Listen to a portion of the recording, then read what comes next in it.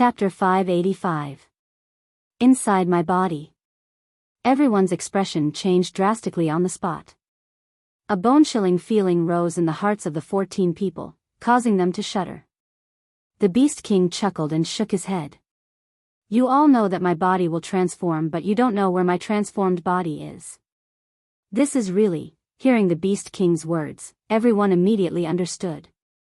This skeleton fortress is the Beast King's original body. It's a body he abandoned due to his transformation. If the Beast King's body is this big, everyone raised their heads and looked around. Their faces were ashen. To them, this was the worst news they had ever heard. They stepped into the body of a demonic beast without knowing anything, and they can't even escape. Impossible. Wu Yan's face contorted. Even if this is your body, the return scroll won't lose its effect. Humph, the Beast King snorted. Although I don't know what effect that thing called town return scroll has, in my body, without my permission, any means of escape are useless.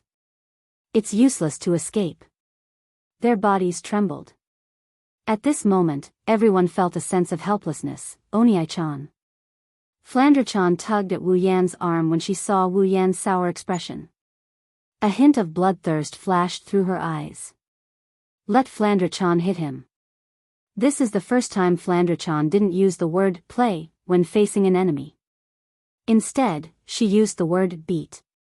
One can only imagine how strong the Beast King is in Flandre-chan's mind. Master. Ikaros and Astria looked at Wu Yan. Yen. Chuju, Mikoto, Shokuhu Misaki, Kinohada Sayai, Frenda, and Takitsubu Riku also looked at Wu Yan. Obviously, the girls are waiting for Wu Yan to make his decision. Looking around at the girls around him, he smiled bitterly, very bitterly. He thought he can go anywhere he wants with the help of the system item. Even if he's not strong enough, he should be able to stay alive. He didn't expect this to happen. I'm sorry. Wu Yan shook his head bitterly. He clenched his fists so hard that he could hear the sound of bones grinding. I was too arrogant. I underestimated everything. I relied too much on the system item. I'm afraid I'm going to implicate everyone I love because of my mistake. Hearing the word sorry, the girls all fell silent. Suddenly, Wu Yan tightened his grip. Flandre-chan grabbed Wu Yan's hand and said in a dazed tone. Onii-chan, why are you apologizing? Before Wu Yan could react, the other girls woke up from their stupor. They looked at each other and they grinned. Flandre-chan, you're so right. Hinajaku rubbed Flandre-chan's head and her gem-like eyes met Wu Yan's. She continued in a serious tone. Flandre-chan is right, why are you apologizing? Hinajaku, I. Wu Yan looked at her blankly, but before he could finish, Mikoto cut him off. Don't tell me you're apologizing because you made a mistake and implicated all of us. Mikoto looked at Wu Yan with a serious expression. Her tone had the same heroic spirit as before, but it also contained a hint of gentleness. I don't want to hear that kind of excuse. Don't forget, we share the same life. Mikoto. Wu Yan looked at the gentle Mikoto and was stunned. Shokuhu Misaki smiled and tilted her head. Her face was pale because of the Beast King's aura, but now, her face was flushed red and she looked relieved. This is the first time I agree with Misaka's point of view. Our lives have already merged with yours. Masaki-chan, Kinohada Sayai pursed her lips and tilted her head in disdain. Since we've overtaken your pirate ship, we've already overtaken you. Ai-chan, please don't give up so easily. Takitsubu Riku said softly to Wu Yan. If you give up too, then there's no hope left for us. Takitsubu, in the end. Frenda sighed and forced a smile. It's still not over yet, Master. Ikaros and Astria looked at Wu Yan and said in unison. We will protect Master. Frenda. Ikaros. Astria. Looking at the most important girls around him, he felt a surge of warmth in his heart. At this moment, Wu Yan suddenly felt like he's been living a happy life all this while. Onii-chan. Flandre-chan had a determined look on her face. Flan will protect Onii-chan too. Flan. Wu Yan couldn't help but smile. The pressure the Beast King exerted on him disappeared in an instant. His heart is filled with pride and warmth. That's right. He slowly turned around and looked at the Beast King in front of him. A ray of light flashed in his golden eyes. If we don't give it our all, we won't know the result. Hinajaku, Mikoto, Shokuhu Misaki, Ikaros, Flandre-chan, Astria, Kinuhada Sayai, Frenda, and Takitsubu Riku looked at the Beast King in unison. They didn't say a word, but the determination in their eyes was enough to express their determination. Give it our all? Bing Ling and Bishi bitterly smiled and shook their heads. They didn't have much hope in Wu Yan and Ko's words. In fact, they even looked like they were in despair. Only Fei Fei and Sylph lowered their heads. They gripped their armaments tightly and walked behind Wu Yan. They told everyone their choice. Ha. Ha. Ha ha ha ha. The Beast King, who had been watching coldly from the front, couldn't help but smile when he saw this scene. The smile grew wider and wider, and a faint chuckle escaped from within.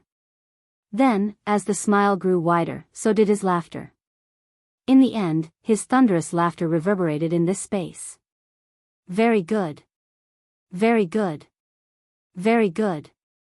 The Beast King laughed as he looked at everyone with his black eyes. I've long heard that humans can expand their strength according to the changes in their emotions. Today, let me witness whether this is true or not. In an instant, a fatal sense of danger rose in everyone's hearts, causing their bodies to tense up.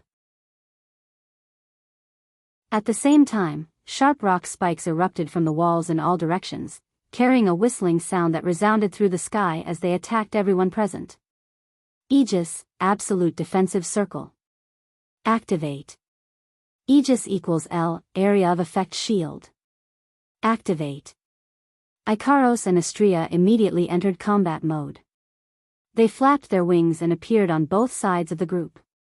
Two crystalline barriers rose up and enveloped the group. Boom! The rock spikes violently bombarded the two defensive barriers. Aegis, Absolute Defense Circle, and Aegis, Area-type Defensive Barrier. The two defensive barriers that could withstand the attack of a ninth-stage powerhouse did not even last for a second before they were bluntly shattered. Retreat. Wu Yan grabbed Shokuhu Misaki and Takitsubu Riki. He kicked Bing Ling and Bishi, who were still in a daze. Then, he retreated with the girls in tow. However, the rock spikes came from all directions. Even if Wu Yan and the girls retreated in time, the rock spikes would still come at them from behind. There was no way they could retreat. Wu Yan gritted his teeth and threw Shokuhu Misaki and Takitsubu Riku to the back. He rushed behind the girls and crashed into the rock spikes. Poochie. Following a few sharp piercing sounds, the rock spikes pierced into Wu Yan's body, riddling him full of holes. Wu Yan is already heavily injured in a single exchange of blows. Chapter 586. The rock spikes pierced through Wu Yan's body. Blood splattered into the air as the rock spikes pushed Wu Yan back. The impact created two deep trenches in the ground. Master. The girls gasped. Ikaros and Astria flew behind Wu Yan to catch him. However, the rock spikes pushed Ikaros and Astria, who were supporting Wu Yan's body, into the air as well. Onii-chan. Flandre-chan was furious. She reached out and grabbed at the rock spikes that pierced through Wu Yan's body. She destroyed the eyes on the rock spikes in an instant. Boom! The originally terrifying rock spikes trembled and paused for a moment before exploding into a sky full of rubble. Huh! The Beast King looked at Flandre-chan in surprise. What did she do? The rock spikes were an attack derived from the Beast King's transformed body.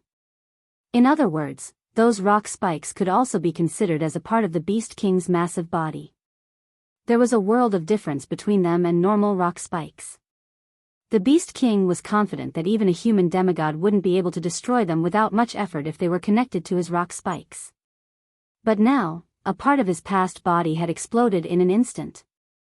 With the eyesight of the Beast King, he could naturally tell that all of this was done by the little girl with strange crystal wings and a demon tail. However, he could not tell how she did it. With a deep frown, the Beast King glared at Flandrachan and waved his hand. Instantly, the wall of bones and mud above everyone's heads began to ripple. Like the rock spikes from before, bone spikes shot down from above at an incredible speed. If one were to look closely, they would notice that these bone spikes were all aimed at Flandrachan. Flandrachan's wine-red eyes emitted a bloodthirsty red light. She curled her lips into a sinister smile. She soared into the sky and flew above everyone. Just like Wu Yan, she took the initiative to meet the Beast King's attack. Flan. Wu Yan, who has fully recovered with the support of his primogenitor physique, was shocked. He forced himself to calm down and waved his hand. 4 bottles of golden liquid emerged from the void and flew towards Feifei, Sylph, Bingling, and Bishi. Quick! Drink it! Feifei and the other 3 were stunned. They instinctively caught the bottles, but they quickly regained their senses. Now is not the time to be in a daze. Other than Bingling and Bishi, who hesitated, Feifei and Sylph quickly swallowed the potions. Bingling and Bishi quickly followed suit. Like a signal flare, after Feifei and the other 3 consumed the potions, Chuju, Mikoto, Shokuhu Misaki, Ikaros, Astria, Kinohada Sayai, Frenda, Takitsubu Riku, and the others took out a bottle of the same potion and poured it into their mouths. The next moment, other than Wu Yan, who didn't take the potion, everyone on the ground started glowing with an illusory light. Seeing this scene, the Beast King narrowed his eyes and began to think. As the most intelligent life form among the magic beasts, the Beast King had done his homework on the human world. He knew that humans would often use some potions with special effects to increase their strength. I wonder what kind of effects those potions have. The Beast King's mind raced, but he quickly gave up on the thought. No matter what the potions do, they won't be able to escape from this place. At most, they will be able to buy some time. Flandrachan met the bone spear head-on. Unlike Wu Yan, Flandrachan isn't going to use her body to block the bone spear head-on. Squinting her eyes, Flandrachan could see all kinds of black dots on the bone spike. Flandrachan reached out with both hands, and the black dots flew into her palms and were crushed by her hands. Bam bam bam bam bam, just like the rock spikes from before, the bone spike stopped for a moment before exploding into fragments that filled the sky. The Beast King's expression became gloomy as it fell to the ground. Just like before, the Beast King still couldn't figure out how the other party did it. This made the Beast King, who had just become a demigod, feel slightly annoyed. His gaze towards Flandrachan became more and more dangerous. Ikaros. Frenda. Taking advantage of the Beast King's attention on Flandrachan, Wu Yan yelled at Ikaros and Frenda. Use missiles and bombs to attack the surrounding walls. Ikaros and Frenda understood Wu Yan's plan. If they continue fighting the Beast King here, their chances of winning are slim to none. The best thing to do is to retreat. However, this is the Beast King's body, no matter what they do, they won't be able to break free. The only way to do this is to destroy the Beast King's body. Ikaros flapped her luminous wings and cherry-colored light flashed out. Together with the mini-missiles Frenda casually tossed out, they landed on the surrounding walls. Bam bam bam, the intense firelight instantly overpowered the wall, and the violent bombardment caused the entire scene to tremble slightly. Some dust scattered from above, proving the destructive power of the 2 women. Everyone looked at the fiery wall with hopeful eyes. Even Wu Yan couldn't help but feel nervous. It's a pity that the Beast King didn't care about this at all, they didn't see it. When the flames dissipated, the walls were still intact. Everyone's hopes were crushed. Bingling and Baishi's faces were filled with despair. Trapped beasts will still fight. Truly trapped beasts will still fight. Bingling and Bishi have already made up their minds to die here. Seeing the 2 like this, Wu Yan knew they've lost all will to resist. He couldn't help but grit his teeth. He can't blame them. If it was anyone else, they would have lost all will to resist if they knew their opponent is a peak demigod. After all, they're only tier 7. There's no other way. Crimson spatial ripples appeared in Wu Yan's hand along with the Nyedan Shana. The crimson lotus flame burned brightly, illuminating everyone's faces. Wu Yan stared at the expressionless Beast King and said in a deep voice, "Get ready to fight." Hearing this, the girls forced themselves to focus and faced the Beast King. Takitsubo Riko retreated to the back and unleashed her LV5 ability to the maximum. She boosted everyone's ability to use their superpowers to the maximum. Takitsubo Riko can also use her ability to temporarily grant superpowers to those who don't have them, but for those who have never used their superpowers in a high-level battle like this, it will only add to the chaos. Therefore, the only thing Takitsubo Riko can do is to strengthen those who can use their superpowers. The Beast King looked at everyone in front of him who were tensing up. Suddenly, a sinister smile appeared on his face, causing everyone's heart to skip a beat. As if he thought of something, Wu Yan's expression changed. Before he could say anything, the ground they were standing on suddenly shook. Spikes shot out from the ground and pierced towards everyone. If the spikes can come out from the walls and ceiling, they can also come out from the ground. Due to their carelessness, other than Wu Yan who reacted in time and dodged the spikes, everyone else was pierced by the spikes. The Beast King shook his head, but his expression changed quickly. A look of surprise appeared on his face. Wu Yan was the only one who managed to dodge the attack. He didn't even bother to look at his comrade. Holding his flaming longsword, he flew through the air and charged at them.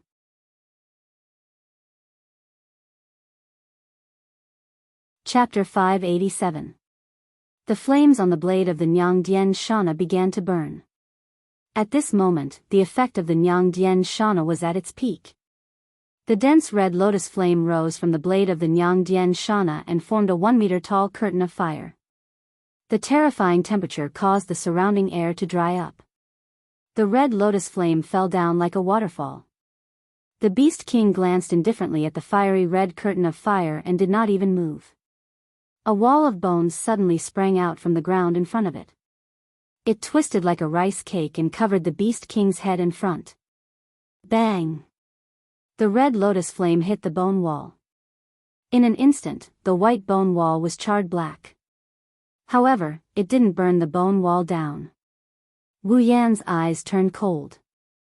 He waved the Nyangdian Shana and the red lotus flame that was hitting the bone wall immediately turned around and went around the bone wall to burn the Beast King behind it.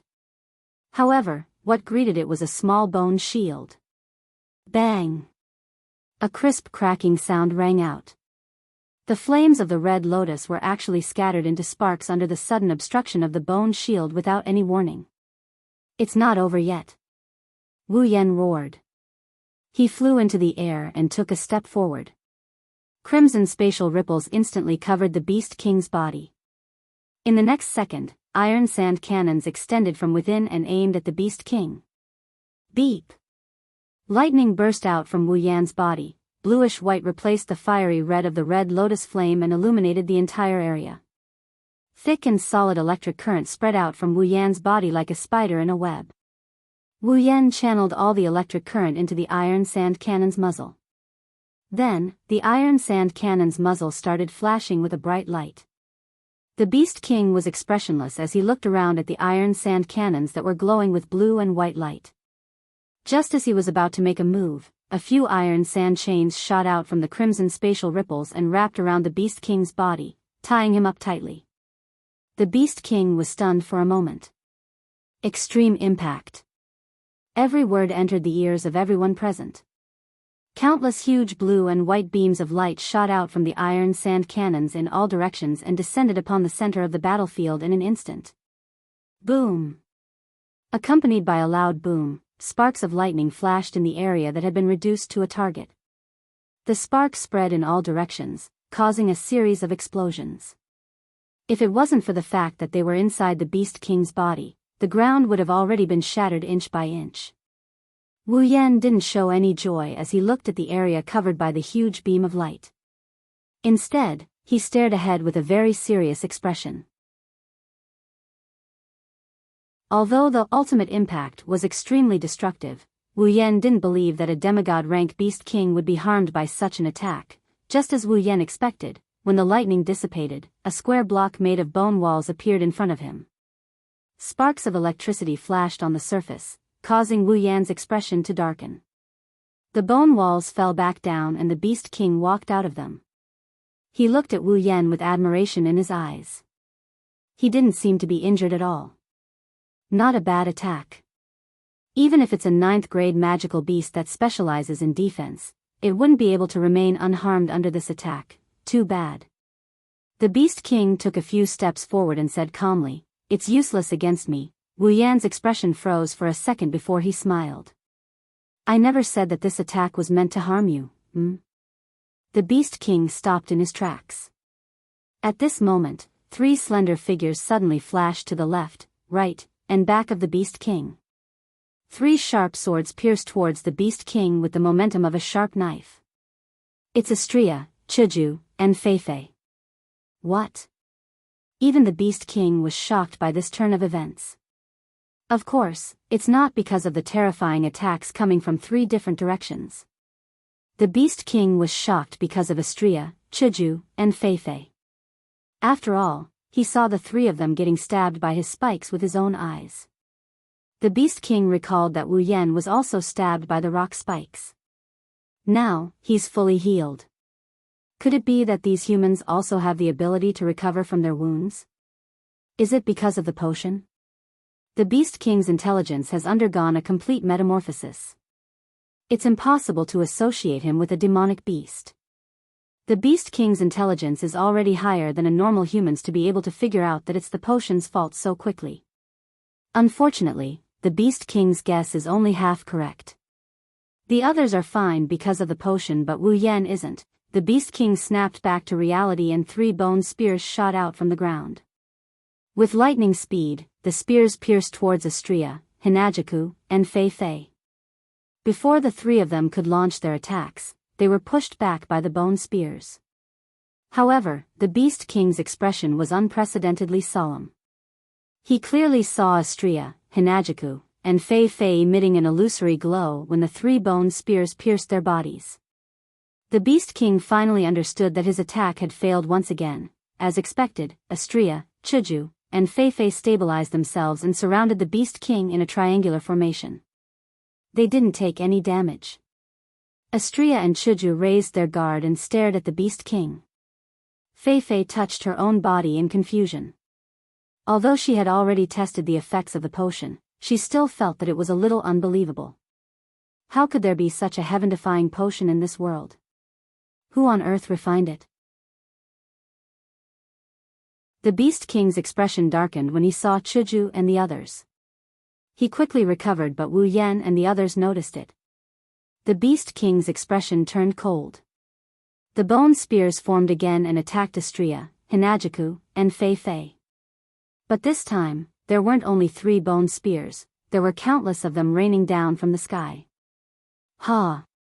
Astria, Hinajaku, and Feifei raised their swords and deflected all the bone spears. The force exerted by the bone spears was negated by the resplendent breath. Astria and Hinajaku didn't get hit by any of the bone spears.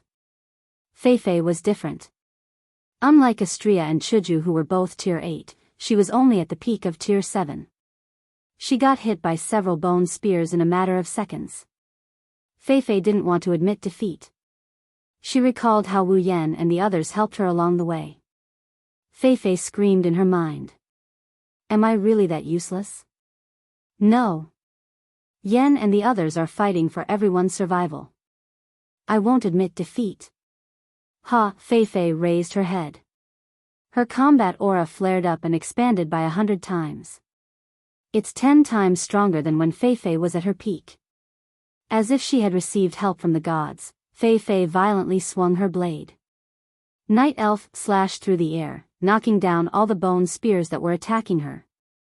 Do Qi exploded from her blade, making Feifei look like a valkyrie. Feifei was stunned when she sensed the condition of her body. Soon after, joy appeared on her face. Everyone present, including the Beast King, was stunned when they sensed the condition of Feifei's body. Feifei. She broke through. She broke through? She's a tier 8 fighter? Bingling and Bishi were stunned. They didn't know what to do. Feifei, who is on the same level as them, broke through at a time like this. Both of them were regretting their decision. Perhaps, if he went up and fought, he might be able to break through as well. Who knows? Bingling and Bishi raised their heads to look at the Beast King. The terrifying aura emanating from the Beast King's body dispelled their thoughts.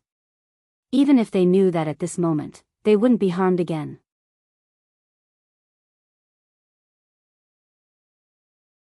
Chapter 588. Feifei's breakthrough made everyone's morale soar. Their morale soared and their fighting spirit soared.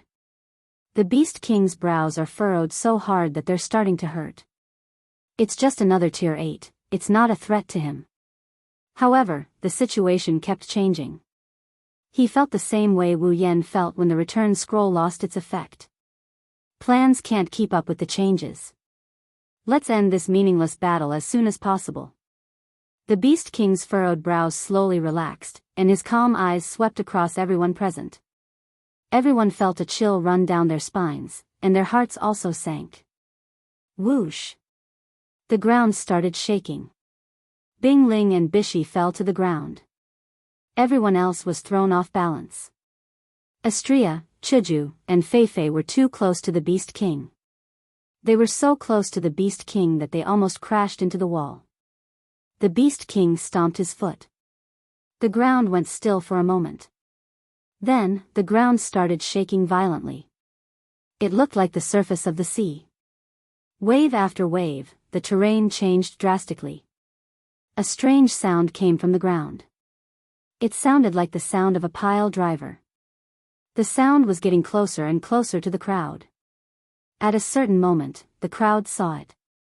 In less than a second, a handful of bone spikes as thick as a tree shot out crazily from the ground. They immediately filled more than half of the ground in their field of vision, causing the expressions of the group of 14 people to change drastically. A few figures flew up into the sky, avoiding the thick and solid bone spikes that repeatedly shot out. They barely brushed past the range of the bone spikes and floated in the air. As for those who couldn't fly, they were caught off guard and were pierced by the bone spikes in the most violent manner. When the bone spikes exploded, they were also pushed up into the sky. Not long after, the ground was filled with spikes as thick as trees. There wasn't a single gap between the spikes. Facing such a shocking scene, even the courageous women couldn't help but turn pale with fright, and their faces turned green. If it wasn't for the protection of resplendent breath, just this move alone would have killed those who couldn't fly. Although the Beast King's move didn't cause any damage, it successfully dampened everyone's morale, who had been high just a moment ago. The thought of being invincible surfaced in everyone's mind uncontrollably. Several people who were forcefully lifted into the air because they couldn't fly fell down one after another, crashing into those bone spikes. The sharp bone spikes made contact with their bodies at zero distance, and the slight chill on them caused cold sweat to form on their foreheads. They dared not imagine what would happen to them if they didn't have the resplendent breath. This won't work. The Beast King stood in the middle of the only patch of ground that didn't have spikes. He looked at the group of people who were still jumping around under his attack. His eyes flashed with hatred. He thought that a potion like this wouldn't last that long. It should have lost its effect by now. What kind of potion is that? It's so strong and it can last for so long. It's been 5 minutes. If the Beast King knew that the duration of the resplendent breath was 3 hours, what would he think? The Beast King was starting to feel a little impatient. As his mood changed, his surroundings started to vibrate. It was a shocking sight. Bingling, Bishi, and the others are struggling on the bone spikes. Wu Yan's golden eyes flashed with a brilliant light. Boumay's huge beam of light once again descended, but this time, its target was not the Beast King, but the bone thorn forest below. Countless beams of light concentrated on a certain area, blasting open an open space. A group of people who couldn't fly landed there one after another, finally escaping from their predicament. Chuju, Shokuhu Misaki, Kinohada Sayai, Frenda, Takitsubu Riku, and Feifei looked at each other and heaved a sigh of relief. They are the ones who can't fly. The feeling of sleeping on the spikes didn't feel good. Under the Beast King's attack, everyone was scattered. They couldn't form a united front anymore. Takitsubu. Kinohada Sai glanced at Takitsubu Riku. Takitsubu Riku, who has been working with her for a long time, immediately understood what she meant. Kinohada Sai grabbed Chuju and Feifei and said something to them. Then, the two of them disappeared. When they reappeared, they were in front of the Beast King. The Beast King was surprised again. At this time, Chuju, Kinohada Sai, and Feifei made their move. A fist and two blades were thrown at the Beast King. Their normal attacks caused a huge shockwave and landed on the Beast King's body. Boom! A muffled sound rang out as a bone shield blocked a punch and two blade attacks. At this time, a series of sonic booms came from behind the Beast King. The Beast King was furious as he turned around to see countless cherry-colored missiles descending towards them. The Beast King's eyes flashed and the thick spikes around its body suddenly extended out a few bone ribbons and wrapped around the cherry-colored missiles. Boom boom boom, the cherry-colored missiles were all blocked, but this time, countless swollen dolls appeared in front of the Beast King. Boom, all of the inflated dolls exploded, bringing with them a fiery light. However, this fiery light flashed in the air. Bone spikes pushed the dolls into the air, causing a series of explosions to sound in the air. Suddenly, an orange beam shot out from behind the sea of fire. It scattered the sea of fire and blasted towards the Beast King. The Beast King, who was already a little impatient, became even more impatient. His face darkened.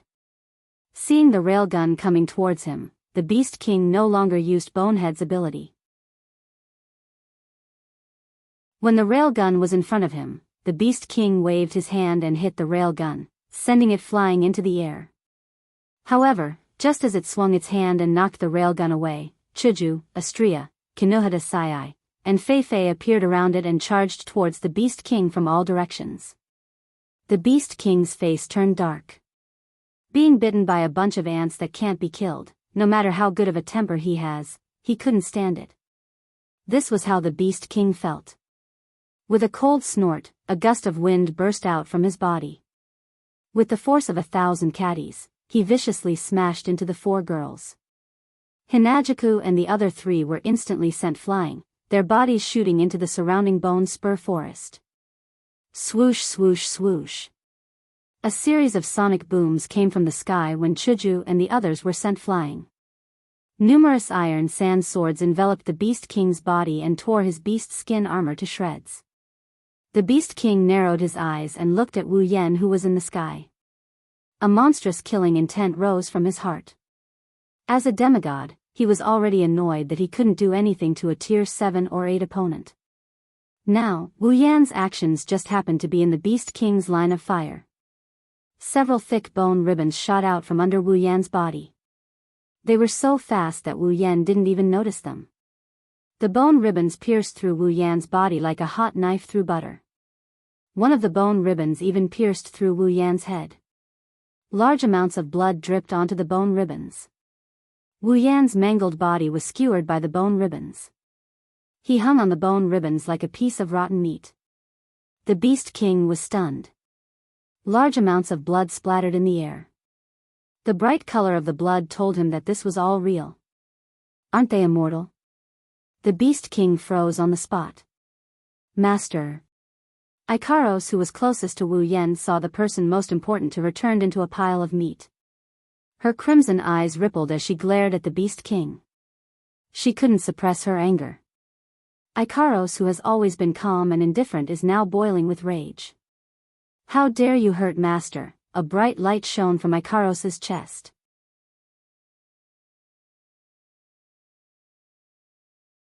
Chapter 589. In the darkness, a beam of light shot out from Ikaros' body. Ikaros. Chuju, Mikoto, Shokuhu Misaki and the rest screamed at the same time. All of them saw the light coming from Ikaros' chest. It's exactly the same as the one they saw last night when they noticed Ikaros' abnormality. However, the light this time couldn't be compared to the light from before. What's going on? Wu Yan, who recovered to full health, was also shocked by this sudden light. When he saw where the light came from, he was completely stunned. He didn't know what to do.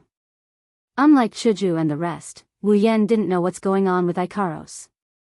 The beast monarch turned to look at the light source in the air, and his eyes narrowed slightly as he murmured to himself with uncertainty. She's getting stronger. Bzzz. The light emitted from Ikaros's body suddenly trembled and drilled into her body. Under everyone's different expressions, Ikaros's eyes gradually turned a little dull. Her originally not much spirit turned into a pool of stagnant water. A mechanical voice as soft as a mosquito came out of Ikaros' mouth. System confirmed, everything is normal. Self-evolution program. Pandora. Activate. After that, a huge beam of light came down from the sky and landed on Ikaros.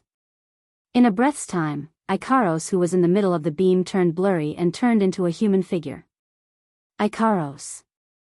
Wu Yan stared blankly at the disappearing Ikaros. He panicked and a deep sense of panic filled his heart. He couldn't help but feel anxious. What's going on? What the hell is going on? Wu Yan didn't care about the others. He screamed at the sky. He had no idea what's going on with Ikaros. He's never heard of it. This situation made Wu Yan very anxious. Ikaros. Wu Yan dashed towards the beam of light in an attempt to rescue Ikaros. But halfway there, Astria, who appeared out of nowhere, pulled him back. Master, don't go, Ikaros-senpai is fine. Unlike the panicking Wu Yan, Astria saw the change in Ikaros and her face was filled with excitement. Her eyes were filled with joy. Obviously, Astria knows what's going on with Ikaros' transformation. Astria, what's going on? Why is Ikaros? Wu Yan lost his composure. He grabbed Astria's hand nervously. He didn't react like this even when he encountered the Beast King. Master, don't worry. Astria cheered. Ikaros-senpai is evolving. Evolution? Wu Yan's anxious expression froze and turned into astonishment. Angeloid can evolve? Yeah. Astria nodded, but she didn't explain anything.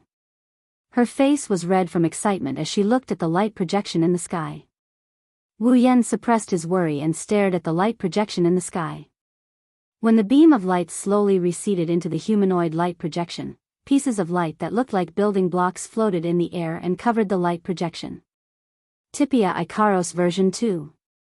Activate. After the light projection formed a humanoid figure, the light dimmed and a brand new Ikaros appeared in front of everyone. Everyone was stunned by the sight of Ikaros floating in the air. They stared at her blankly for a long time before they realized what was going on. Starlight shimmered around Ikaros, a white feather coat that could only cover her breasts extended down from her chest like a pair of wings. She wore a pair of white shorts that went all the way down to her thighs. 2 shoulder pads that looked like a shield floated in the air beside her shoulders. On the sides of her calves floated a pair of smaller armor as well. Her original pair of pink wings have turned into 2 pairs. Like a pair of jade-like hands caressing the surface of the water, ripples of color spread out in all directions. Ikaros's long pink hair fluttered in the wind. Barefooted, Ikaros stood in the air like a goddess descending upon the mortal realm. Her eyes are closed, waiting for someone to summon her. Character, Ikaros ability, Sky Queen mode, Pandora mode. Strength, S endurance, S dexterity, S spirit, A equipment, Artemis 2, permanent homing missile 2, asterisk, Aegis 2, absolute defense circle 2, Apollon, Apollo, Uranus system, asterisk, level, 80, Ikaros, version 2. Wu Yan, Chuju, Mikoto, Shokuhu Misaki, Astria, Kinuhada Sai, Frenda, Takitsubu Riku, Feifei, Sylph, Bing Ling, and Bishi. Everyone's eyes were fixated on the beautiful angel. Even the Beast King's expression faltered when he saw Ikaros. Beautiful. Holy. In the depths of everyone's hearts, undisguised praise for these 2 people burst forth at the same time. She isn't human either. The Beast King said with an unreal tone. It's hard to tell if he meant it as a compliment or a negative. However, the Beast King's brows furrowed again. He actually had a worried expression on his face. He doesn't know what's going on with the girl, but the Beast King can feel that the situation is changing. The two aren't human and they aren't demonic beasts either. The invincible potion and the sudden change in the situation are causing the situation to spiral out of his control. The Beast King suddenly had a bad premonition when he saw the two-winged angel floating in the air with her eyes tightly shut. Demonic beasts have strong instincts. The Beast King may have gained sentience, but he didn't abandon his instincts. His instincts are telling him that he forgot something that might harm him. Driven by this instinct, the demigod Beast King began to panic. I can't let this continue. The Beast King's eyes flashed with a ferocious light. While everyone else is still intoxicated by Ikaros' beauty, he's going to attack. Just like before, the walls around her began to ripple and countless sharp bone spikes shot out from within, aiming at Ikaros with unparalleled ferocity. This woke everyone up from their stupor. Seeing the bone spikes coming at Ikaros, everyone who's had a taste of their own medicine couldn't help but shout. Watch out. However, Ikaros acted like she didn't notice anything. She just stood there motionless, waiting for the Beast King's attack to come. This caused everyone to panic until the bone spikes are about to hit her. Aegis 2, Absolute Defense Circle 2, Ikaros spoke in a flat tone. Sound waves rippled out and a circular Aegis 2, Absolute Defense Circle 2, appeared around Ikaros, wrapping her whole body in it. Bam bam bam, the bone spikes landed on the Aegis 2, Absolute Defense Circle 2. The powerful attacks caused the Aegis 2, Absolute Defense Circle 2, to tremble a little. It looks like it's going to break at any moment. But, trajectory correction, the protective shield suddenly flashed, and all the bone spikes on it turned around and attacked the Beast King within a breath's time. The Beast King's face changed.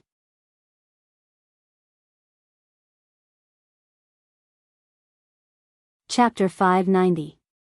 Aegis 2, Absolute Defense Circle 2, had evolved to become a gold armament. It actually had the ability to defend from all angles and could even reflect attacks. Caught off guard, even the Beast King had to control the rebounding bone spikes and neutralize the rebounding force to avoid being injured by his own attack. With a wave of his hand, he retrieved all the bone spikes back into the wall with a gloomy face. His premonition seems to have come true. Ikaros acted like she didn't notice the Beast King's expression. She slowly opened her eyes. Compared to before, her crimson eyes are a lot more lively. They look like red wine that has been fermented for countless years. You can even see stars in them. Artemis 2, Permanent Rear-End Missile 2, instantly, an overwhelming amount of pink light shot out from the two pairs of pink wings. Countless pink light rays filled the entire sky, as if they had grown eyes. They spun in a circle in the air, and with the force of a tidal wave, the number of pink light rays was no less than the number of bone spikes from before, enveloping the Beast King. The Beast King's expression changed again. He clenched his fists when he saw the pink light rays filling his vision. The Beast King can tell from the momentum of the Artemis 2, Permanent Rear-End Missile 2, attack. It's not just the number, it's the same attack as before. Even the power has undergone a complete transformation. It's no longer a threat to him. The Beast King stomped his foot on the ground, and 4 bone walls drilled out from the ground around him, enveloping him within. Boom boom boom boom boom, countless rays of light landed on the bone wall, resulting in a huge shockwave. The continuous bombardment soon covered the Beast Emperor's location. Flames and dust rose into the air, but they were unable to stop the cherry-red missiles. The missiles fired into the bone wall like soldiers who were not afraid of death. Everyone was stupefied. Looking at the pink light that blotted out the sky and covered the earth, and listening to the firecracker-like sounds, the group fell into a state of stupefaction. Ikaros-senpai after her evolution. Astria shuddered. So scary, Ikaros. Chiju, Mikoto, and the others were shocked. She's so strong. As for Fei Fei, Sylph, Bingling, and Bishi, they've lost their ability to speak. The others know a little about Ikaros, but the four of them don't. Ikaros' sudden transformation and strength left them dumbfounded. All they can do is stare blankly at the scene before their eyes. Wu Yan took a deep breath. His anxiety and fear disappeared and turned into relief. Just a while ago, Wu Yan got to know about Ikaros' changes from the system. The Pandora system, the evolutionary system designed by Daedalus, Ikaros, and Astrea. Daedalus personally installed the Pandora system on the first generation of angeloids, Ikaros, Nymph, and Astrea, to protect them strictly. In other words, it's a system that allows the angeloids to break through their emotional barriers and evolve when their emotions are pushed to the limit. Yesterday, after the death of the Ape King, Ikaros evolved from Tier 8 to Tier 9. Due to Ikaros' growth surpassing the limit set by Daedalus, Pandora's system showed signs of awakening. That's why Ikaros' chest kept flashing with light. However, the Pandora system was originally designed to prevent Ikaros and the others from being affected by their emotions. Without strong emotional stimulation, even though the system showed signs of awakening, it couldn't be activated. This led Ikaros to believe that something was wrong with her body. Now that Wu Yan is being treated so cruelly by the Beast King, Ikaros' emotions were ignited. Her emotions triggered the Pandora system, and the Pandora system that was already on the verge of awakening was activated. Ikaros has also evolved and gained a new form, new strength, and new equipment. All gold-grade equipment. The current Ikaros is a true Tier 9 fighter after her breakthrough. Due to the evolution of the Pandora system, she's several times stronger than the average Tier 9 fighter. Daedalus really does love her daughters. Wu Yan muttered as he looked at the goddess-like Ikaros. Did it work? On the other hand, Hinajaku, Mikoto, Shokuhu Misaki, and the others were paying close attention to the Beast King's condition. In midair, Ikaros' eyes slowly regained their luster. When she regained her senses, she turned towards Wu Yan's direction. Only when she saw a perfectly fine Wu Yan did she slow down her anxiousness. Ikaros was about to fly towards Wu Yan's direction when she suddenly stopped and turned around to look at the smoke below. Almost at the same time, bone arrows shot out from the center of the smoke, ripping holes in the smoke. The moment Ikaros turned around, every single one of them landed on her body. The effect of resplendent breath reverberated in the air, causing the bone arrows to lose their effectiveness. However, Ikaros was also sent crashing into the wall behind her. Even though she wasn't injured, her head was starting to feel a little dizzy. After the bone arrows hit Ikaros, they exploded and turned into tens of thousands of smaller bone arrows. Wu Yan and the others who didn't have time to react were sent flying and slammed into the surrounding walls. Cough. Wu Yan, the only one who didn't use resplendent breath, coughed up a mouthful of blood due to the impact. His injuries healed in an instant, but the pain is still there. Wiping the blood from the corner of his mouth, he bitterly smiled. He would rather endure this kind of pain than consume the resplendent breath. It's not that he's looking for trouble, but he wanted to remind himself not to rely too much on the system items. He didn't want to put the people around him in danger like today. It's not like he's going to die anyway, it's just a little more pain. Wu Yan didn't know that there's going to be a problem soon. The smoke-filled area slowly became clear and the Beast King's figure appeared. The cold expression on his face told everyone what he's feeling right now. Looking at the people around him who didn't get hurt, the Beast King's gaze turned colder. He then stared at Wu Yan. Since he couldn't hurt anyone else for the time being, then the only person who had been injured by his attack would naturally become his target. Humph. The Beast King snorted. The wall behind Wu Yan exploded and slammed into him, sending him flying. After that, a large number of bone arrows came from all directions and turned Wu Yan into a porcupine. Puchi. Large amounts of blood dripped from Wu Yan's body. Intense pain came from every part of his body. Wu Yan clenched his teeth and shouted. He tightened his muscles and forced the bone arrows out of his body. At this moment, a childish cheer resounded throughout the entire space as Wu Yan heaved a sigh of relief. It's done. At the same time, the Beast King on the ground was alarmed. His face changed. In the next moment, the Beast King's skin exploded. Bang! The skin on his body started to fester. After fighting for so long, the Beast King was finally injured.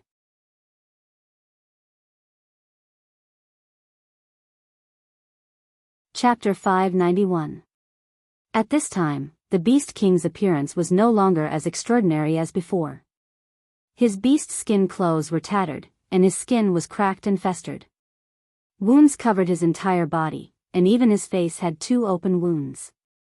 Blood slowly flowed out like a stream, and the Beast King had completely turned into a bloody man. Fei, Mikoto, and Shokuhu Misaki looked at the bloodied Beast King in disbelief. Hinajaku, Mikoto, and Shokuhu Misaki seemed to have thought of something. They quickly looked towards the corner and saw a small figure floating in the air with both hands clenched. It's Flandre-chan. Flandre-chan. Chuju, Mikoto, Shokuhu Misaki, and the others were overjoyed. Good job. Flandre-chan licked her lips, but she didn't look happy at all. Even Wu Yen, who was standing opposite Flandre-chan, had the same expression. There was even a hint of gloominess in his eyes. The ability to destroy eyes, an ability that could casually crush a level 9 long-arm ape king, was now used on a beast king. Unexpectedly, it only caused his skin to explode, but didn't completely crush him. Is a demigod really that invincible?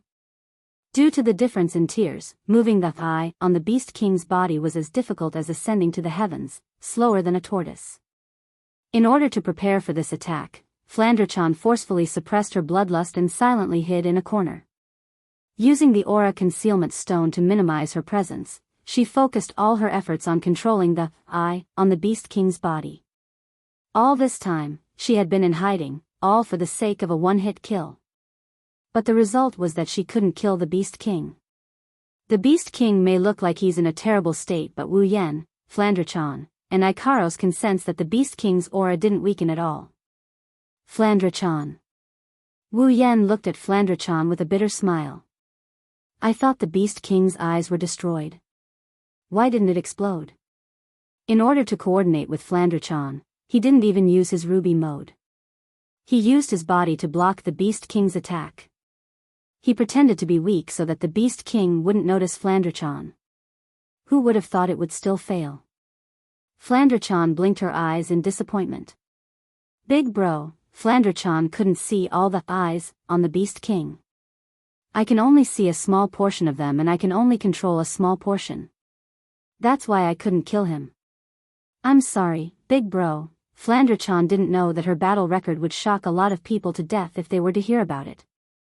Since ancient times, there has never been a case of a demigod getting hurt by a tier 9 demigod, but not only did Flandre-chan manage to do so, she was the only one in the world with such a battle record. Can't see all the eyes. Wu Yen sighed. He felt a little dejected, but he also felt relieved.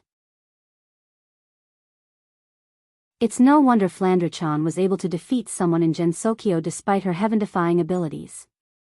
It seems like Flandre-chan can't see all the eyes on the Beast King's body. Of course, without Gao Flan's strength, there's no way Flandre-chan's ability can be blocked. Flandre-chan's ability is still very scary. Master. Ikaros looked up and said. The target's vital signs are fluctuating. As soon as he finished speaking, the Beast King on the ground gently straightened his back. Because of his movements, a large amount of blood flowed out of his body and splattered onto the ground. Good. Very good. Very good. The Beast King raised his head and revealed his face to everyone, much to their surprise. The pair of ordinary black pupils had disappeared and were replaced by a pair of flat beastly eyes. The Beast King glanced at his cracked skin and shook his body as if he did not see it. He shook off all the blood stains on his body. His expression did not change, but an unusually strong pressure enveloped everyone's hearts. You've hurt me. The Beast King's face was expressionless. It's scary. You should be proud, BZZZ. With the Beast King as the center, a hazy yellow light suddenly lit up, instantly illuminating every corner of the battlefield. A hemispherical shield appeared from his body and quickly spread out in all directions, covering the entire space. The hemispherical barrier expanded at an extremely fast speed. When the edges of the hemispherical barrier reached their surroundings, Wu Yan and Ko quickly raised their hands to block. However, the hemispherical barrier was like a gust of wind. It didn't do any damage to the group. Instead, it enveloped them. In just a short while, the surroundings turned into an earthy yellow space. Before the group of people had time to observe, their bodies suddenly sank, as if they were being pressed down by a huge mountain. Wu Yan, Ikaros, Astria, Flandrachan, Mikoto, Sylph and the others who were flying in the air fell to the ground. Chuju, Shokuhu Misaki, Kinohata Sayai, Frenda, Takitsubu Riku, Feifei, Bing Ling, Bishi and the others also fell to the ground. A terrifying gravitational force was exerted on everyone's body, causing them to be unable to lift their bodies or even raise their heads. All of this happened in only 2 to 3 seconds. When the group of people understood what had happened, they were already lying on the ground. Damn it! The veins on Wu Yan's forehead bulged. He tried his best to get up, but other than raising his head, he couldn't do anything else.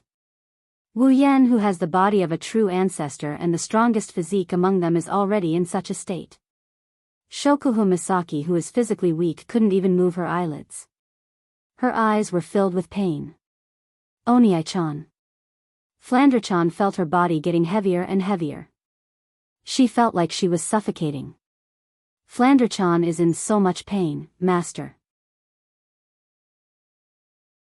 Ikaros and Astria struggled with all their might, but they couldn't move. Ikaros, who just evolved and got a huge boost in strength, was no exception. Yen. Hinajaku, Mikoto, Shokuhu Misaki, Kinohata Sayai, Frenda, and Takitsubu Riku could only let out a weak cry and nothing else. Feifei, Sylph, Bing Ling, and Bishi gave up on resisting. They closed their eyes as if they accepted their fate. Everyone. Wu Yan turned his head and looked at everyone. The Beast King's voice rang in his ears. As expected. The Beast King appeared in front of Wu Yan. His bloodied face was emotionless. He looked down at Wu Yan from the corner of his eyes. That potion will only take effect when you are injured. For an attack like this that doesn't have any killing power, the potion won't have any effect. The corners of the Beast King's mouth curled up. Under the stain of blood, he looked extremely sinister. You should be satisfied. You should know that this gravity space can even suck away the air. Ordinary people would have died long ago. Only you can safely stay here under the protection of that bottle of medicine. How miraculous. Even a vacuum can save your lives. Does the potion provide you with oxygen? The Beast King tilted his body to the side. No matter what, as a reward for injuring me, let me quietly watch as your potion loses its effect, bastard. Wu Yan raised his head and roared. Let them go. Fight me one-on-one if you have the guts. The Beast King sneered. Don't worry, I will save you for last. We will have plenty of time, but... Fight. Fight. Fight. Wu Yan shuddered when he heard the Beast King's words. He couldn't help but feel a sense of despair. Now, he finally understood that the Beast King had been playing with them all along. He hadn't been serious at all. In all the previous battles, the Beast King had been playing around. Only now did he use a little bit of his true strength. This bit of strength is enough to make them despair.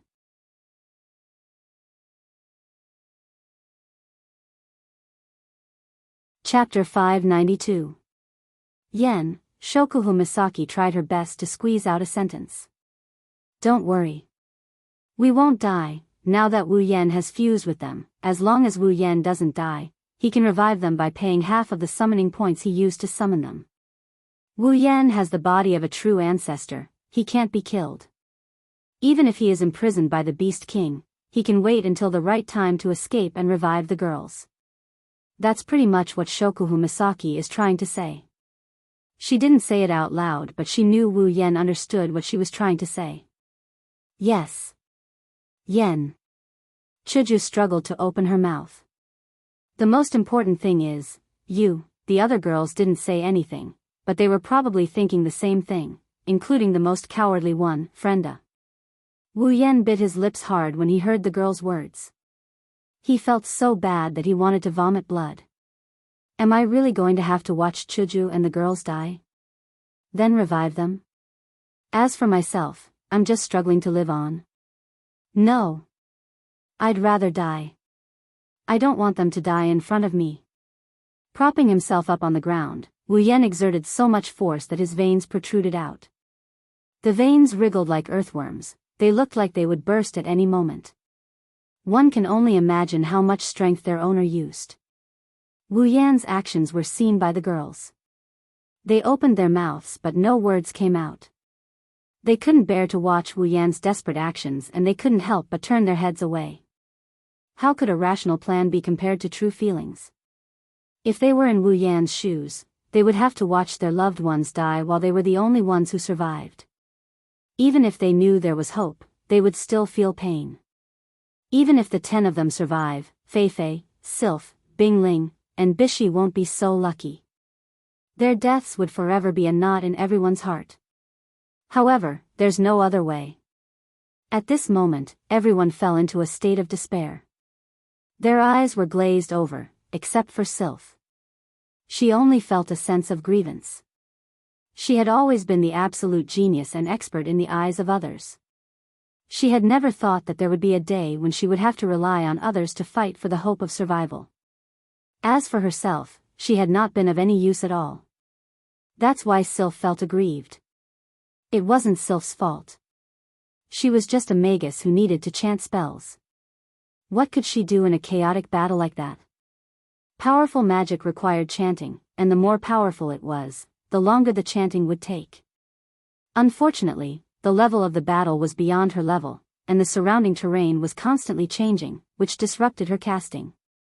In the end, she couldn't even cast a single spell. As for spells that don't require long chanting time, they were completely useless. As a result, Sylph, who wanted to participate in the battle, was the one with the least impact. If the opponent was a demigod, Sylph wouldn't have fallen to this state. Even if the opponent was a demigod, she would still be able to make a difference with her companions. The strange thing is, this is the Beast King's body. The terrain kept changing and Sylph, as a magus with a gold armament, was reduced to a mere spectator. Sylph felt aggrieved. She turned her icy blue eyes towards Wu Yan. She felt bitter in her heart. Perhaps, she will never have the chance to report his possession of the ring to her superiors. Time ticked away like days or years. Wu Yan tried to get up, fell down, got up again and fell down again. It's a sad and desolate place. The Beast King sat on his throne of bones and stared at everyone. To be more precise, he was staring at the glowing halos around them. With the passage of time, the halo protecting the 13 people who had taken the resplendent breath was slowly fading away.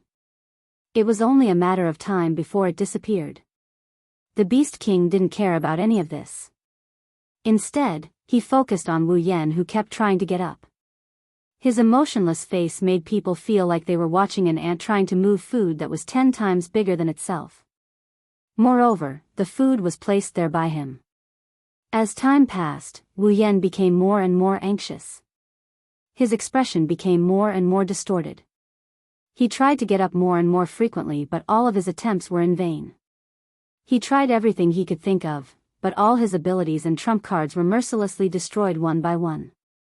The Gate of Babylon, which only needed to be activated with his mind, was destroyed by the gravity of this space. Every time a ripple appeared, it would be destroyed. Even the 3 ruby modes were not suitable for this situation. There was nothing he could do. Wu Yan was about to go crazy. His unwillingness was expressed through his actions. As time passed, his movements became bigger and bigger. The Beast King was confused. Where did he get so much energy from? The halos on everyone's bodies grew increasingly dim. 3 hours had passed. It was about time for them to reach their destination. As time passed, Wu Yan's madness and anger slowly subsided. Calm down, calm down. Only by calming down can he think of a way. Yes, a way, a way. There are only 5 minutes left until the resplendent breath expires. There must be a way, there must be a way. 4 minutes. Think about it, what else do I have? 3 minutes. Think about it, what else did I not consider? 2 minutes. Think about it. 1 minute. Think about it. His mind was spinning rapidly. He was moving with unprecedented agility. Deep in his mind, he started to browse through all the items in the system. Equipment. Ability. Summoning. Tools. Wu Yan has found a tool to resist gravity. The key is how to get rid of the Beast King. The Beast King is the most important part. In the 4 columns of the system, was there anything that he needed? Was there anything that he could use at this time that could help him get out of this situation? Suddenly, Wu Yan was stunned. System? Yes. Yes. It's the system. System. Quick. Give me a way to deal with the Beast King. It's obvious that Wu Yan is grasping at straws in a desperate situation. However, Wu Yan did not expect that he would turn to the right doctor this time. The voice that he is so familiar with, even a little annoying, rang in his mind. Wu Yan froze on the spot, his heart filled with ecstasy. User.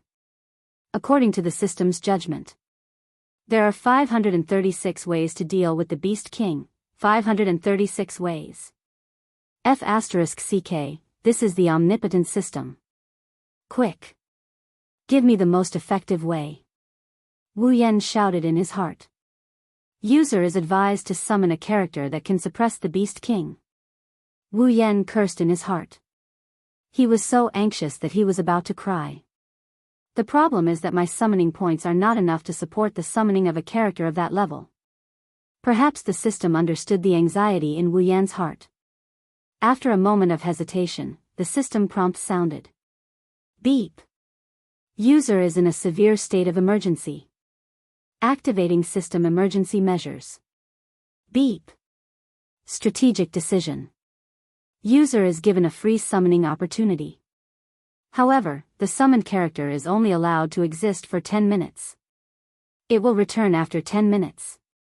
The user would have to complete a compulsory mission issued by the system as the price. Do you accept? Wu Yan is ecstatic, there's no reason to reject the summons. He silently accepted the summons and the list of summons appeared in his mind. He skimmed through it and in an instant, he locked onto a character. At this time, the light on everyone's body dissipated. On the throne of bones, the Beast King opened its eyes. Time is up. It's not over yet. Wu Yan shouted. The summoning in his mind was triggered. The next moment, the summoning light flashed.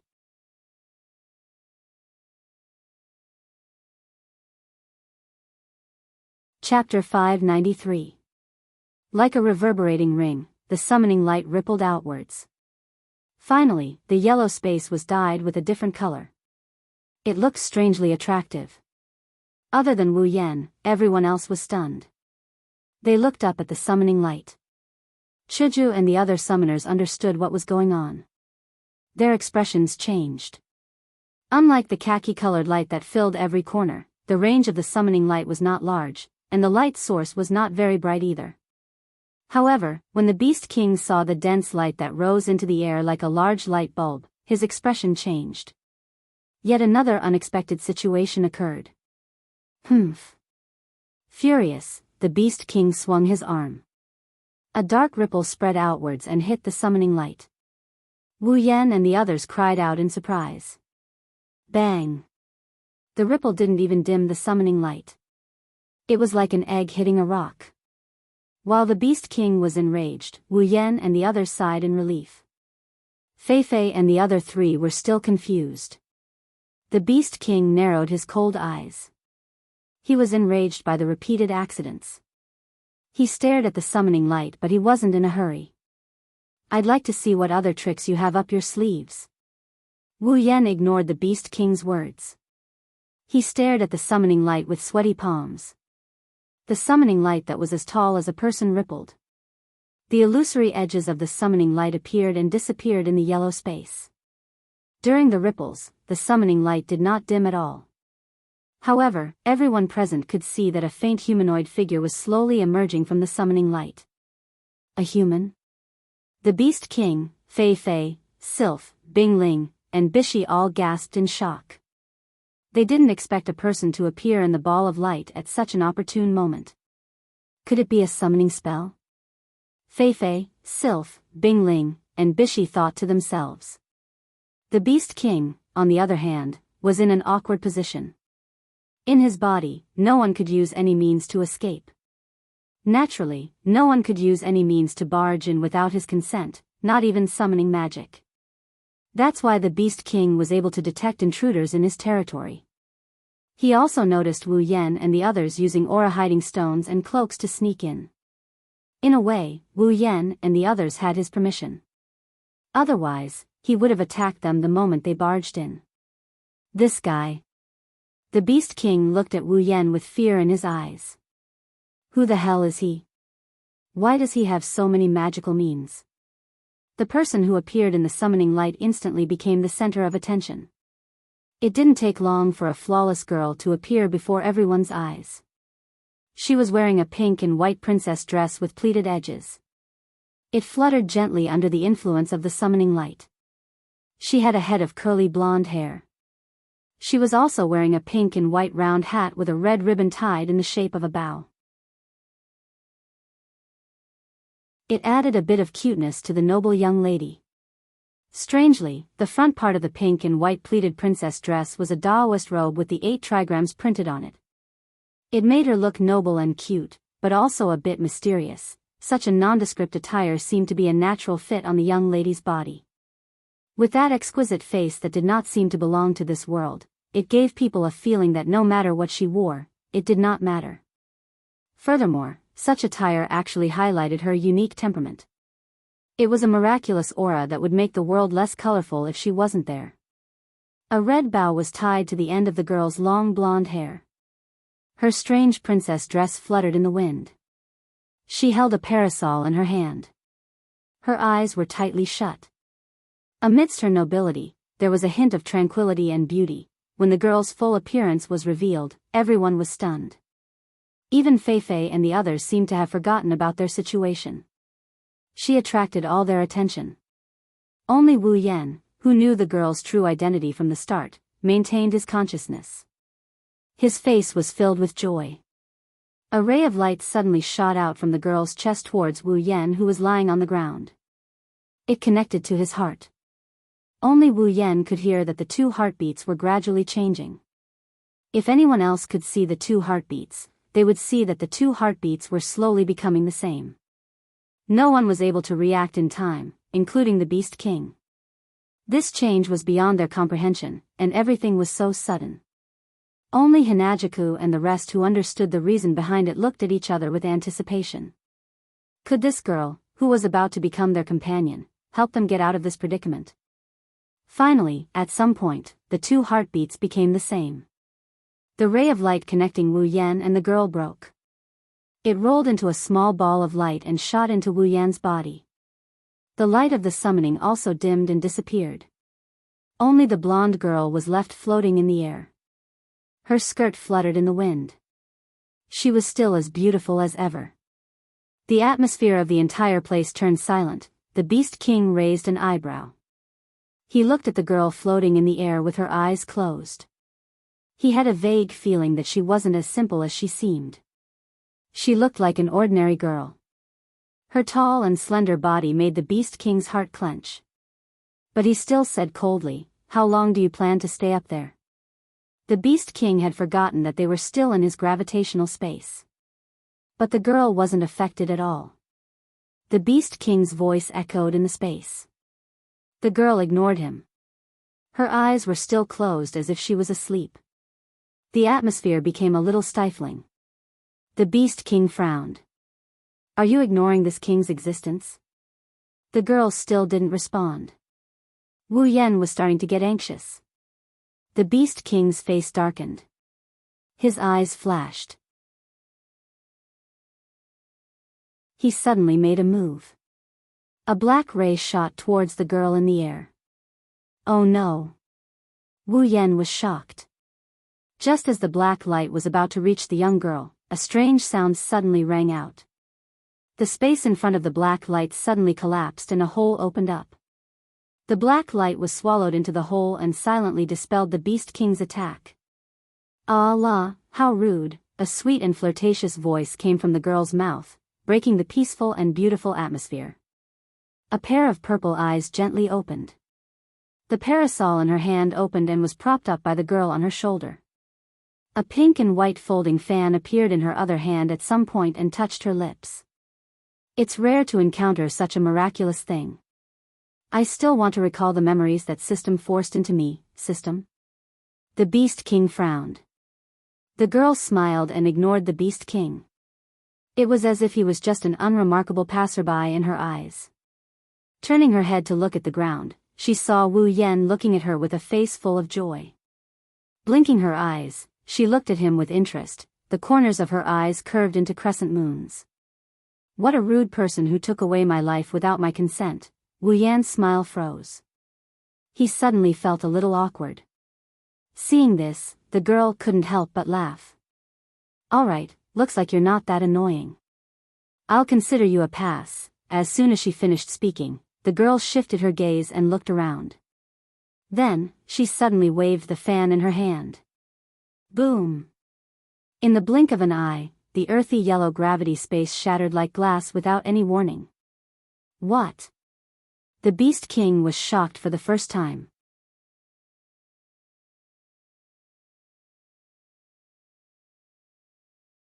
Chapter 594. Impossible. The Beast King blurted out as he looked at the yellow space that had collapsed into nothingness. For a moment, he couldn't calm down at all. At his level, it's hard for his mental state to fluctuate. Only when faced with Wu Yan's endless tricks would he be able to feel a little bit of emotion. However, this is the first time in many years that he lost his composure like this. This is different from the playful battle from before. The gravity space is what the Beast King relied on to survive. It's what allowed him to dominate the behemoth forest when he was rank 9. He didn't use his full strength just now, but he was serious. However, this girl who came out of nowhere shattered the skill he relied on to survive. Even if she didn't use her full strength, the Beast King still couldn't believe it. On the ground, the group of people also had their mouths wide open.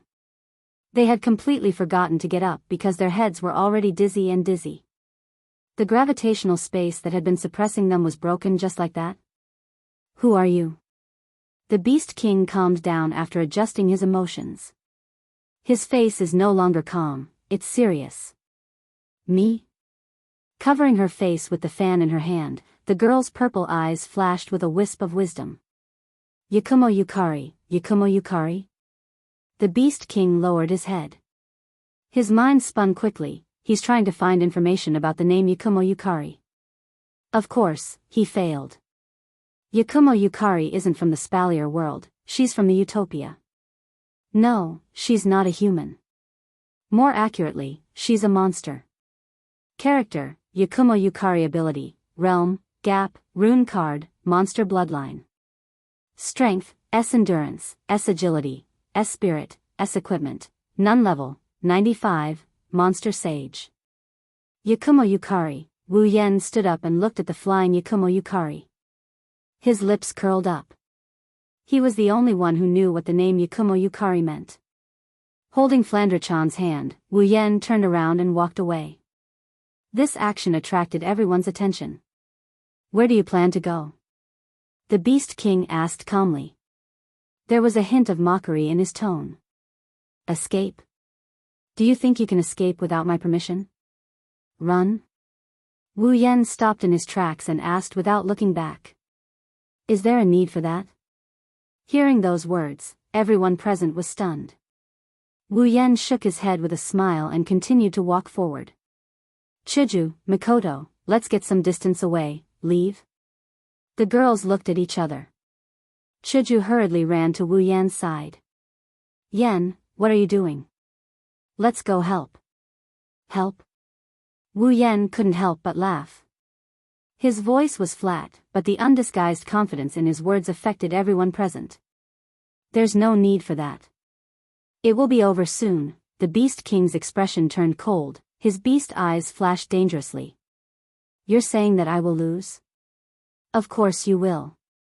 Wu Yan waved his hand and laughed. That's the best outcome, don't die. The Beast King's expression darkened, he sneered and stopped talking. He ignored Wu Yan's actions, no one can leave without his permission. Right now, he wants to crush Wu Yan's trump card and enjoy the despair on his face. Era. Yakumo Yukari opened her mouth in shock, but her eyes are smiling. You trust him that much? Looks like if I don't put on a good performance, I'll let you down. You're very confident. The Beast King is getting angry after being looked down on again and again, but on the surface, he acted as if nothing happened. Indeed, from what I saw just now, your strength is not simple. However, do you think you can win against me here? The Beast King didn't finish his sentence. He just gently lifted his foot and tapped the ground. The entire skeletal fortress started to shake. Oh. Yakumo Yukari was surprised, her purple eyes scanned the surroundings. Looks like this place isn't simple. The Beast King paused, he looked up. I didn't think you'd notice so quickly, well. Yakumo Yukari shook her body and smiled. After all, I'm in charge of a large territory. She spun the parasol in her hand and flew down, her folding fan fluttering in the air. Let's hurry up and deal with this unexpected battle. I won't be in this world for long. As soon as he finished speaking, the trembling ground became still, causing the Beast King's expression to change drastically. This was clearly his past body, how could it not be controlled by him? Yakumo Yukari smirked, she pointed her fan forward. The realm of light and darkness. In the next moment, a whistle sounded like an explosion, causing the Beast King's body to tremble and he couldn't help but take a step back. At this time, several balls of light flashing with a fatal aura had appeared behind the Beast King at some unknown time, lightly rushing towards his back. The Beast King's expression changed. The balls of light may look light, but the Beast King has a feeling that he won't be able to dodge them. Bone shield. The Beast King turned around and a few bone shields appeared out of thin air to block the incoming balls of light. The realm of being and non-being. A voice rang out when the bone shields made by the Beast King collided with the ball of light. It was a simple sentence, and the bone shields suddenly disappeared, as if they had never appeared. The Beast King was shocked. The balls of light were already in front of him before he could react. The Beast King's pupils constricted, he stomped his feet and turned into a shadow. He dashed towards the distance with extreme speed. When he fought Wu Yan and the others, the Beast King didn't move at all. This is the first time he's faced with Yakumo Yukari. He had no choice but to dodge. The Beast King didn't dare to underestimate her anymore. Without a doubt, everything that happened just now was caused by Yakumo Yukari. She must be a demigod. Demigod. The Beast King appeared not far away. He looked at the smiling Yakumo Yukari. She's a demigod. Yakumo Yukari tilted her head and smiled at the Beast King. I don't have that much time for you to pay attention to other things. The Beast King shuddered when he heard Yakumo Yukari's words. He immediately felt a gust of cold wind behind him. He quickly turned around. A few black holes were spinning in the air. They devoured everything in their path, be it sound or air. Although they didn't make any noise, the Beast King knew that being hit by them would be no different than being hit by a real black hole. At that moment, the Beast King turned around. Just as he was about to do something, a sense of danger suddenly surged in his heart. The Beast King jerked his head up and quickly saw that the ball of light that he had dodged earlier had appeared in front of him. The attack of light and darkness swept through the Beast King like a hot knife through butter. Silently, the Beast King felt a suffocating sense of crisis. Without a second thought, the Beast King unleashed all of his powers. Ha! His hands were wrapped in heavenly might. They turned into shadows of fists and punched towards the balls of light and darkness. The Beast King was confident that this attack could send the balls flying. But at this moment, the calm voice rang in the Beast King's ears again. The realm of fast and slow. The lightning-fast fists disappeared, revealing the Beast King's fists. The Beast King's eyes almost popped out of their sockets, but there was no time for him to express his thoughts. The balls of light and darkness descended upon him in an instant. Bang bang bang, thick smoke rose from the Beast King's body. Following the Beast King's roar, it felt a sharp pain coming from its body. The Beast King turned around, broke through the smoke, and dodged to the side. A hand slowly rested on the Beast King's shoulder. Didn't I tell you? There's no time for you to pay attention to other things. The Beast King's hair stood on end.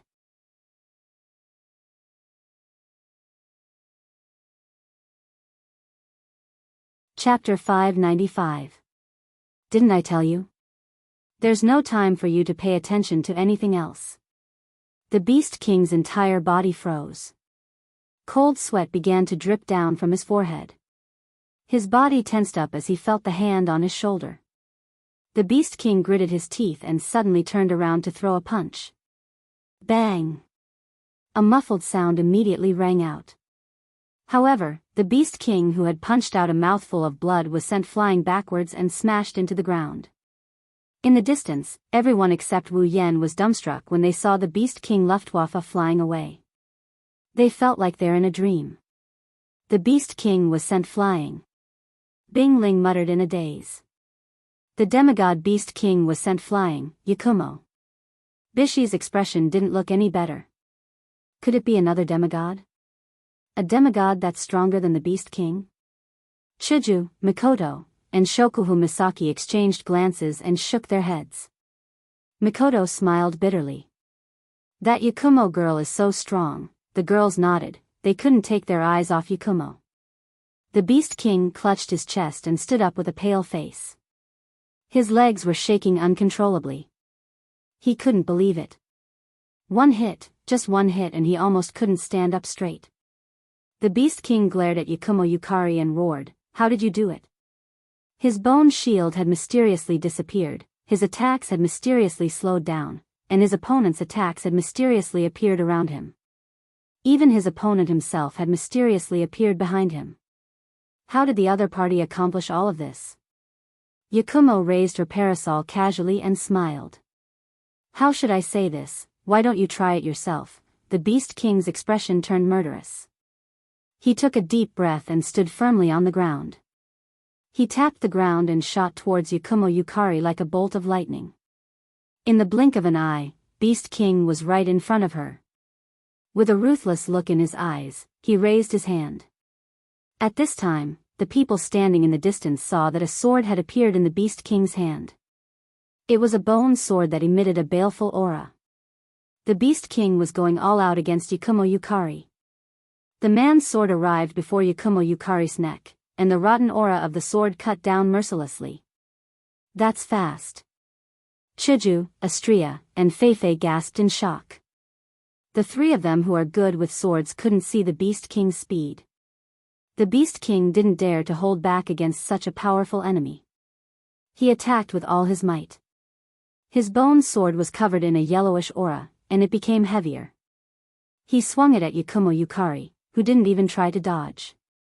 His target was Yakumo Yukari's vitals. But Yakumo Yukari didn't seem to care about the Beast King's attack at all. She had a faint smile on her face, and her eyes were calm and relaxed. She gently waved her fan, and the unbreakable bone sword was stopped. It couldn't go any further. The Beast King's expression changed slightly. With his current strength and magic, his bone sword could cut down a mountain with a single slash. But now, it couldn't even hurt a paper fan. Ha! His heart trembling, the Beast King suddenly retreated and shouted loudly. A yellow light scattered from his body, bathing him in the yellow light. That's... Wu Yan and the others tensed up. The yellow light from the Beast King's body turned into a yellow light barrier that spread out in all directions. Every area that was enveloped by the barrier turned yellow, and there was also a very heavy pressure coming from within. It was the Beast King's gravity space. However, the earthen yellow light within the gravity space was over 10 times denser than the previous one. Obviously, the Beast King had utilized his full strength to activate the gravity space. Yakumo Ziyuan's eyes lit up. She smiled as she watched the gravity space envelop her. When her shoulders sank down, the umbrella and fan in her hands became 1,000 times heavier. Yakumo Ziyuan exclaimed in admiration. Not bad. The Beast King got angry when he heard Yakumo Yukari's praise. She was praising him in the middle of a battle. She must be looking down on him. This time, the Beast King's speed was much faster than before. He left countless afterimages behind him. Before he even reached Yakumo Yuki, a black sword light was already flung out. Yakumo Yukari chuckled. She raised her hand, and in the next moment, the black sword disappeared into the gravity space. Her hand was already on the Beast King's sword. The realm of being and not. The late words entered the Beast King's ears and alerted him. His face twisted slightly. Yakumo Yuki pointed the parasol forward and a strong energy wave surged from the tip of the parasol. A dozen rays of light shot out from the tip of the parasol. The Beast King clenched his teeth and pulled back the bone sword. He swung the sword again and scattered the light. But after the light was scattered, it turned into countless tiny lasers. They scattered from the tip of the bone sword and shrouded the Beast King. The Beast King had no choice but to retreat, but Yakumo Yukari moved at the same time. The realm of being fast and slow. The retreating figure suddenly trembled and its speed instantly decreased by several times. Even though it was still very fast, the laser had caught up to it in an instant. Under the horrified expression of the Beast King, the laser viciously struck the Beast King's body. PSSH. The laser directly pierced through the Beast King's body. With the sound of flesh being torn apart, many bloody holes appeared on the Beast King's body. Streams of fresh blood dripped down like a spring, bringing with it a wisp of burnt black smoke. Bang! The Beast King half knelt on the ground, using the bone sword in his hand to support his body. His entire body was trembling, and there was also a trace of blood at the corner of his mouth. His beast eyes were completely dyed red. Of course, this was not blood, but a sign of extreme anger. The Beast King raised its head with great effort and stared at Yakumo Yukari with its bloodshot eyes. It opened its mouth and spoke in a low voice. How did you do it? The smile on Yakumo Ziyuan's face disappeared. It was replaced with an indifferent expression. She stepped forward and stood in front of the Beast King. Realm power, my ability. Her purple eyes looked down at the Beast King kneeling in front of her and said calmly. The Beast King struggled to raise his head. Although the damage he received wasn't fatal, it's enough to make him lose the ability to fight. It's different from the damage inflicted by Flandre-chan.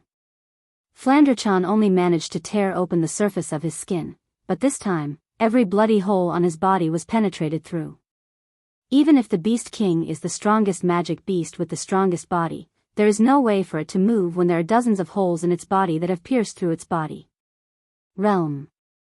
The Beast King tried to muster up some strength. What is that? Yakumo Ziyuan glanced at the Beast King.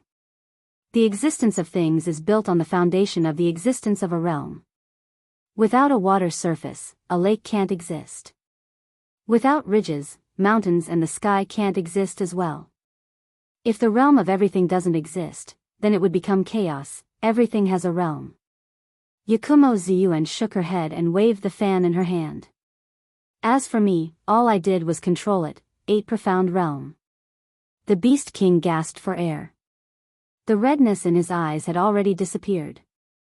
This was because they were now filled with shock and horror. Doesn't that mean? That's right. Yakumo Ziyuan's lips curled up into a confident smile. A powerful aura rose from her body. I can create something new. I can destroy something that already exists. Creation, destruction. The Beast King's pupils contracted violently. Soon after, a bitter smile appeared on his face. I didn't lose unjustly.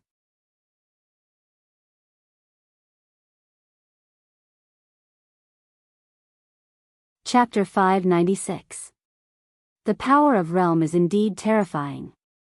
A simple phrase of creation and destruction was able to display the power of the realm, and it was also able to display its terrifying side in front of everyone.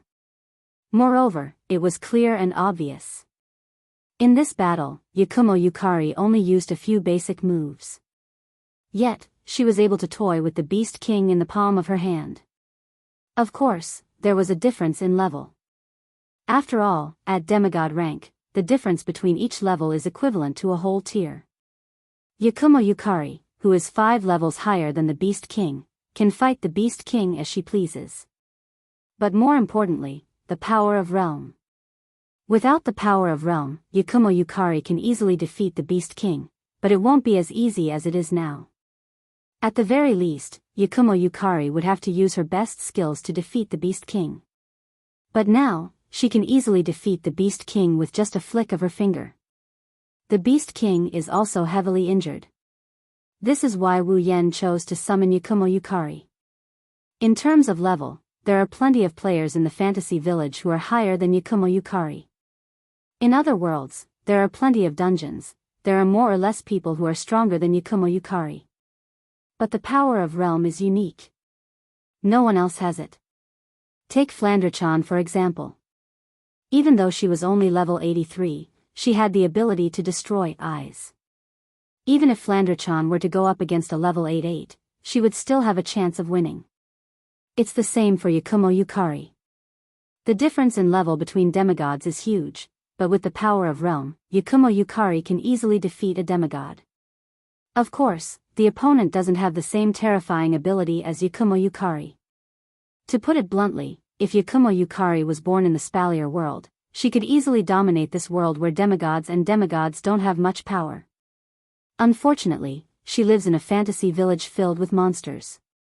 There's no lack of strange abilities there. Of course, there are people who are stronger than Yakumo Yukari. Today, I admit defeat.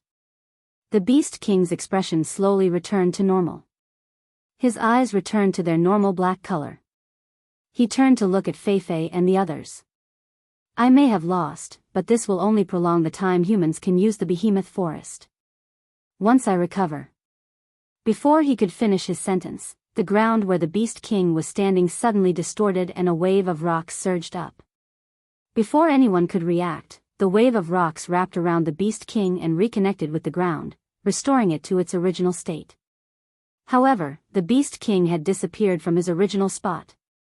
In the distance, a group of 14 people couldn't help but run over in shock. Fei couldn't wait to see Yakumo Yukari. Lady Yakumo Yukari, where is the Beast King? Yakumo Yukari frowned, then relaxed of her brows. He ran away. He ran away. Fei, Sylph, Bingling, and Bishi were shocked. They started to panic. Now that the Beast King is heavily injured, this is the best time to kill him. Otherwise, when he recovered, wouldn't everything remain the same? Seeing Fei's reaction, Yakumo Yukari twirled her parasol. Her purple eyes that seemed to be able to see through people's souls curved into a crescent shape. She smiled. My attack wasn't a normal attack. That guy's injuries won't heal without a year or so. Fei and the others sighed in relief. Fei bowed and said respectfully, Lady Yakumo Yukari, thank you for saving our lives. Lady. Thank you so much for saving our lives. Bingling, Bishi, and Sylph bowed as well. The person in front of them is a peak demigod. She can easily suppress the Beast King. They don't even know if there are people like her in the Spalier world. Fei and the others didn't know Yakumo Yukari's background, but her strength is enough to strike fear into their hearts. No need. Yakumo Yukari didn't act like a strong person. After living for so long, she has seen through everything in this world. That's why she's unusually approachable. Of course, it won't be easy to get her to look at you in the eye. I had a lot of fun too. Yakumo Yukari stretched her back and said, It's been a long time since I was able to throw away the rules of rune cards and fight like this. Rules of rune cards? Fei, Sylph, Bingling, and Bishi were puzzled, but they didn't ask anything. It's best not to ask too many questions when facing someone like this. Yakumo Yukari glanced at Fei Fei and the other girls. She nodded in satisfaction at their silence. Then, she turned towards Wu Yan. Her purple eyes shone brightly. It's obvious that she's interested in something. Wu Yan's lips twitched under Yakumo Yukari's gaze. He couldn't keep his cool anymore. He shrugged and he dryly laughed. Yukari, can you not look at me like that? It's creepy. Yakumo Yukari flinched. She didn't expect Wu Yan to call her so intimately. But, she quickly flashed him an interested smile. What's wrong? Yakumo Yukari smiled mockingly. You took my life, can't you let me look at you a little longer? Taken? Take. Wu Yan grinned sheepishly. He didn't know what to say. In a way, his summoning can be considered as taking away the lives of the summoned characters because their lives are already fused into his body. Huh. Yakumo Yukari looked at the girls behind Wu Yan. She was shocked when she saw Flandra-chan holding onto Wu Yan's hand. Flandra? You're here too. Flandra-chan was stunned. She looked at Yakumo Yukari in confusion. Do you know Flandra? But Flandra doesn't know you. Ma, you haven't seen me but I have seen you before, you just don't know. Yakumo giggled. Wu Yan couldn't help but ridicule her. He felt like this, you haven't seen me before but I have seen you before, probably came with the help of some kind of black substance, for example, the void space. Suddenly, Yakumo Yukari frowned. At the same time, her tall and slender body, under everyone's astonished gazes, started disappearing at a speed visible to the naked eye. Yukari. Wu Yan was stunned for a moment before realization dawned on him. Summoning time is up. Yakumo Yukari didn't answer him. She looked at herself and she waved her fan. She tapped her body with it. An invisible force acted on Yakumo Yukari's body. Her body stopped disappearing and under Wu Yan's shocked gaze, she recovered at a speed visible to the naked eye. Wu Yan pointed at the smiling Yakumo Yukari with a shocked look on his face. Isn't it time? Why are you? What's so strange about it? Yakumo Yukari said matter-of-factly, everything has its own realm. I don't really understand the existence of the system but since there's a summoning time, then time has its own realm as well. All I have to do is control the realm of time. Then, Yakumo Yukari sighed again. But that system is really mysterious. With my power, I can only extend the summoning time, but I can't completely cancel it out. What kind of existence is it? So you're saying? Wu Yan paused for a moment, then with a very interesting expression, he said, Yukari, you're staying. Of course. Yakumo Yukari closed her fan and raised her parasol. I never thought something so magical would happen to me. Of course I have to experience it. Time is stopped in Fantasyland anyway, I don't have to worry about it. Yakumo Yukari smiled slyly. So, I'll be in your care for now, Yenkun. In an instant, Wu Yan felt a tail grow out of Yakumo Yukari's back, a devil's tail.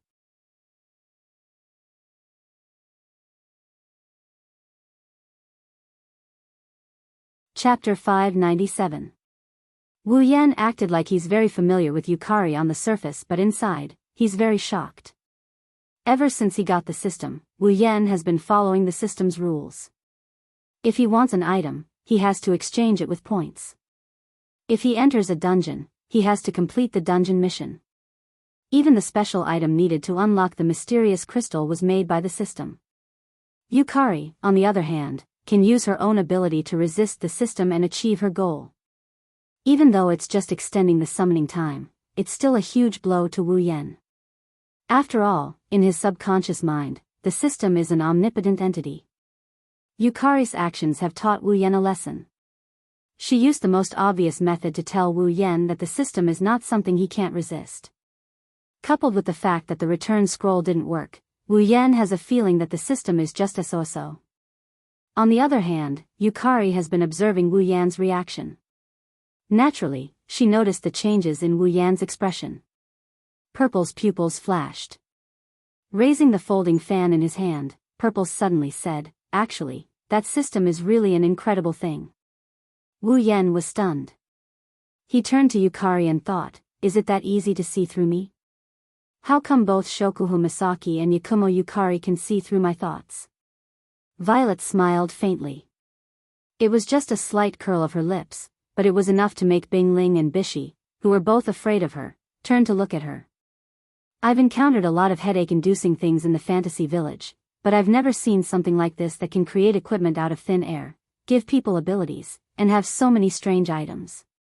It can even strip people of their lives and forcefully integrate them into other people's bodies." Yukari glanced at Wu Yan with a meaningful look.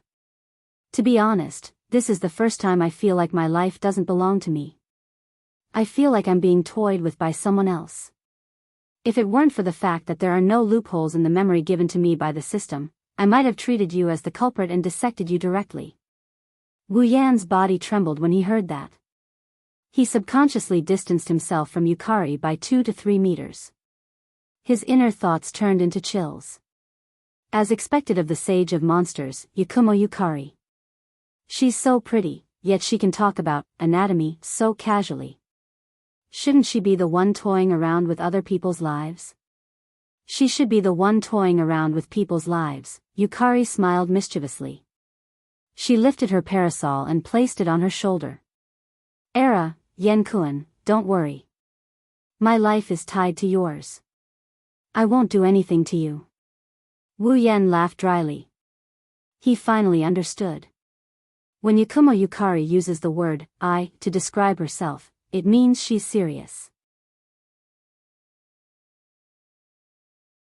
When she uses the word concubine to describe herself, it's either to keep her distance or to mock others. That's why he felt that between using "I" to say dissection and using "I" to say "I won't do anything to you," he should trust the former. "Nah, Yukari." Wu Yan laughed dryly and he asked her in a serious tone, "What do you think of the system?" Yukari squinted her pretty eyes and looked at Wu Yan with a meaningful look. This look made Wu Yan feel as if his inner thoughts had been seen through by this beautiful girl in front of him. After living for so long, Yukari's intelligence can only be described as monstrous. She isn't called a sage for nothing. Even Shokuhu Misaki doesn't have the right to act smart in front of her. Wu Yan couldn't hide his thoughts from her. Of course, Wu Yan didn't intend to hide this from her. Yukari's summoning time is limited, but their lives have already fused together, so Yukari can be trusted. Even if this is their first meeting, Wu Yan has no doubt about it. The two of them stared at each other. Ripples were emitted from their wine-red eyes and purple eyes, as if they were communicating with each other. After a long while, Z unfolded the fan in his hand and covered half of his face, making it impossible for others to see what kind of expression he had. However, traces of satisfaction could be seen in his purple eyes. "As for the system, I don't know its origin. I don't know what gave birth to it. I don't know the cause and effect that brought it to you." Yukari turned around with her back facing Wu Yan. Her voice traveled into Wu Yan's ears. "However, since the system has fused with your soul, it will be harmless to you. This is something that I can guarantee. No matter what, the system is just a tool, an item." Before he finished speaking, Z took a step forward and walked into the distance. "Since it's a tool, when you're strong enough, you'll be able to use it as you wish." Yukari's back disappeared from Wu Yan's sight, but her words pierced deep into Wu Yan's heart. He couldn't regain his senses for a long time. "Sooner or later, it'll be under my control," recalling the incomparably powerful equipment, strange abilities, mystical items, and the characters he envisioned. An intoxicating smile appeared on Wu Yan's face. "That's right, sooner or later, the system will be under my control." Fei-Fei, Sylph, Bingling, and Bishi looked at each other and walked up to Wu Yan. Fei-Fei said with a serious expression, "Yan, since the matter here is settled and we've got the information on the Beast King, let's go back." Sylph, Bingling, and Bishi nodded. They can't wait to leave the Behemoth Forest and report the Beast King's whereabouts to their superiors. In this way, the members of the council would be able to seize the time to find the whereabouts of the Beast King before he recovers from his injuries and eliminate the Beast King to prevent any unnecessary trouble. Wu Yan roughly understood what Fei Fei and the others were thinking. However, he didn't have high hopes for them. As the saying goes, a starving camel is still bigger than a horse. He doesn't think the Beast King will be killed so easily. However, Wu Yan didn't object. Alright, since the Beast King has escaped, this place shouldn't be able to restrain us anymore. We should be able to leave. Wu Yan nodded and agreed. Wu Yan looked at Yukari, who is talking to Flandre-chan, and the girls who are talking to her. He then looked at the Beast King's gigantic body. When Wu Yan found out that this is the Beast King's body and they can't escape, he had an idea. He wondered if he could turn this gigantic body over to the system in exchange for points. At that time, the system notified him that the Beast King is still in control of this skeletal fortress. That's why he can't turn it over to the system for points. But now, the Beast King is no longer here. If that's the case, I should be able to turn it over to the system for points. Wu Yan's lips curled into a sinister smile. Fei Fei and the others shuddered. Without saying a word, Wu Yan waved his hand. In the next moment, the gigantic skeletal fortress suddenly disappeared. Everyone felt like they were being shaken. Then, the dazzling sunlight shone on everyone's face. They couldn't help but squint their eyes. Ding! Obtained 1 million item points. Wu Yan laughed. This is great. Before coming to the behemoth forest, he used to exchange for items to save his life. Now, his item points are back to 10 million.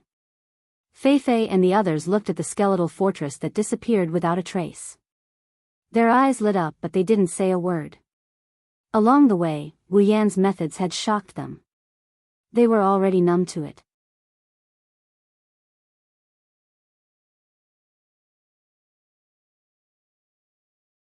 Chapter 598. Outside the behemoth forest camp, it has been a day since the expedition team returned from the behemoth forest. Initially, many people didn't have high hopes for the expedition team's mission in the behemoth forest. After all, the behemoth forest's outer perimeter is still manageable. Even if the behemoth forest is different from before, the expedition team should still be able to survive. However, the inner perimeter is a different story. In the inner region, the demonic beasts were at least at the peak of level 7, and level 8 demonic beasts were innumerable. With the elite expedition team consisting of level 7 demonic beasts and only one level 8 demonic beast leader, entering the inner region was simply courting death. In fact, even the Thunder Sovereign himself did not think highly of the elite exploration team's ability to obtain the information and return safely. In fact, if it wasn't for the Imperial family's decision to send the younger generation Sylph for this mission, Lei Wang would have formed a team of Tier 8 demonic beasts to explore the behemoth forest. Although it was impossible to form a 100-man team with 8th order powerhouses, even if it was only half or less, it was still better than a 100-man team with 7th order powerhouses. To be more precise, the expedition team is nothing more than a sacrificial pawn for the major houses to fight against each other. Aside from Fei Fei, Sylph, Bingling, and Bishi, the rest of them will most likely perish in the giant beast forest due to the rivalry between the major houses. Lei Wang's plan was to wait for Fei Fei, Sylph, Bingling, and Bishi to use their trump cards to escape from the behemoth forest.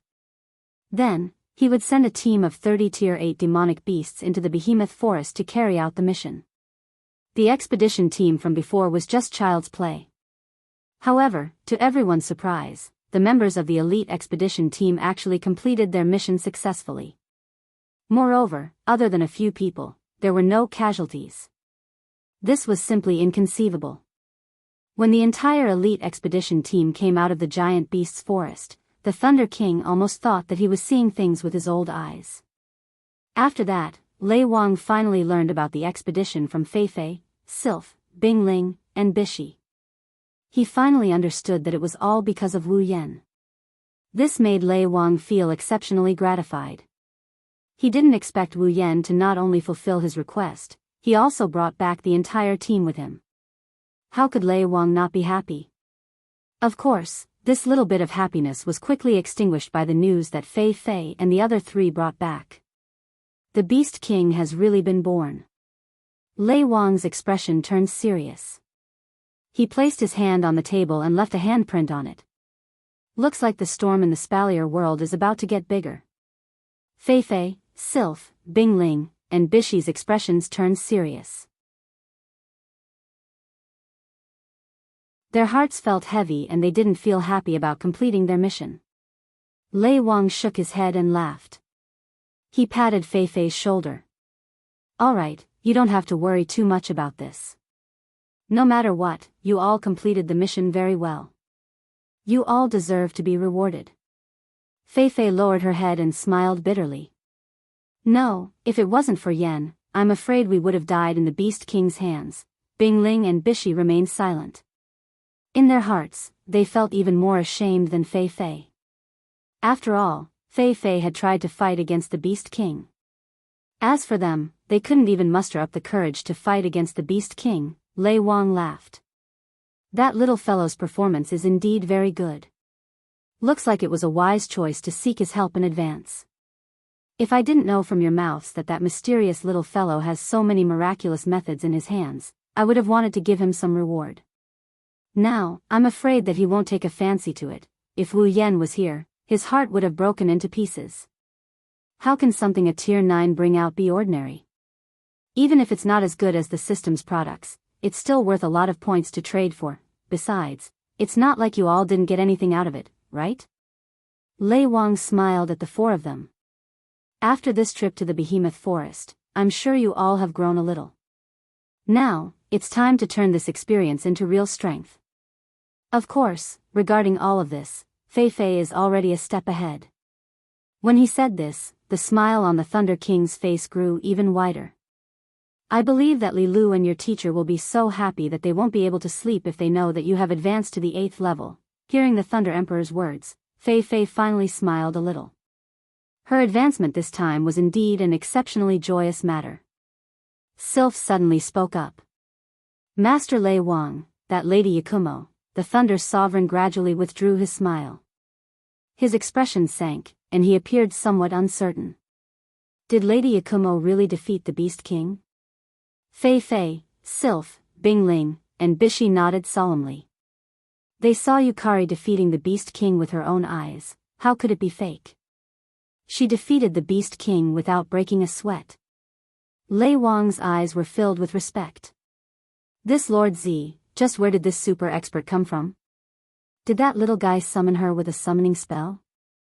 But I've never heard any rumors about that lord. He doesn't seem to be like the other 5 legendary peak demigod level powerhouses either. Fei Fei and the other 3 kept their mouths shut. It was impossible for them to have heard of the rumors of the 5 peak demigod rank experts. Therefore, they couldn't give any opinions. Could it be? The Thunder Sovereign tapped the table lightly as his eyes darted around. That Lady Yakumo is a newly ascended demigod? No, that's impossible. Lei Wang denied his own thoughts.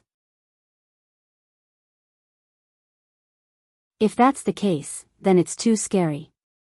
It's impossible for a newly ascended demigod to defeat a newly ascended demigod. If she's really a newly ascended demigod, there should be rumors about her when she was still a demigod. Lei-sama. Bingling stepped forward. He hesitated for a bit before continuing. Yasa-sama, you seem to be very close to Wu Yen. You seem to be very close to him. Lei Wang glanced at Bingling and said expressionlessly. So what? Bingling was stunned. Lei Wang sighed softly when he saw Bingling's expression. I know what you're thinking. Indeed, if we can recruit a demigod expert, he'll definitely be a pillar that can support both heaven and earth. But have you thought about it? A demigod is a world-class existence. We can't predict how powerful they are. The Beast King looked at Bingling. Are you sure you won't get into trouble if you try to get Lady Yakumo from that little guy? Be careful not to implicate your own family. You'll be in deep trouble if that happens. Bingling's expression stiffened when he heard Lei Wang's words. Finally, he turned pale. Lei Wang turned around and waved his hand. No matter what, don't try to get Lady Yakumo. It's the same for that little guy. I trust him. It's better if you keep your little schemes to yourself. Bingling pursed his lips and exchanged glances with Bai Shi. He had a complicated look in his eyes. In the end, he left.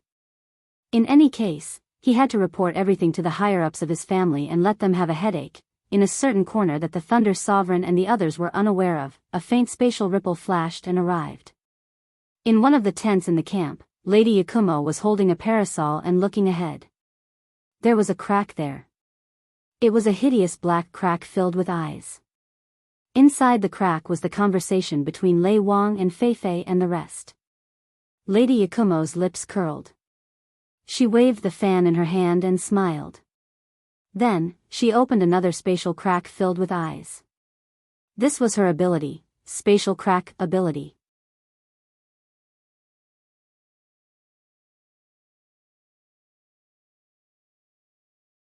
Chapter 599.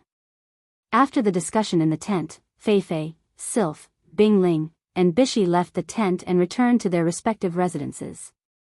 On the other hand, the Thunder Emperor hastily contacted the members of the Academy. No matter what, the matter of the Beast King was no small matter. The 12 level 9 powerhouses of the Academy had to unite in order to find the Beast King and resolve this crisis before the Beast King recovered from his injuries. Of course, this is the best outcome. The council must also prepare for the worst. As for the specifics, it's up to the council to decide. After Sylph parted ways with Fei Fei, Bing Ling, and Bishi, she returned to her tent alone. She looked normal, but if you look closely, you'll notice that Sylph's footsteps are a little impatient. There is a crystal ball in Sylph's tent. It's used to communicate with her faction. Bing Ling and Bishi have one as well. Only Fei Fei doesn't have one. Lei Wang is here so Fei Fei can report to him directly. There's no need for her to go through so much trouble like Sylph and the other two. It's a pity that the crystal ball can only be used for communication. There's a limit to the amount of information that needs to be prepared. It can't be brought into the giant beast's forest. Otherwise, Fei Fei and the others wouldn't need to constantly report to the giant beast's forest.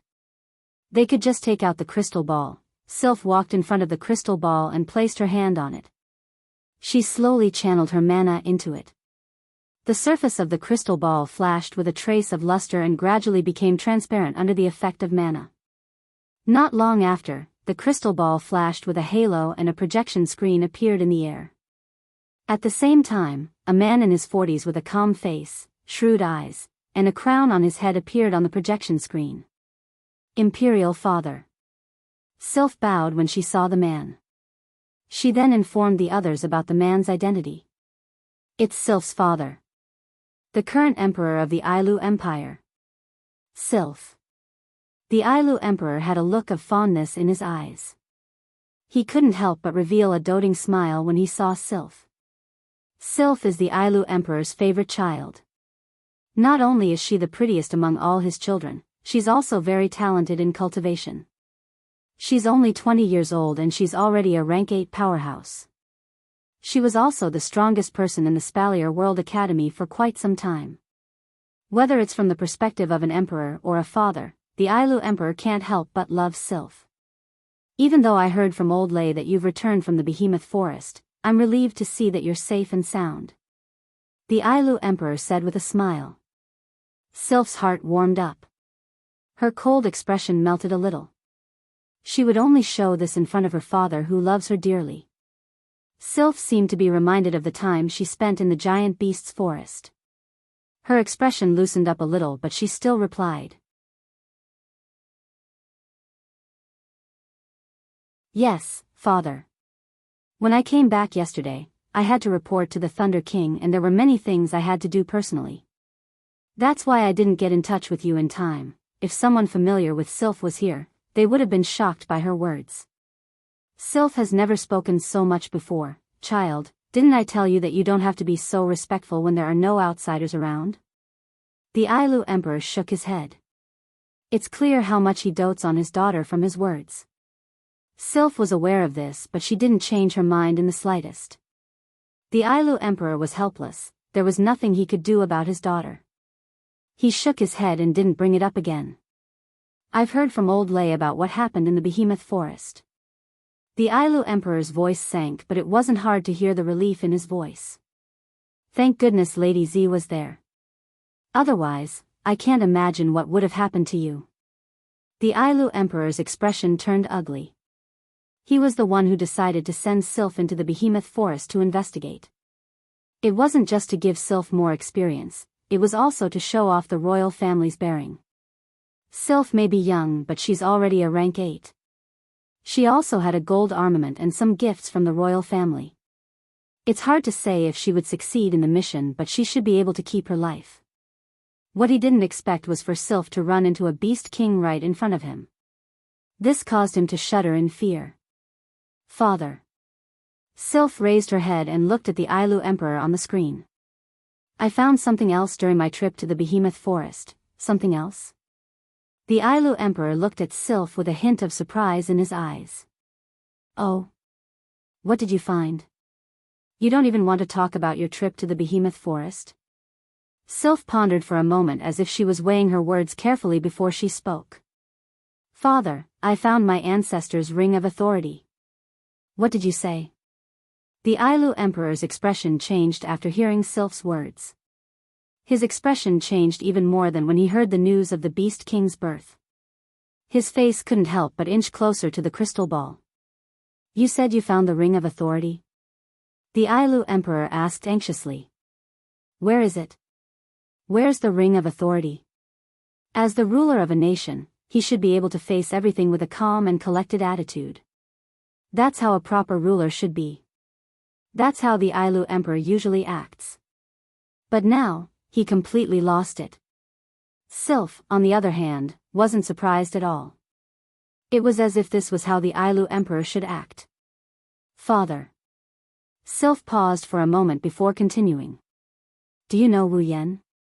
Wu Yen? The Ailu Emperor muttered under his breath. A smile tugged at the corner of his lips.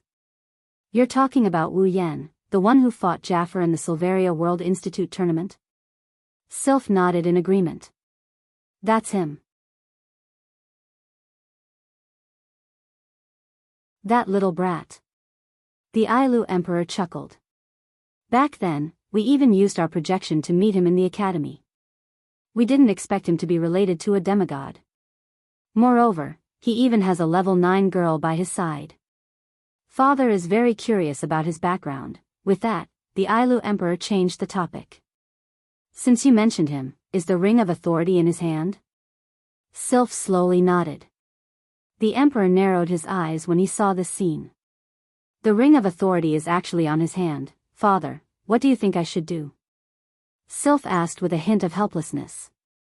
The Ailu Emperor smiled bitterly. What do we do? What else can we do? That little fellow has a demigod and a super strong level 9 by his side.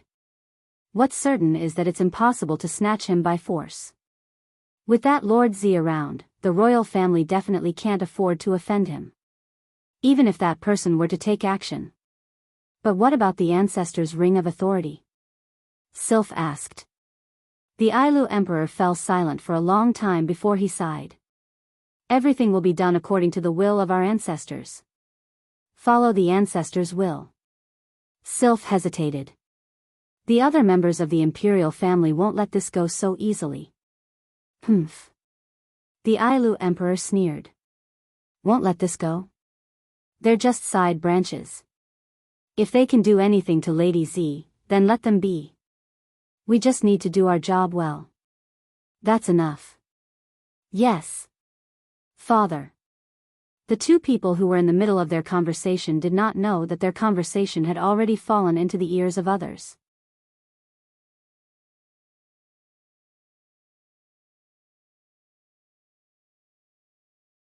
Chapter 600. Due to the Beast King's escape, the magical beasts in the behemoth forest became like a sheet of loose sand overnight. They no longer moved in groups of 2s and 3s. Instead, they returned to their original state, where the strong preyed on the weak. The behemoth forest returned to its former peaceful state. However, those who were observant would be able to sense that the restored behemoth forest was a little quieter than before. It looked like a giant beast that was accumulating power, causing people to feel uneasy. The Beast King may have escaped, but it definitely wouldn't have escaped outside of the behemoth forest.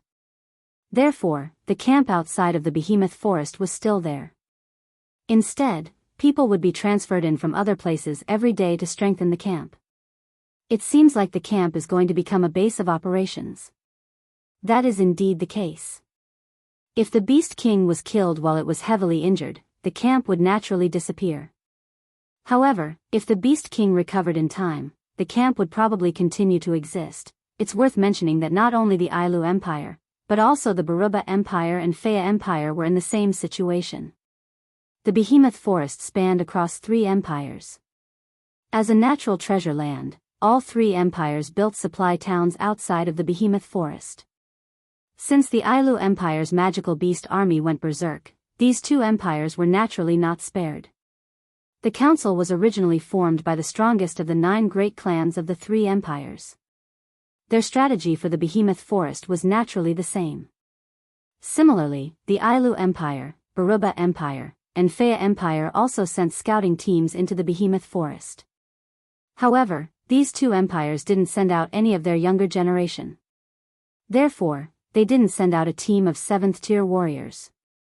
Instead, they sent out a team of at least 38th-tier warriors to explore the behemoth forest.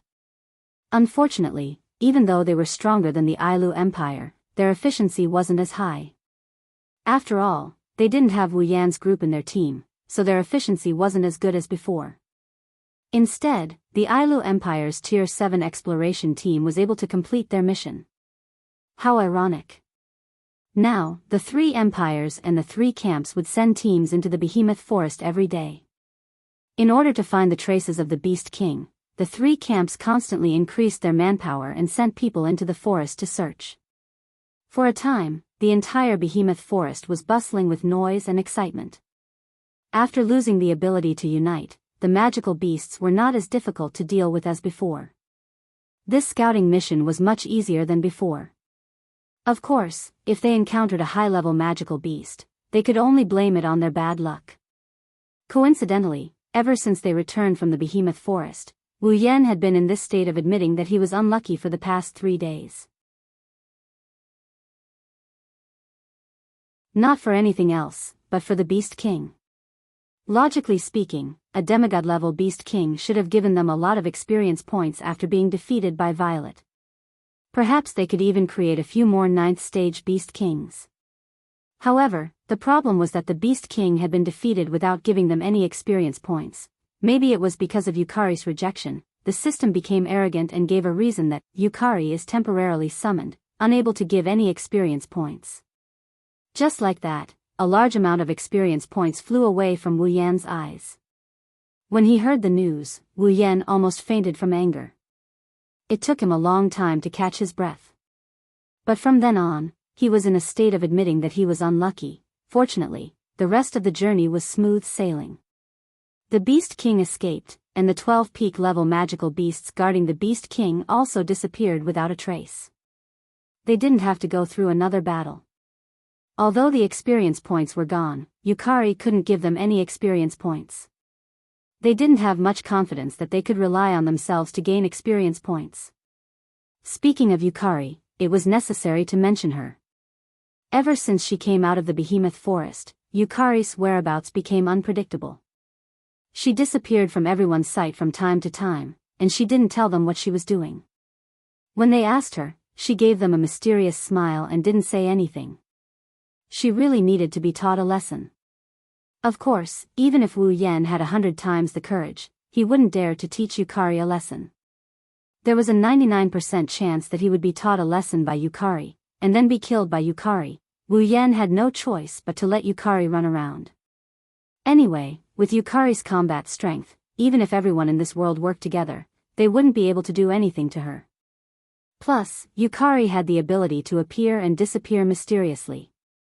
In this world, where could she be trapped? Fortunately, Yukari didn't run around randomly. She might disappear from time to time, but at least Yukari can still see her every day. It's a relief. Plus, Yukari used some unknown method to get close to the girls in just 2 to 3 days. Yukari didn't have to worry about being ostracized. Most importantly, Yukari didn't put on airs. She always smiles whenever she's with the girls, and they get along very well. However, Wu Yan has a feeling that Yukari likes to hang out with the girls because Astria called her Yukari sister. Now, other than Chuju, Mikoto, Shokuhu Misaki, and Ikaros, the rest of the girls are calling her Yukari sister. As a girl who was forever 17 years old, the effect of calling her Sister Z was outstanding.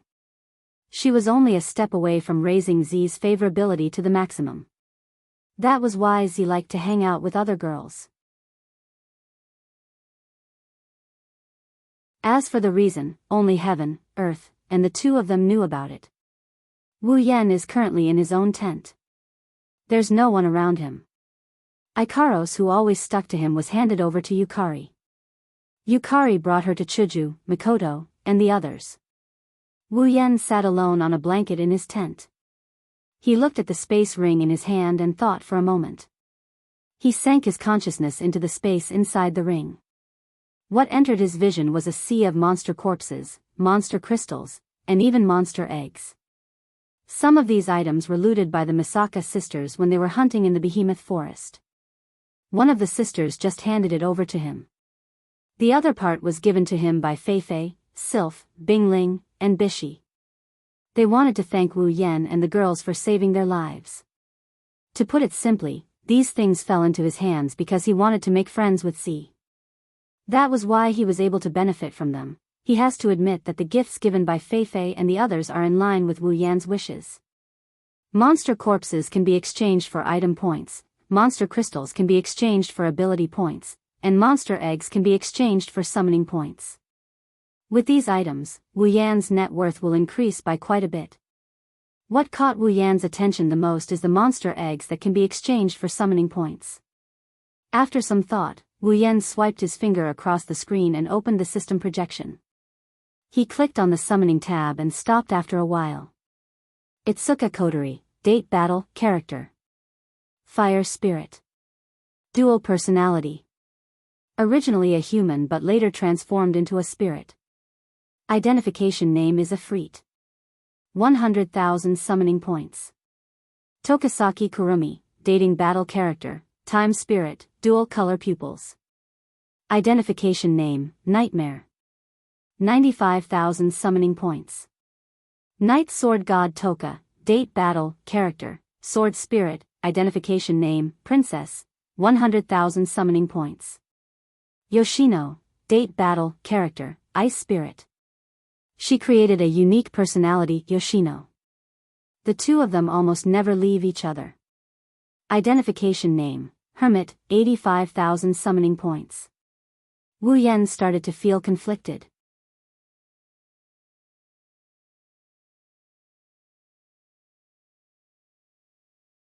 Chapter 601. Honestly, Wu Yan wanted to summon Kotori, Kurumi, Toka, and Yono to Silveria. It's not just because he missed them, it's also because he wanted to meet Hinajuku, Mikoto, and the other girls. That's why he wanted to do so. Although he was a bit shameless, but no matter what, whether it was Hinajuku, Mikoto, or Kotori, they were all a part of him that he couldn't do without.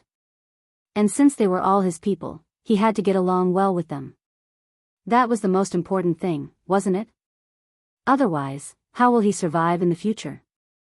Hinajuku, Mikoto, and Shokuhu Misaki understood this very well. That's why they made it clear to him that night. They didn't want to embarrass themselves and ruin their future because of jealousy. Now that they've made it clear, the next step is to meet them. Due to the Behemoth Forest incident, the timing wasn't ideal. Plus, he didn't have enough summoning points, so the summoning was delayed. But now, the Behemoth Forest incident has come to an end. With the sponsorship of Feifei, Sylph, Bingling, and Bishi, he should have enough summoning points. As the saying goes, everything is ready except for the crucial element. He wondered how Kotori and the others would react when they find out that he has such a powerful support group. This is also why Wu Yan is in such a dilemma. Time passed as Wu Yan struggled to come up with a way to explain the situation to her. After a long time, Wu Yan shook his head and patted his cheeks to cheer himself up. Among the four of them, Kotori might have an ambiguous relationship with him, but she used to help him when he was conquering fairies. She shouldn't have too much of a reaction. Yoshino is just a lowly, she doesn't know anything and has zero combat power. As for Kurumi, she probably wants him to find a few more girls so she can have fun. The only troublesome one is Toka. As a natural foodie, Toka has a tendency to get jealous. But Wu Yan is confident that he can fool a foodie with a negative IQ. With that thought in mind, Wu Yan decided not to dwell on what he has and what he doesn't have. He picked up the space ring filled with demonic beast corpses, magic crystals, demonic beast eggs and other items. He pinched the ring and handed everything over to the system, leaving behind an empty space ring. Character: Wu Yan. Abilities: True Ancestor Bloodline, Endless Martial Training, Knight Never Died by Bare Hands, Electromancer, LV5, Equipment: Gate of Babe, B rank, Summons, Misaka Mikoto, Gue Chuju, Ikaros, Yakumo Yukari, Astria, Flandra Scarlet Shokuhu Misaki, Kinuhata Sayai, Frenda, Takitsubu Riku, Misaka Sister, 20,000, Equipment Points, 2000000 Item Points, 125300000 Ability Points, 400000 Summoning Points, 500000 Level, 73, Summoning Coterie, Kurumi, Toka, and Yoshino requires a total of 380,000 summoning points. With the help of the monster eggs in the space ring, he has more than enough points. Wu Yan opened the system projection and clicked on Summon.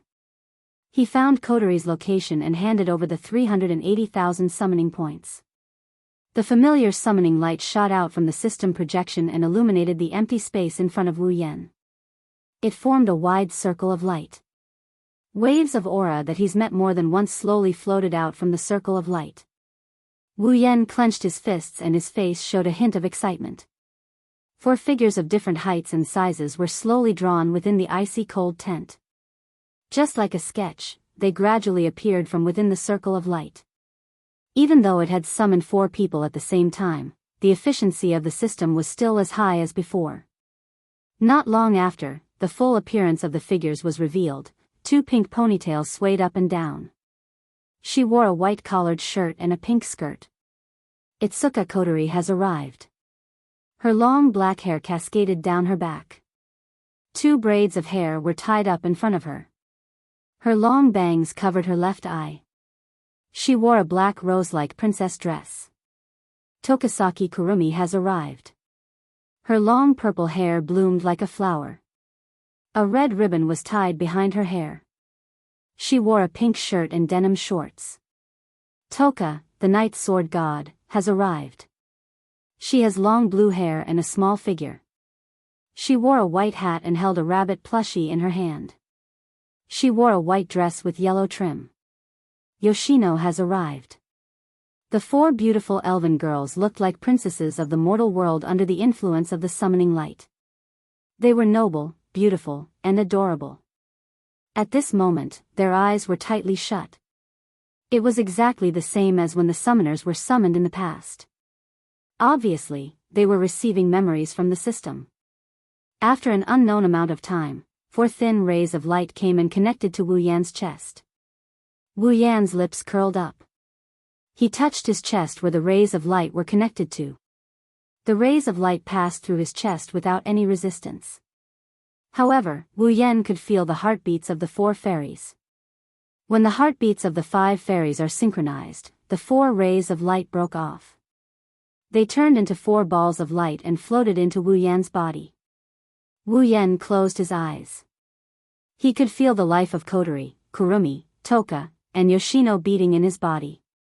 He was very excited. After enjoying it for a while, he looked forward. The 4 fairies finally opened their eyes. When they opened their eyes, they saw Wu Yan standing in front of them with a smile on his face. They were stunned. Then, joy appeared in their eyes. Shido, brother, X4, haha. Wu Yan couldn't help but laugh out loud. He opened his arms and hugged Toka, who jumped in front of him. Wu Yan was a little dazed by her fragrance, but more than that, he was happy. Yu. Toka, who only wanted to get close to Wu Yan, was suddenly attacked. Her face turned red, Steam came out of her head and her eyes started rolling. It's been a few days for Wu Yan, but for the four fairies, they just saw Wu Yan this morning. They can't understand the joy of reunion. Allah. Not far away, Kuang San tilted her head. Her wine-red eyes couldn't help but curve into a smile. Shido is really rough. How bold. Yoshino's face was slightly red. She turned her head to look at Yoshino in her hand. What she got in return was Yoshino's mischievous laughter. Humph. Kotori turned her head away. Of course, she won't admit that she's a little envious of Toka. Hee, I'm happy, can't I? Wu Yan let go of Toka and he chuckled. He opened his arms wide and he teased her. Kurumi, why don't you have one too? Kurumi was stunned, then she smiled and walked to Wu Yan without any hesitation. She threw herself into Wu Yan's arms. Tightening his arms, Wu Yan's smile deepened. He turned to look at Yoshino and squatted down. Come. Yoshino, let brother hug you too. You. Yoshino's face turned red. She turned left and right in a panic, then she summoned her courage and threw herself into Wu Yan's arms. Kotori felt both happy and worried at the same time. She noticed Wu Yan's malicious gaze and she took a step back. Her cheeks turned red as she blushed. But before she could do anything, Kotori's vision turned black. She was enveloped by a warm embrace.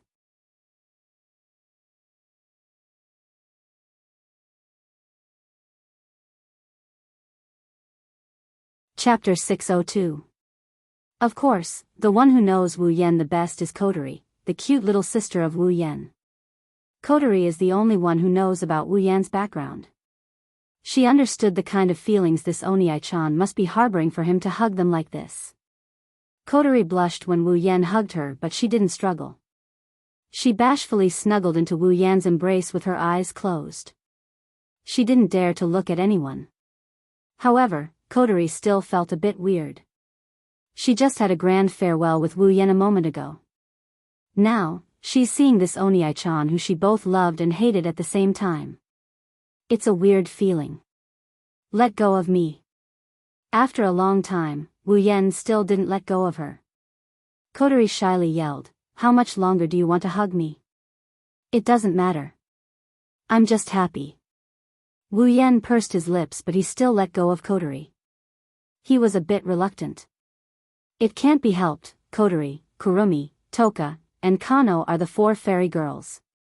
Wu Yan missed every single one of them, but the one he missed the most would be this cheap sister of his. When Wu Yan first arrived in the date battle world, he met Kotori. She arranged for him to stay in her house.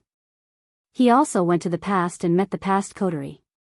It's only natural that his feelings for her were stronger than the other three girls. Only after Kotori regained her freedom did the four elf girls realize what had happened to them, and their eyes were filled with curiosity. Wu Yan chuckled. "Did you guys get the necessary memories from the system?" The four girls nodded in unison. Kotori looked around and exclaimed, "Although I've heard about this from you a long time ago, I still feel like I'm dreaming after experiencing it for myself." "Kotori, you already know everything from Shido." Kurumi pointed a finger at her lips and looked at Wu Yan. "Shido, that's not fair. We were kept in the dark." Wu Yan scratched his head, embarrassed. "I was afraid you wouldn't believe me. Are we really in another world now?" 10 Incense looked around curiously and pointed at the top of her head. "Shurdao, what is this?" she asked. "This is a tent." Wu Yan shrugged. Toka opened her mouth and said, "Don't ask me what a tent is. I don't know how to explain it to you." Toka pouted and turned her head away. Wu Yan found it funny. Squatting down, Wu Yan picked up the four Yunai who were also looking around curiously. Wu Yan continued. "You guys already know about my memories from the system, so I don't need to explain too much. In short, we will be living here for a long time. We need to get used to it as soon as possible." Shurdao is really overbearing. "Obviously, I haven't agreed to live in this world with you." Kwang San smiled and lowered her head. Wu Yen shook his head and bitterly smiled. All right, don't call me Shido. My real name is Wu Yen. Just call me Yen. Yen. The bow-tied hairband on 10 Fragrance's head fluttered like a kitten. That's not a nice name. Shido sounds better. Wu Yen was speechless. Kotori raised her head proudly. Of course, that's the name I gave him. You guys. Wu Yen chuckled and he raised his voice. Whether it sounds nice or not is one thing. Anyway, this is my name. Don't call me by the wrong name. The 4 girls wanted to retort, after all, they're used to it. But when they saw Wu Yan's unquestionable expression, they gave up on the idea and reluctantly agreed. The name issue is a small matter, but it has to be emphasized. Wu Yan doesn't want them to call out Shido's name when they're showing off their love. It's the name of the main character of the original work after all. Seeing how reluctant the girls are, Wu Yan rolled his eyes in annoyance. Why do you all look like that? It's not that different. Kotori, Yoshino, you all call me Big Bro. Just call me Big Bro. As for Kurumi and Toka, just remember them. Is it that hard? Fine. Since Wu Yan put it that way, the girls had no choice but to compromise. Kotori was the only one who wasn't happy about this. In her commander mode, she can't bring herself to call Wu Yan Oniai-chan in front of everyone. All right. Wu Yan chuckled. He paused and pretended to be casual. Come with me, let's go meet my companions in this world. Companions? Toka and Yoshino didn't think much of Wu Yan's words. But Kotori and Kurumi narrowed their eyes and looked at Wu Yan. Swoosh. Wu Yan's back was drenched in sweat. His face is still as innocent as ever, he doesn't look like he's guilty at all. But the more Wu Yan acted like this, the more suspicious Kotori and Kurumi became. They looked at each other and stared at Wu Yan without saying anything. The entire place fell silent. At a certain moment, Kotori wrinkled her nose and turned her head away. Since they're companions, it's not a bad idea to meet them. Wu Yan started crying inside. He looked at Kotori with a very touched expression. As expected of a good sister. Her support, whether it's against the elves or against the outside world, never changed. Kotori, I love you so much. Kurumi covered her mouth and smiled. She nodded, she didn't care at all. Carrying Yoshino, Kotori, Kurumi, and Toka, the 5 of them walked out of the tent. They walked towards Chuju, Mikoto, and the other girls. Wu Yan started to get nervous as he got closer to the tent. I wonder what kind of meeting scene it will be. You're Yoshino, right? Seeing Yoshino standing in front of her, who's about the same age as her, Flan's eyes showed a trace of joy. For a long time, other than little Liren, Fran was the only child in this group of people. Although Fran also liked to be with everyone, she still hoped that there would be someone of the same age who could accompany her. Now that opportunity has arrived, how could Flan not be happy? My name is Flandre-chan. Flandre-chan straightened her back to make herself look more dignified. I'm 495 years old today. How about you? Are you as old as Flan? 95 years old. Yoshino blinked her big blue eyes. Her expression was filled with astonishment. Flandre-chan thought Yoshino was admitting to something. Hee, Yoshino, looks like you're not as old as Flan. Flandre-chan jumped in joy. If that's the case, you have to call me Big Sister Flan, got it? Yoshino lowered her head and thought for a moment before nodding. Flan has a point. 495 years old is older than her, right? Calling her big sister is the right thing to do. Fran instantly jumped 3 feet into the air with excitement on her face. Flan is a big sister too. Flan is a big sister too. Everyone laughed when they saw the innocent conversation between the 2 girls. Astria and Toka laughed the loudest. The 2 of them were holding hands. You're Kotori, right? Chiju ran her fingers through her hair and smiled at Kotori. I often hear Yen talking about you. You look about the same age as me, right? Mikoto looked at Kotori with interest. My name is Mikoto, nice to meet you. Kotori smiled cutely and nodded. She started introducing herself. At the entrance, Wu Yen stared at the scene with his mouth agape.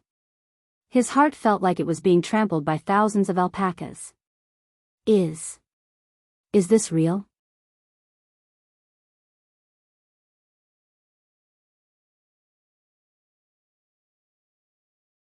Chapter 603. Wu Yen felt like he didn't need to be so conflicted when he saw this peaceful scene. With Kotori's personality, unless it's absolutely necessary, she won't fight with others over something. She may be a bit of a tsundere, but she's different from Hinajuku and Mikoto. She doesn't like to get jealous.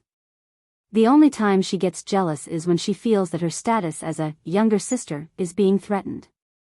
Otherwise, she'll just be a capable younger sister in all aspects. Toka, on the other hand, is a very jealous person. However, she would only show her jealous side when Wu Yen is surrounded by enemies. For example, when Kurumi applied to be Wu Yan's fiancé, Toka showed her hostility. Now, with her natural brain, she didn't realize that everyone around her is her enemy. She even stuck close to Astria because of gluttonous antenna. Of course, it could also be because of dumb antenna. As for Yono, let's not talk about her. Can't you see the love in the eyes of the girls around her? Even if Wu Yen wants to chase the 4 Yanai away, the girls would probably just kill him for it. Flander-chan and Yono are yelling at each other, Astria and Toka are messing around with each other, Hinajuku, Mikoto, and Kotori are chatting in a corner, giggling and giggling. Wu Yen, who had been frozen stiff all this while, suddenly turned to ash. I feel like an idiot. Wu Yen took 2 deep breaths and forced a smile. He walked up to Astria and Toka. Astria, Toka. Wu Yen opened his mouth but Astria interrupted him. Really? You also think barbecue is the best? Yes, yes, yes. I love barbecued meat the most. There are sweet ones, salty ones, hard ones, and soft ones. When you bite into it, it's still crispy. You too. Wow. Me too. Especially Master's barbecue, it's my favorite. Right? Right? Shido, no, Yan's cooking is delicious, I love it all. Me too.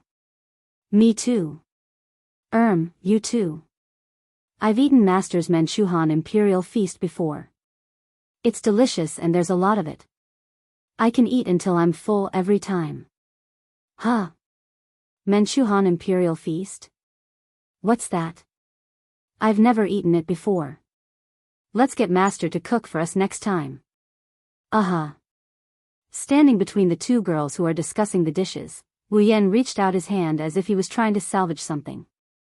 The smile on his face is a bit stiff and the grayness on his body is getting thicker. Taking a few deep breaths, Wu Yen glanced at the gluttonous duo who are immersed in their fantasies. He gave up on the idea of interacting with them and turned towards Hinajuku, Mikoto, and Kotori. Forcing a smile, he walked over to them. You too.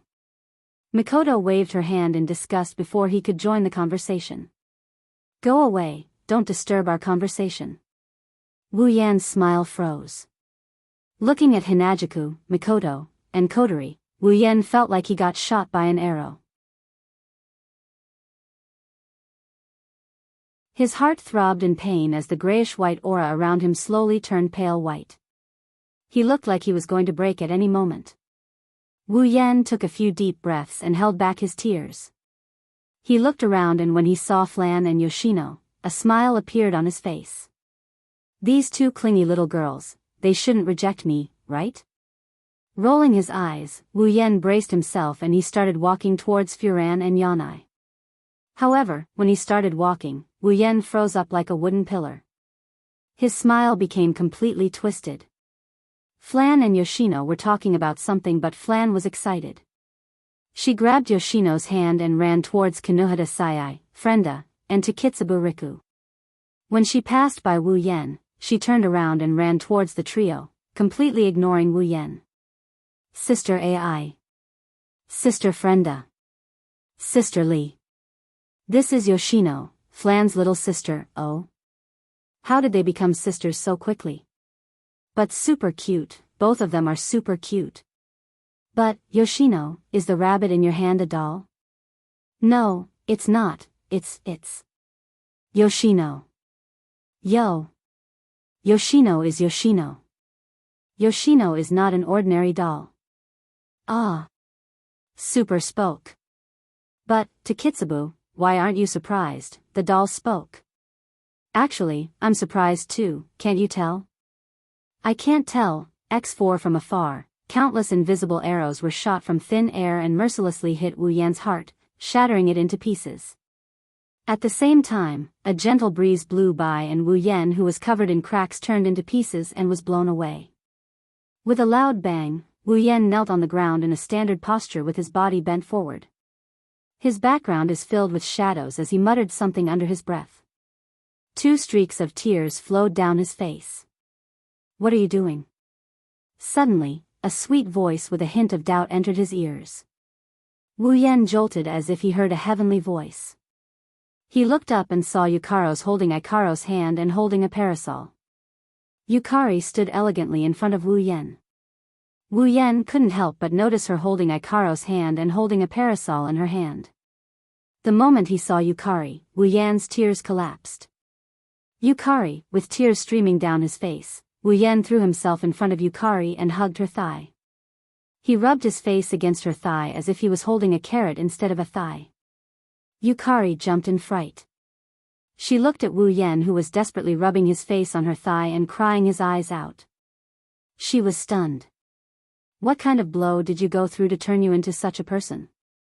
Stop. Stop it, stop it. Wu Yan said with tears streaming down his face. His words were full of vicissitudes of life, making people feel pity for him. Ikarosa's ear-like headwear moved slightly and she walked to Wu Yan's side. She reached out and patted his head like a saint comforting a child. It's quite a comical scene. Chuju, Mikoto, and Kotori, who were chatting happily, stopped and looked at each other. In the end, Kotori couldn't bear to see him like this. Aren't we being a bit too much? Kotori, you mustn't pity him. Mikoto stepped forward and said angrily. If you pity him, he'll take advantage of you. But, Kotori, you have to know that we have to do this. Chuju narrowed her eyes and said seriously. If we don't teach him a lesson, he'll definitely bring more girls back. Do you want to see him bring more girls back every once in a while? Kotori furrowed her brows. She doesn't mind this, but she doesn't want her group to be drowned in the sea of people either. Mikoto decided to strike while the iron is hot. That's why we have to teach him a lesson. He needs to remember that not everyone can be brought home. Home? Hinajuku and Kotori turned to look at Mikoto with a strange expression. Oh Mikoto, so you've already thought of home? Chuju teased. Mikoto's face turned red, she waved her hand and shook her head. I didn't. Don't deny it. Kotori looked at the two teasing each other and couldn't help but laugh. It's not bad, this feeling.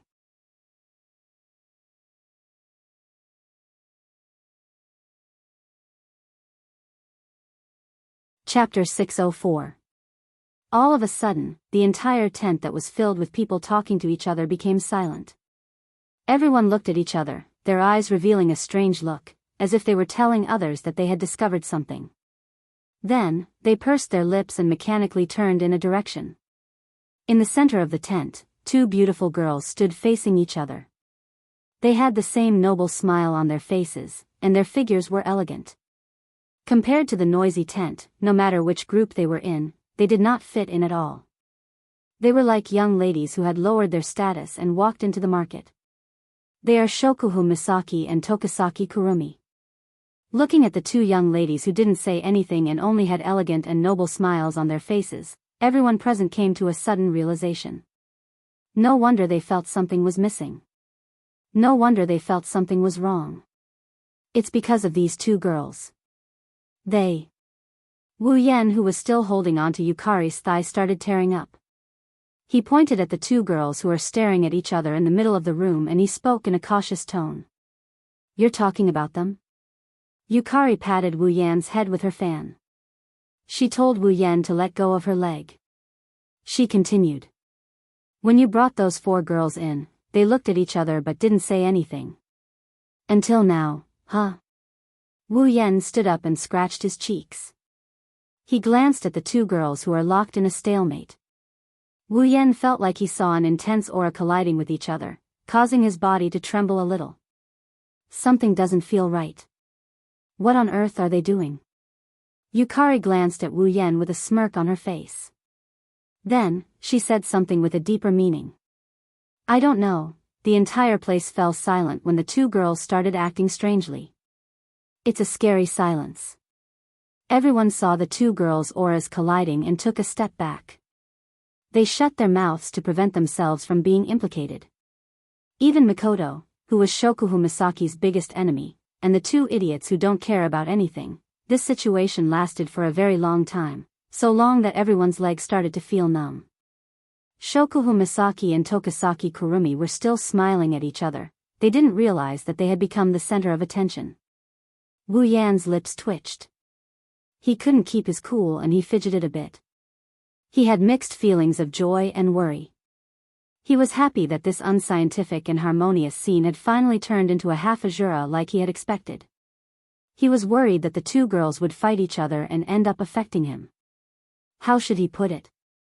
This kind of feeling only made him feel a kind of pain in the lower half of his body. There's always a feeling. Wu Yan laughed dryly. I have a bad feeling. At some point, Shokuhu Misaki and Tokisaki Kurumi finally broke the stalemate of looking at each other affectionately.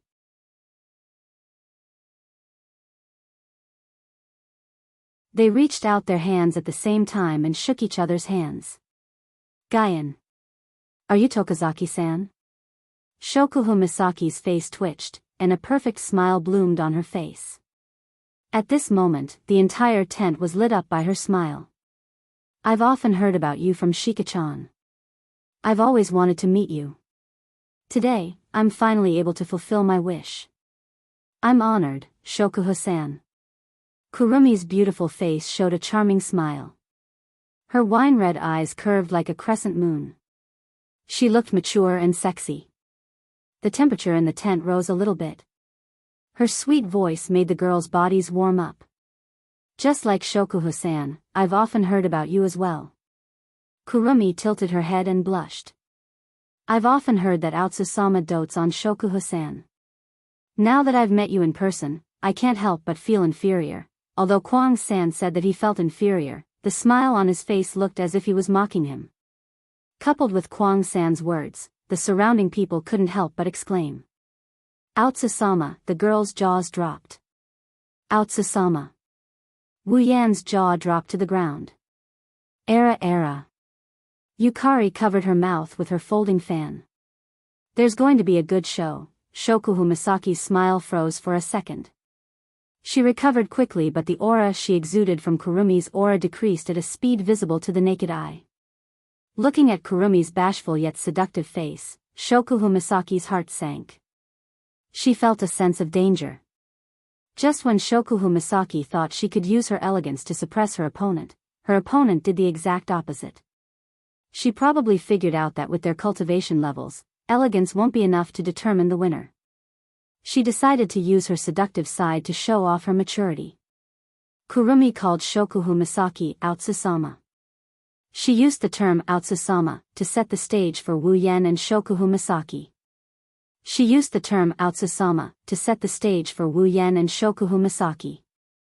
She used the term Aotsusama to convey her relationship with Wu Yan. She used the term Aotsusama to show everyone that she's Wu Yan's wife and Shokuhu Misaki is the one being doted on. This was also the most brilliant point.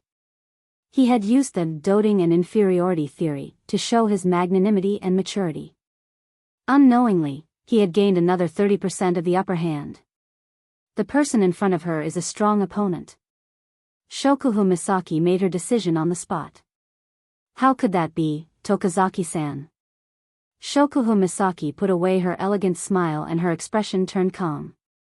She retracted her noble aura, but it's the aura of a queen. Tokazaki-san's appearance is top-notch. There aren't many who can compete with Tokazaki-san. Shokuhu Misaki's eyes lit up. She turned into the most noble person in the world. She's like an ethereal queen. Everything that belongs to her is the dirtiest thing in her eyes, including the seductive and seductive ones.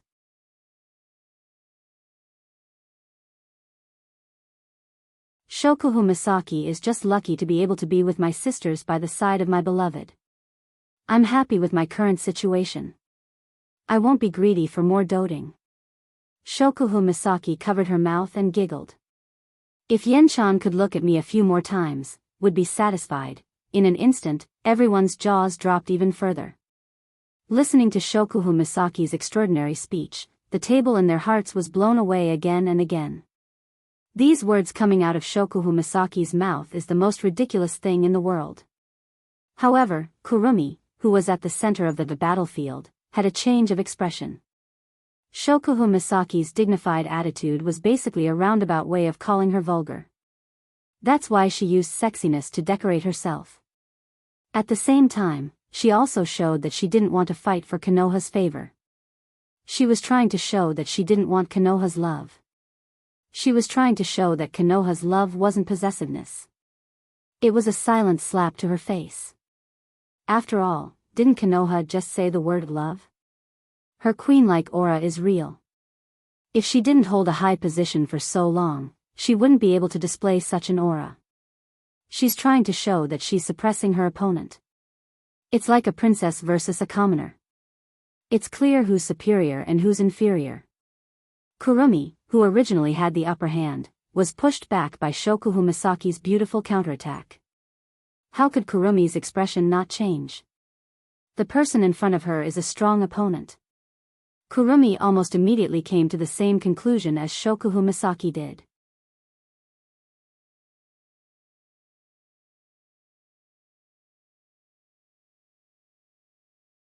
Chapter 605. Shokuhu Misaki and Tokasaki Kurumi immediately locked their eyes on each other.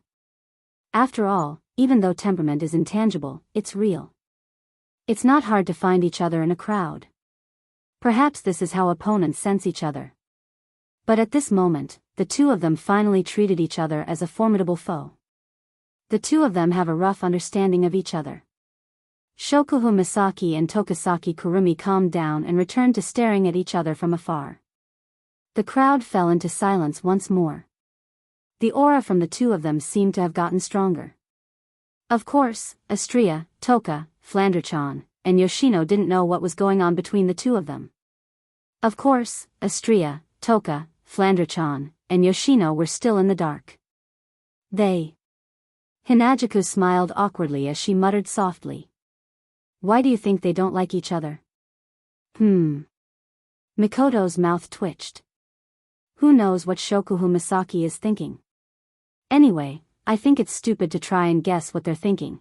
Kotori rolled her eyes and her lips curled into a meaningful smile. I think it's a good idea.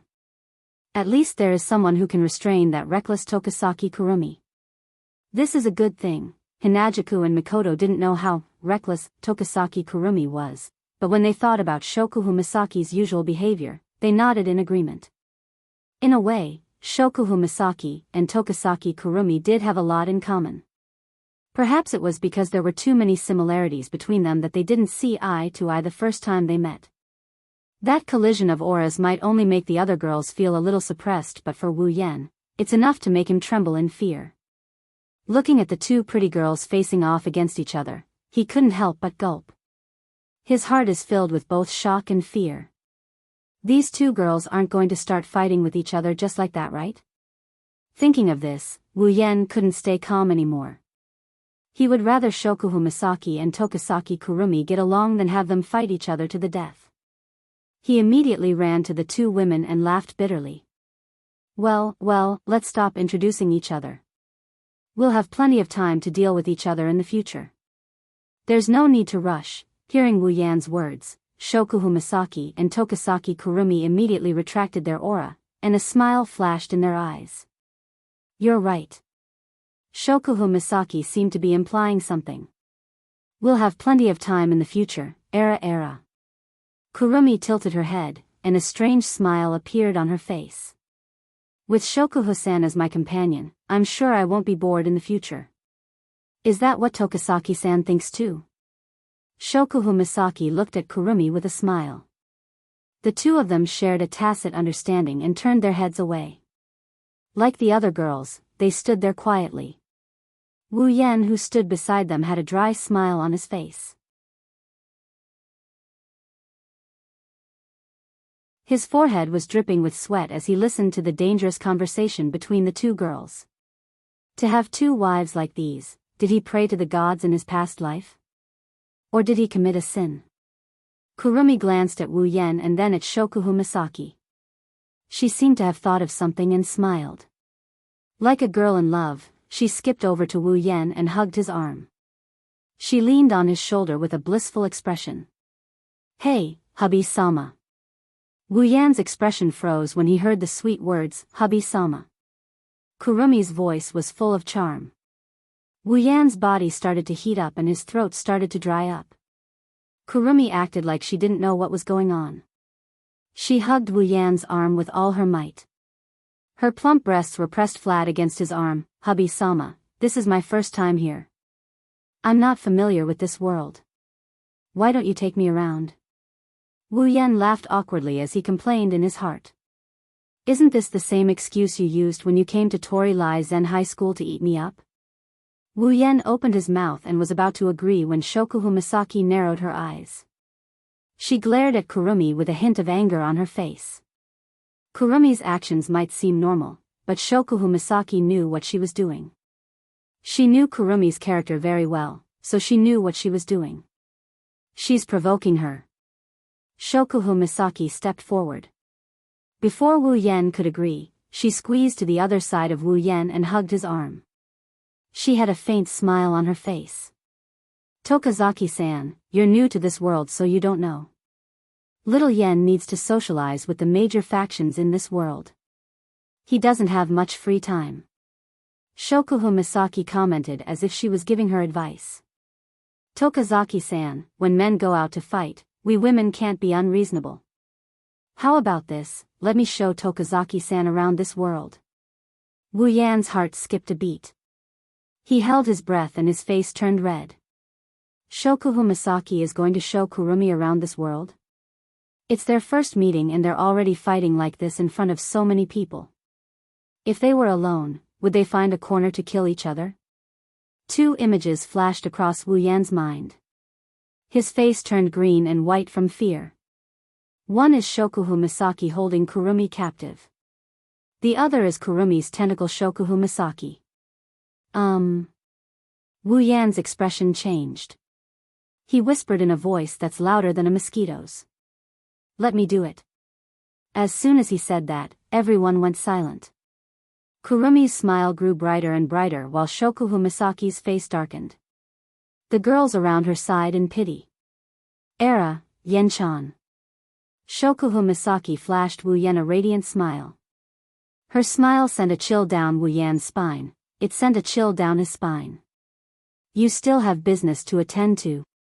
Shokuhu Misaki enunciated each and every word that came out of her mouth pierced Wu Yan's heart.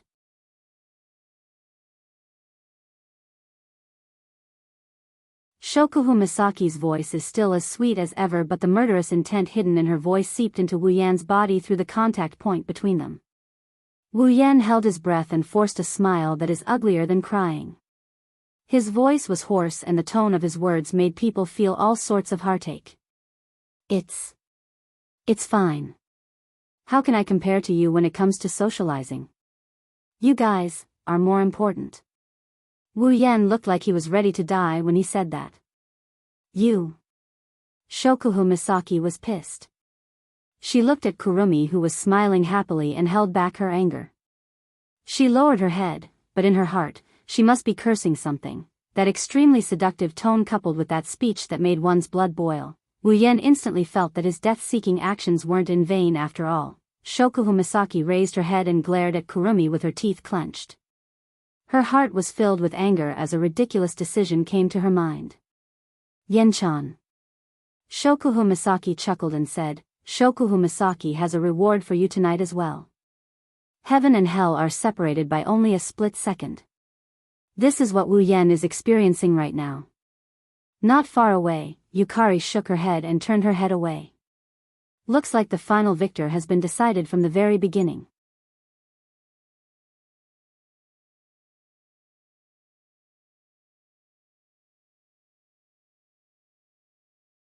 Chapter 606. Spalier World Academy, the top floor of the arena tower. This is an open-air platform with no signs of human activity. Aside from a limited number of people, almost no one in the entire Spalier World Academy knows about this place. The elders of the academy usually use this place as a platform to communicate with each other. Today, this place that was usually quiet finally welcomed a rare liveliness. Moreover, it was a real liveliness. The 12 elders of the academy will cast their projections here if they need to discuss something. They'll be able to communicate with the elders in other places. For example, when they need to discuss the birth of the Beast King or when they need to meet someone, they'll use this method to gather. For example, when they met with Wu Yan last time. Sometimes, the 12 Tier 9 powerhouses, the leaders of the 12 factions of the Spalier world will come here personally. Whenever they do, it means that something big is about to happen in the Spalier world. The appearance of the Beast King is something that will affect the entire Spalier world. Thus, the top floor of the Tower of Arena welcomed the arrival of the elders of the Board of Elders. 12 silhouettes silently appeared on the top floor of the arena tower. It's as if they've agreed to it beforehand. They slowly landed on the ground and gathered at the center. Naturally, they're the 12 elders of the academy. Is everyone here? A gentle voice came from a person wearing a crown in the middle of the room. It's like a spring breeze to the ears. It's the Emperor of Ailu. Since everyone's here, let's begin. The Emperor of Ailu glanced at the two crowned middle-aged men beside him. They're the Emperor of Baruba and the Emperor of Fea. After receiving a nod from them, the Emperor of Ailu turned to look in another direction. Old Lei, why don't you explain? The Thunder Monarch nodded, then took a few steps forward and nodded slightly at the elders around him in greeting. Everyone, I'm sure you all know what this meeting is about, right? Lei Wang spoke in a deep voice. Our guess is correct. The Beast King has indeed been born. Hearing his words, the group of elders revealed grave expressions, especially the three great emperors. Their brows were tightly knitted together, and they no longer looked at the Thunder King who was speaking. Lei Wang looked at everyone and spoke. He told them everything he's learned since he arrived at the Behemoth Forest. He also told them everything he learned about Bingling, Feifei, Sylph, Bingling, and Bishi when they entered the Behemoth Forest. He didn't hide anything from them. Lei Wang even told Wu Yan and Ko about how Lei Wang personally asked Wu Yan and Ko to protect Feifei. He didn't hide anything. When Lei Wang finished, the Ailu Emperor and the two elders looked at him with gratitude. After all, if Lei Wang didn't ask Wu Yan and Ko for help, their talented juniors would have died at the hands of the Beast King due to their little squabbles. However, due to the matter with the Beast King, they did not have the leisure to thank the Thunder King. Together with the other elders, they lowered their heads and muttered to themselves.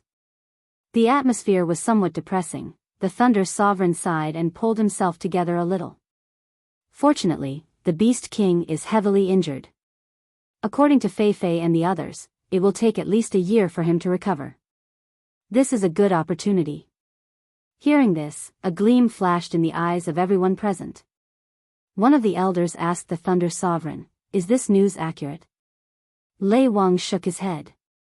"I'm not sure if it's accurate, but Feifei said it was Lord Z himself who said it." The moment the three words Lord Z rang out, the expressions of everyone present froze. Simultaneously, traces of fear flashed across their faces. Even though they were the closest existences to the demigod rank, it was also because of this that the 12 founding elders knew how powerful a demigod was. Even if all 12 of them attacked together, it would still be difficult for them to fight a powerhouse who had just entered the demigod rank, let alone fight to a draw or even win. But that Lord Z, with a flip of his hand, had beaten the Beast King, who had just entered the demigod level, to the point of being defeated and forced to flee. Such an existence was already not something they could imagine. The Ailu Emperor raised his head. Since this is Lady Z's assertion, then the credibility of it must be extraordinary. The Baruba Emperor hesitated. Although it was Lord Z's words, it's possible that he was overconfident and made the wrong judgment. After all, this is the first time he met the Beast King, right? He might not understand the Beast King's methods. That's not unreasonable. The Fey Air Emperor muttered. Perhaps, the Beast King has a way to recover quickly. As the Fey Air Emperor spoke, the 12 senior statesmen felt a headache coming on. No matter what, we have to do our best. We can't relax in the behemoth forest. The Ailu Emperor waved his hand and looked at Lei Wang. Old Lei, you should stay in the behemoth forest for now. Report to me if there's anything. Lei Wang nodded. Then, he frowned as if he thought of something. Shouldn't we go and ask those big shots to help us? Those lords. The elders instantly looked at each other. Immediately after, the 3 emperors laughed bitterly. Old Lei. The Ailu Emperor sighed. You think we haven't tried? It's just that the lords don't think it's time for them to make a move. It's not like you don't know that they won't make a move unless it's something that truly threatens the 3 empires. The 12 founding elders shook their heads and sighed with troubled looks. After some time, another founding elder stepped forward.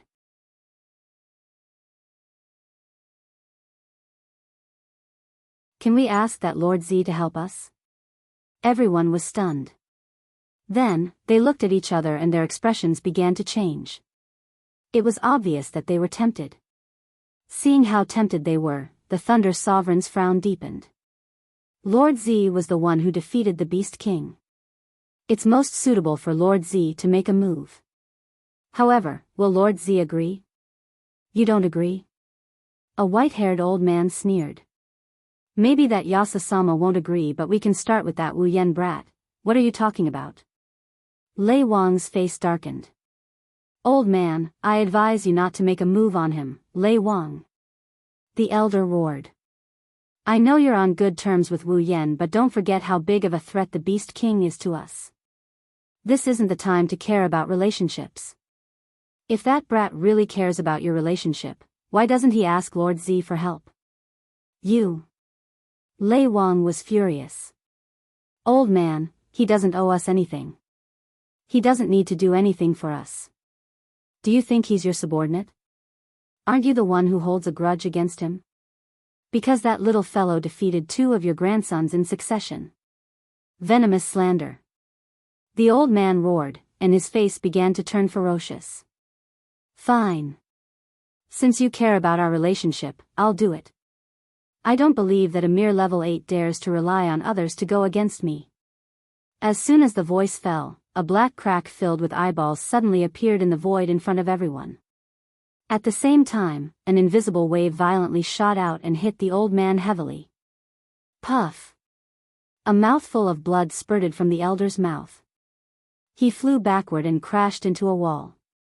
His head tilted and he fainted. What? The remaining 11 elders exclaimed in shock.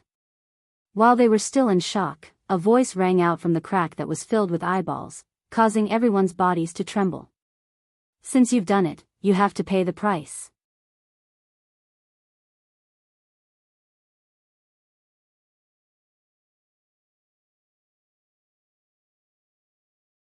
Chapter 607. Outside the behemoth forest, the campsite is filled with tents. Aside from the people coming and going, the campsite is full of tents.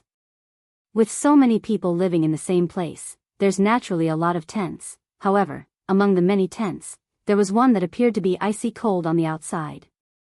However, the situation inside was enough to cause the icy cold temperature to rise by a few levels. On top of a blanket, 3 people are lying on top of each other, their bodies are intertwined in an ambiguous position. There's one man and two women, they're naked. This scene is enough to make people think. When Wu Yan woke up, he opened his eyes. The first thing he saw was Kurumi's beautiful sleeping face. Her long black hair draped over his chest, two strands of hair fell over her white body, one black and one white. It's a sight that's constantly touching Wu Yan's nerves. Next to him, Shokuhu Misaki is lying on top of Wu Yan's chest. Her beautiful face breathed in and out, her fragrance hit his neck, her messy blonde hair draped over Wu Yan's arm. At this time, Wu Yan is hugging Shokuhu Misaki, one of his hands is still on top of her. Wu Yan's body is full of explosive pleasure. Since he woke up, Wu Yan narrowed his eyes, his expression rippled. At this time, Wu Yan realized that his little brother is still inside Kurumi's body. Looking at Kurumi lying on top of him and Shokuhu Misaki sleeping beside him, Wu Yan's memory returned to last night. Yukari is right, the winner of the fight between Shokuhu Misaki and Kurumi wasn't Shokuhu Misaki or Kurumi, it was Wu Yan. Originally, Wu Yan didn't want the two women to fight each other, but because of this, he received a reward from Kurumi and Shokuhu Misaki, who didn't want to lose to Kurumi. It's all fate. With Shokuhu Misaki's personality, she shouldn't have agreed to sleep with Wu Yan with other women, but now, she took the initiative to sleep with him. From this, it can be seen how dangerous Kurumi is to Shokuhu Misaki. Kurumi didn't care about these things. Maybe, her feelings for Wu Yan are the only thing holding her back. Kurumi, who lost her dreams, is the most open-minded of them all. Otherwise, she wouldn't be lying in Wu Yan's arms with a rival she was fighting in the dark yesterday. In the end, these two women, who have similar personalities and differences, ended up benefiting a certain wolf for one night.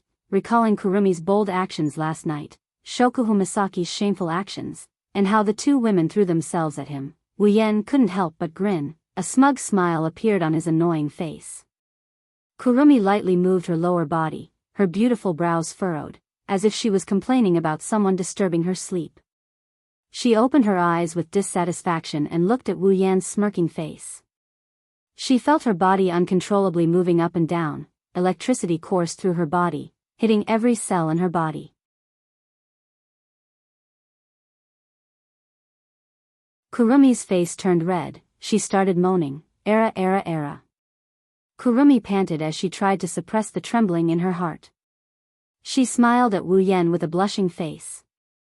"How Sama, you sure are energetic. Last night, we had a lot of fun." Wu Yan giggled. He calmly let go of Shokuhu Misaki and sat up. He hugged Kurumi's butt and started moving. "Good wife, are you looking down on your husband? Last night was last night, it's morning now. Your husband's body is soft, only one part of his body is hard. Do you need me to prove it?" "Ah." Kwang San's delicate body trembled as she let out a soft moan. She was gasping for breath. "Ugh. I'm all ready." "Ugh." Licking the corner of his lips, he tightened his grip on her perky butt. The frequency of his thrusts increased and the moans became even more frequent as well. Shokuhu Misaki seemed to have been woken up by Kurumi's moans. Her beautiful eyes were slowly exposed to the air without her eyelids. When she saw the scene in front of her, she was shocked. She closed her eyes at a speed 10 times faster than when she opened them and pretended to be a dead body. Again, Jusama is an exercise idiot. She used up all of her energy last night. This isn't admitting defeat, it's just taking a break. Jusama kept telling herself that as she listened to Kurumi's moans. When the sun is about to reach the top of their heads, Wu Yan came out of the camp. His face is like a hippopotamus. He's obviously in a good mood. After Wu Yan exited the tent, Shokuhu Misaki and Kurumi came out of their tents with smiles on their faces. Their movements were as graceful as ever. However, for some reason, their legs looked a bit wobbly. As soon as they got out of the tent, they saw Hanajuku and Mikoto talking about something in front of them. They quickened their pace and walked over. "Yo, good morning." The girls all choked and rolled their eyes at Wu Yan. They then looked up at the sky and asked if it's morning or not. Wu Yan laughed dryly. "Good morning." Yukari yawned while holding a parasol. She greeted Wu Yan. From this point of view, Wu Yan and Yukari are birds of a feather. They both like to sleep in, one is a vampire while the other is a monster, they're both nocturnal creatures. Wu Yan looked at the girls, he saw that they're all here. He paused for a bit and said, "Since everyone is here, let me tell you, we're going back to the academy today. Let's go back to the academy." The girls stopped in their tracks and looked at Wu Yan. "Yan, are we going back?" Chuju asked Wu Yan. Wu Yan nodded. "Now that the Behemoth Forest situation is more or less settled and the Beast King's matter has nothing to do with us anymore, there's no need for us to stay here any longer." Hearing this, the girls fell silent for a moment and felt that this was the case. Only Mikoto furrowed her brows. "Do we really have to go back?" Mikoto said reluctantly, causing everyone to be surprised. "What?"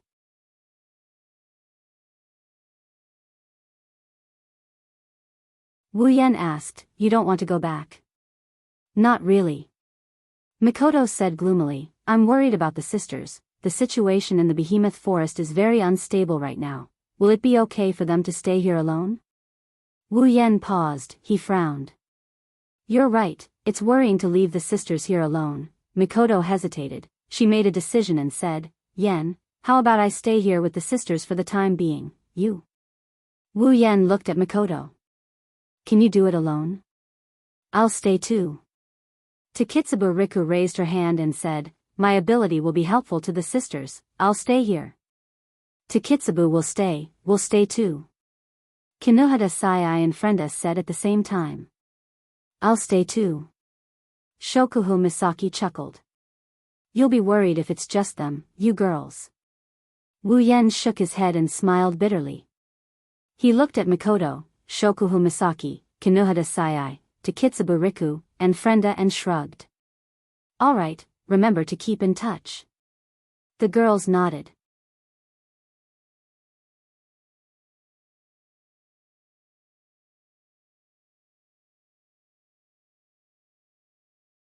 Chapter 608. Spalier World Academy, Villa District. It has been 3 days since Wu Yan's group left the Behemoth Forest and returned to the Spalier World Academy. After Mikoto, Shokuhu Misaki, Kinohata Sai, Frenda, and Takitsubu Riku parted ways, Wu Yan, Chuju, Ikaros, Astria, and Flandre-chan brought Yukari, Kotori, Kurumi, Toka, and Yoshino back to the academy to participate in the entrance ceremony. With the addition of the 5 special students, the group of 10 returned to the villa area and resumed their peaceful life in the academy once again. Since Shokuhu Misaki, Kinohata Sai, Frenda, and Takitsubu Riku didn't return, Astria didn't want to live alone, so she moved into Wu Yan's villa. Kotori, Kurumi, Toka, and Yoshino lived under the same roof as Wu Yan in the date battle world. Yukari also didn't want to live alone. She didn't want to live alone, so the villa gained a lot of life despite the absence of Mikoto. When they arrived at the academy, Wu Yan removed the seals on Kotori, Kurumi, and Toka. "There's no AST here, there are no weak and powerless mortals. Instead, there's no power here. This is the strangest part of this place. There's no need to hide their powers like in the date battle world. Here, Kotori, Kurumi, and Toka can show off their powers without fear of repercussions. Here, Kotori, Kurumi, and Toka can show off their powers." This made the 3 elves very happy. They can show off their power to their heart's content and live openly under the sun. There's nothing more exciting than this. Of course, Yoshino is an exception. No matter the world, Yoshino is a kind person. He doesn't want to bring pain and fear to others. It doesn't matter to Yoshino whether he has power or not. Fortunately, Flandre-chan was the same. She didn't really care about whether she had her powers sealed or not. Plus, the 2 girls looked to be around the same age.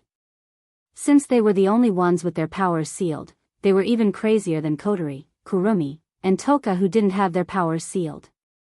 Naturally, Flandre-chan was the one leading the way. Now, Kotori has overcome the side effects of using elven power with the help of the system item. Although the sealing bracelet can't be removed for life once worn, it doesn't matter to the 3 elves in the Spalier world. Wu Yan didn't seal their powers anymore. Without the shackles of cowardice, the 3 elven girls developed a strong interest in the Otherworld's academy. Under Violet's lead, they thoroughly toured the entire academy in 3 days. They even went to the arena tower. Because of this, the rumor of the new students creating new glory once again spread throughout the entire academy. For a time, the 4 beautiful new students became the center of attention in the academy. Of course, Kotori, Kurumi, and Toka are all above level 70, which means they're close to the peak of Tier 8.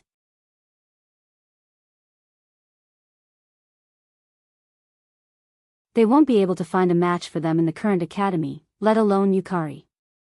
Let's not talk about the academy, there might not be many who can match her in the entire world. What was worth mentioning was that Violet seemed to be very excited about becoming a student. She wore that special student uniform all day long and wandered around the entire academy. Even when she encountered some restricted areas, she would directly open a gap and break in. She was having so much fun that even now, her excitement had yet to subside. According to Yukari, it's an interesting world, an interesting academy, and interesting experiences.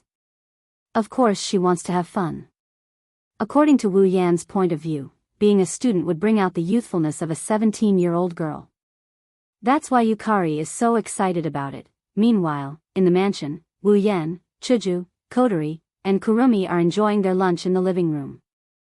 Ikaros is standing beside Wu Yan with a teapot in her hand, acting as his nanny. Flander-chan and Yoshino are sitting on the floor, they seem to be playing some interesting game. Only Astria is complaining about something to Toka. He bitterly smiled when he saw Astria glancing at him from time to time while Toka glared at him with an indignant look on her face. The reason for this is because Wu Yan gave Astria a beating. Astria is the current number 1 student of the academy and Wu Yan has a mission to compete for a spot in the ranking. It's inevitable for him to get into a fight with Astria.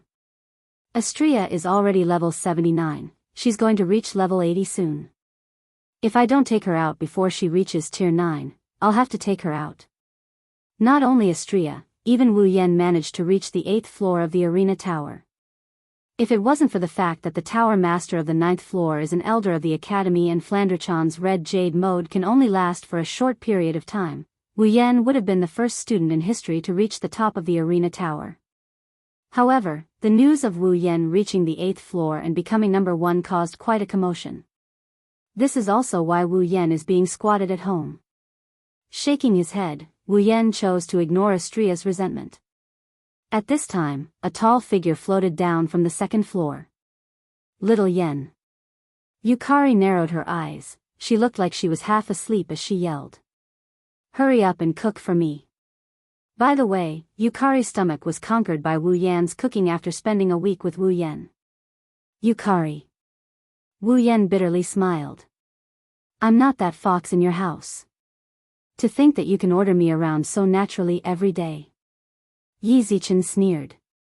Aya, Azura's cooking isn't bad but it's not as good as yours.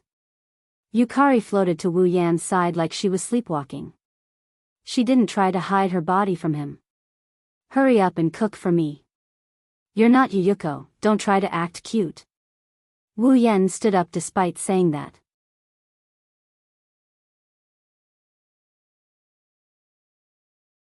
Yukari couldn't help but giggle when she saw this. Suddenly, Violet's expression changed slightly. Her tall and slender figure began to dim at the same time, and gradually became transparent. Yukari. Wu Yan jumped in fright. The girls who were doing their own things were also shocked. They all jumped up and yelled. What's going on? Oh. Yukari's dazed expression disappeared and a shrewd smile returned to her face. However, there was a trace of helplessness on her face. Looks like it's about time for the power of cultivation realm to last, Yukari. Everyone's expression darkened when they saw Yukari's body slowly disappearing. Although they had only been with Purple for a week, many of the girls had already developed strong feelings for Purple during that time. Now that Yukari is going back, none of them are willing to part with her. Taking in everyone's expressions, the smile on Purple's face did not change, but it became much gentler. Everyone treated Yukari this way, but she treated them the same way too. In this 1 week, she didn't have to worry about Fantasy Village, the barrier, or the mutation. She only had to live a carefree life and everyone's sincere companionship. Yukari has long regarded these people as her most important friends. They were as important as Yukari, Yukari, Yukari, Yukari, and Yukari. Yukari also couldn't bear to part with them. Little Yen, everyone. Violet waved her hand at everyone and put on her most radiant smile. See you next time. Goodbye, Yukari. Z nodded with a light smile. Her figure disappeared from where she stood.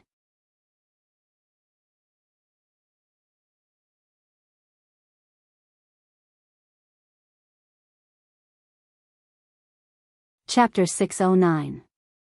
As Z's figure slowly disappeared from the spot, an oppressive atmosphere pervaded the entire villa. Everyone present lowered their heads in silence as they looked at the spot where Z had disappeared. They remained silent for a long time. Oniai-chan. Flander-chan held Wu Yan's hand and buried her head in it. He couldn't see her expression, but he could hear her soft voice. Will we see Yukari again? Yukari. Wu Yan regained his senses, but he didn't look away. He reached out and patted Flander-chan's head. Yes, we will definitely meet again. Although his voice was soft, it was not difficult to hear the determination in it. Flander-chan lifted her head and smiled. The other girls followed suit and the oppressive atmosphere disappeared without a trace. Wu Yan forced a smile and looked at the spot where Yukari disappeared. He slowly opened his hand. A drop of blood with strange energy was floating on top of his palm. This drop of blood had flown into his hand from where Amethyst had disappeared.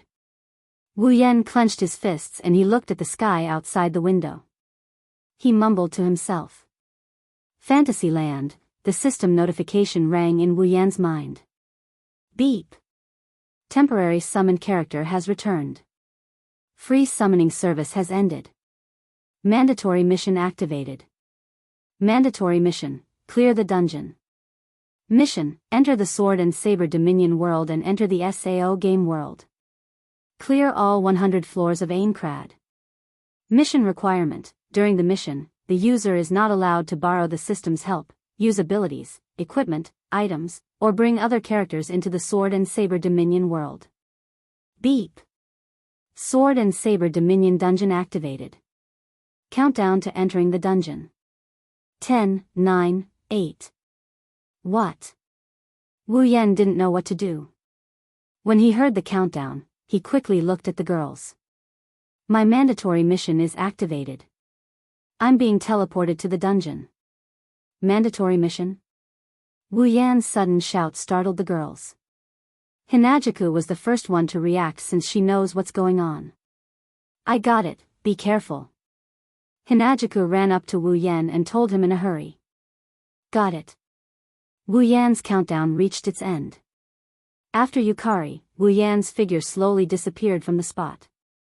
The disappearance of two people in succession made the women feel very uncomfortable.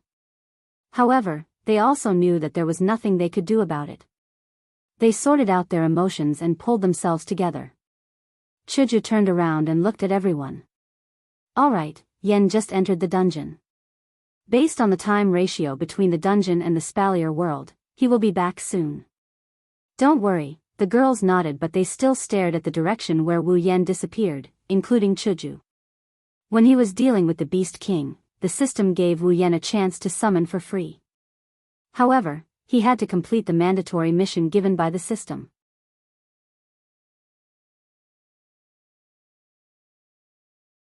Although the summoning could only last for 10 minutes, under Violet's intervention, the 10 minutes had been extended to a week. Yukari has returned after a week. The mandatory mission given by the system was given at the same time. Thanks to Yukari's intervention, Wu Yan had a week's time to summon Kodori, Kurumi, Toka, and Yoshino.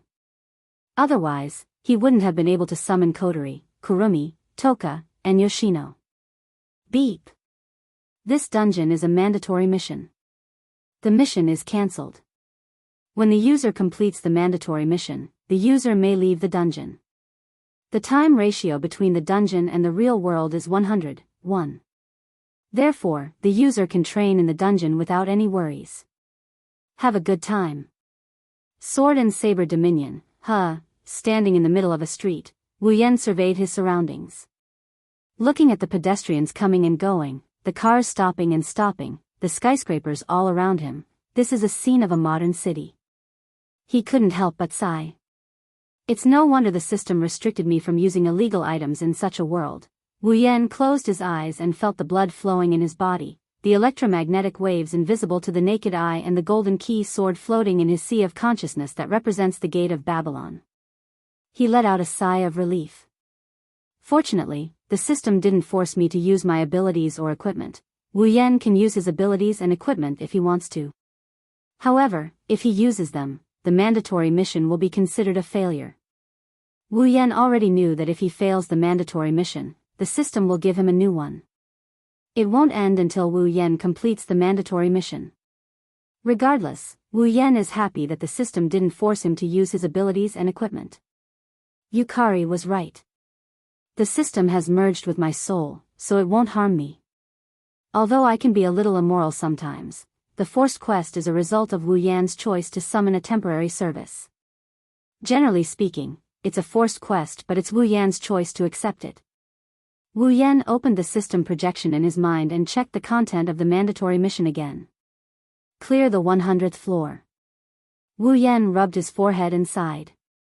That's a feat that even the protagonist of the original work couldn't accomplish. In the original work, clearing SAO wasn't a normal strategy. The main character, Kuretani, discovered the true identity of the creator of SAO, Kayaba Akihiko. Due to that, the final battle was brought forward.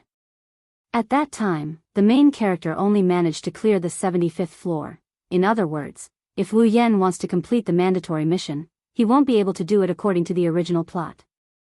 Not only that, he also has to find a way to hide Kayaba Akihiko's identity.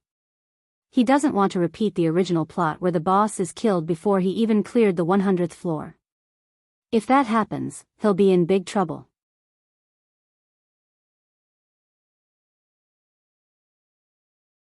Well, I guess I don't have to worry about that for the time being. Wu Yan put down his hand and looked at the front blankly. The problem is, how am I supposed to get a gaming helmet? How am I supposed to play without a gaming helmet? There's also the connection and the connection. Perhaps the system sensed Wu Yan's worries. It kindly reminded him. User, when you want to enter SAO, you only need to apply to the system. Apply to the system to enter? Wu Yan opened his mouth in surprise. System, you have such a function? The system ignored Wu Yan and continued to remind him. The system can provide the user with a connection function. When the user applies to enter SAO, the system will automatically connect the user, provided that SAO is open. Okay, this saves me a lot of time. Wu Yan chuckled and suddenly remembered something. By the way, system, the infinite armory ability is a skill, and the method of using it is directly instilled in me in the form of memories. Using the skills from the infinite armory in SAO shouldn't be against the rules, right? Or do you want me to not bring the memory into the game? The system paused for a while, but it quickly reminded him again. Skills are obtained by instilling memories into the user. It belongs to the user's own ability. It's not restricted by the system's rules. Wu Yan's lips curled up when he heard the system's words. With the infinite armory ability, it's a piece of cake for him to win a game. Well, let me enjoy the life of a game for once. He looked around and after confirming a direction, he started running towards it. The time he entered the dungeon is the day before the storyline starts, which means tomorrow will be the opening day of SAO.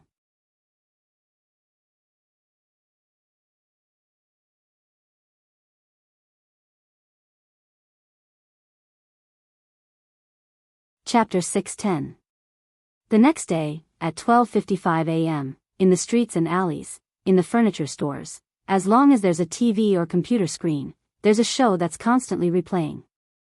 There's only one theme, and that's SAO. As a game that allows players to directly enter the game world and experience life in the game, SAO has attracted the attention of everyone, including those who like games, those who don't like games, those who are interested, and even those who are not interested. Now, as long as you walk on the street, you'll hear about SAO. Almost everyone is talking about this game. SAO's activation time is 1300 hours AM, which means that SAO will be activated in 5 minutes. Everyone who is holding the SAO connection tool in their hands is looking at a corner marked with the time, including Wu Yan. In a deserted house, in a shabby room, Wu Yan leaned against the wall with his eyes closed. Although he's not wearing a game helmet, after he applied to enter SAO, he closed his eyes and the scene in front of him is no different from those who are wearing a game helmet. Wu Yan spent the whole day yesterday looking for a temporary place to stay because he doesn't want to be treated as a victim and sent to the hospital after SAO closes. Therefore, he ruled out places like apartments, dormitories, and other places. As long as there are people around, he won't choose a place to stay. In the end, this shabby house became his target. According to Wu Yan's information, this house has been abandoned for at least 5 years. It's also known as a haunted house because almost no one ever enters this place. No one even knows who the owner is. This place is undoubtedly the best place for Wu Yan to settle down. After all, he'll be staying in SAO for at least 2 to 3 years. Speaking of which, we have to talk about the true meaning of SAO. Although SAO is a game, it's not a joke. After logging into the game, players will not be able to log out of the game after 4 to 5 hours. The only way to leave this world was to defeat the boss on the top floor of Aincrad, which was the 100th floor. That was the only way to leave this world. Also, in the game, if a player takes off their helmet, their brain will be destroyed by the high-energy waves emitted by the helmet. Similarly, if you die in SAO, you won't have a chance to respawn. Once you die, the helmet will immediately destroy your brain tissue. This is a real death game. Of course, all of this has nothing to do with Wu Yan. He's not wearing a helmet anyway, and even if he does, his brain won't be damaged. Even if his brain is damaged, he's still a true ancestor, who can threaten his life. Plus, he has infinite mastery, so there's no telling if he's going to die in SAO or not. Looking at the countdown timer in the corner, he pursed his lips when it reached 12:59. Sigh, I haven't eaten for a long time. Although I don't need to eat as a true ancestor, I'm still hungry.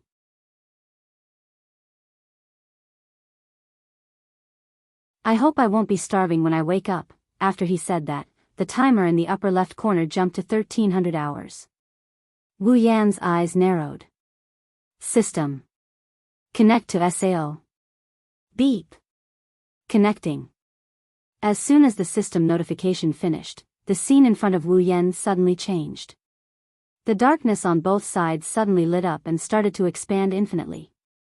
At the same time, a series of data links flashed in front of his eyes, and the word OK kept flashing. Finally, the scene in front of him turned black. Wu Yan felt like he regained control of his body. The darkness in front of him made Wu Yan open his eyes. An antique building with a Western European style appeared in front of him. The sky was blue, the clouds were white, the trees were green, and the air was fresher than the real world. A breeze blew past Wu Yan's body, making him squint his eyes in satisfaction. In the surroundings, one figure after another flashed repeatedly under a series of illusory flashes. In a short moment, an innumerable sea of people flooded this area. Although it wasn't to the point of being crowded, the rumbling noise told everyone exactly how many people there were here. This is SAO? A game world? Is this for real? It's so real. Haha. What a beautiful environment. This is a great game world. Saw. Wait for me to conquer you. One after another, excited shouts came out from the surrounding crowd and soared into the sky. In the blink of an eye, the place that was still incomparably quiet was filled with noise. Wu Yan sighed as he looked at the excited faces of the players. He wondered what their faces would look like when they find out they've entered a death game world. Wu Yan shook his head and patted his face. He walked into the city. There were rows upon rows of towering buildings in the city. All the buildings in the city were of an ancient style, as if they were carved out of giant stone. The streets were bustling with people coming and going. This is Aincrad's first floor's town of beginnings. It's a town built on a grassy plain. Every passage leads to different areas, towns, villages, and even monster areas outside the town. Good level 1 novice sword. Its attack is 50% higher than the system weapons. 2 COR coins. Only 3 of them. They're sold out. Come take a look. Self-made recovery potion. 1 CR coin for 2 bottles. You can kill monsters and PK them all. Come on, come on. Don't miss it. Bring me. Come on. Anyone want to kill monsters in a group? Let me join you. Bro. Do you want to form a group? I'm good at tanking, killing monsters, looting, but I don't know how to slack off. Let me join you. Listening to the screams and shouts around him, Wu Yan sweated profusely. He didn't think that a 2D game could be so ridiculing. Every newbie who just entered SAO has 10 CR as their starting capital. Many people went to the stalls to buy equipment and potions.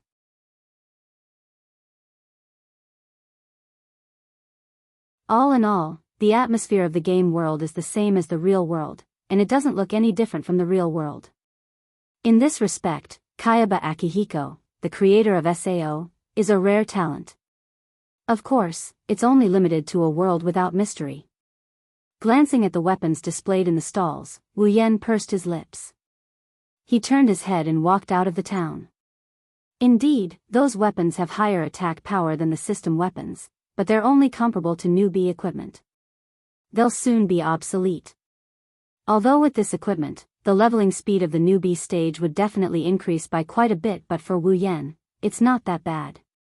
If the weapon's attack power isn't high enough, he can make up for it with his skills. He's going to kill monsters anyway, so he'll get a good weapon sooner or later. Using the same action as when he summoned the system, he opened SAO's system interface and checked his personal status. Looking at the complicated basic values, Wu Yan's head spun and he almost died. Wu Yan couldn't help but complain when he saw at least a dozen lines of stats.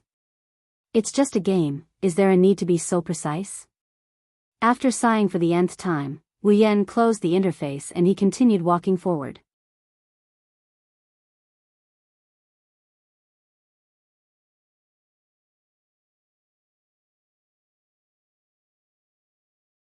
Chapter 6:11.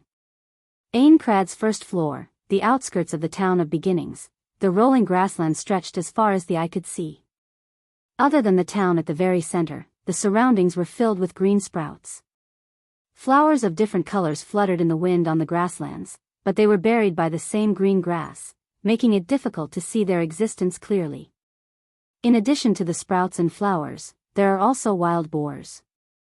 They're purple in color and they're walking back and forth in the prairie as if they're not pigs, but sheep. Of course, these wild boars aren't bad. At least, compared to real-world pigs, their bodies are much cleaner. Their purple fur is bright and shiny, it's like they're taking care of themselves every day. They'll look good enough if they're brought back to their homes. Coming out of the town of beginnings, the first thing he saw was a sheep herding, no, a pig herding scene. Wu Yan couldn't help but complain. He felt like his worldview was being destroyed. In the end, he could only console himself by telling himself that this is a game. Perhaps it was angered by Wu Yan's disdainful look. The closest pig to Wu Yan suddenly turned around and stomped on the ground like a mad cow. Wu Yan couldn't bear to look at it anymore. It's fine if you're a sheep, but a cow? Are you still a pig? The wild boar opened its mouth and roared. It finally looked a little like a pig. With 2 sharp teeth, it charged towards Wu Yan. How should I put it, it's really slow. Wu Yan facebombed as he waited for the wild boar to get close to him. To him, the speed of this wild boar is too slow, it can't even compare to a Tier 1 magician. He doesn't need to be serious at all, he can deal with it as if he didn't see anything. It's because of this mentality that Wu Yan met his tragic end. He's forgotten that the body in the game is just a virtual body. It's not as strong as his ancestor body. Whether it's strength, defense, or speed, Wu Yan's body is no different from a normal person. Even though he brought his battle-hardened consciousness into the game, his body can't keep up with his consciousness. Thus, when Wu Yan tried to sidestep the boar in a carefree manner, his body felt like it's being weighed down by a dozen mountains. He didn't feel the weight, but his speed was so slow that he barely moved his body before the boar came crashing into him. Bang! With a muffled sound, the wild boar came into close contact with Wu Yan's belly. Wu Yan's eyes bulged out, his body bent over and his mouth opened wide. He couldn't help but spit out a mouthful of saliva before he was sent flying. I was hit by a pig, his mind is filled with this thought. His body is parallel to the ground as he slowly flew out. It wasn't until he was about to hit the ground that he regained his senses. He used his hand to support himself on the ground and flipped his body in the air. His feet touched the ground and he slid backwards.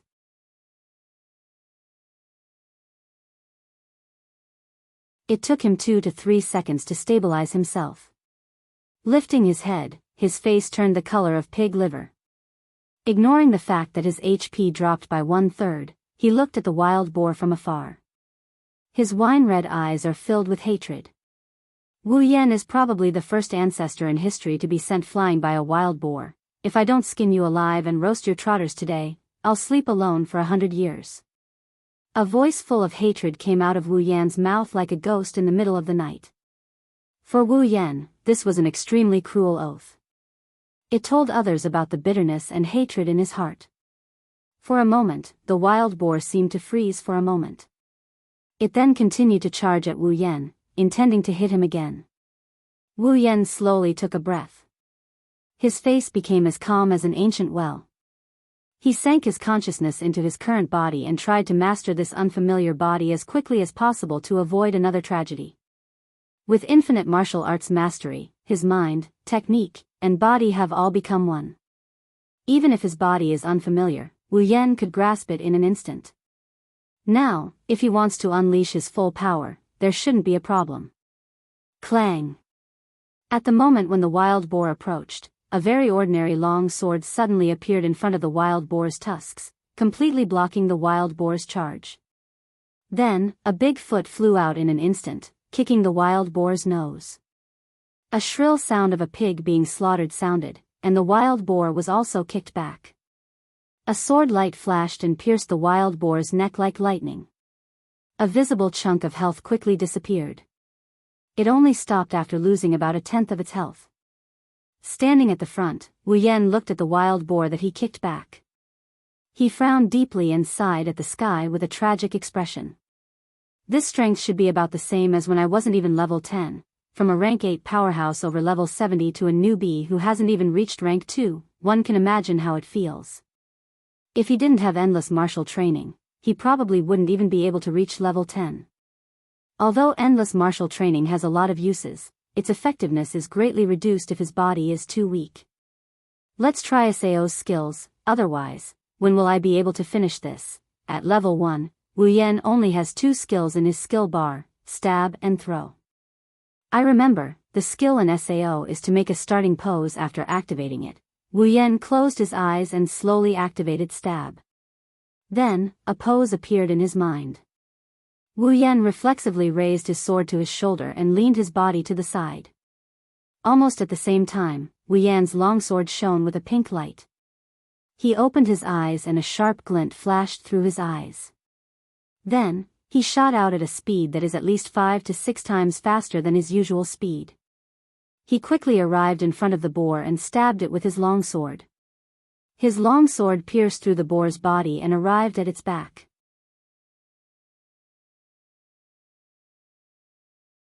A wound appeared on the boar's body, and its health immediately dropped.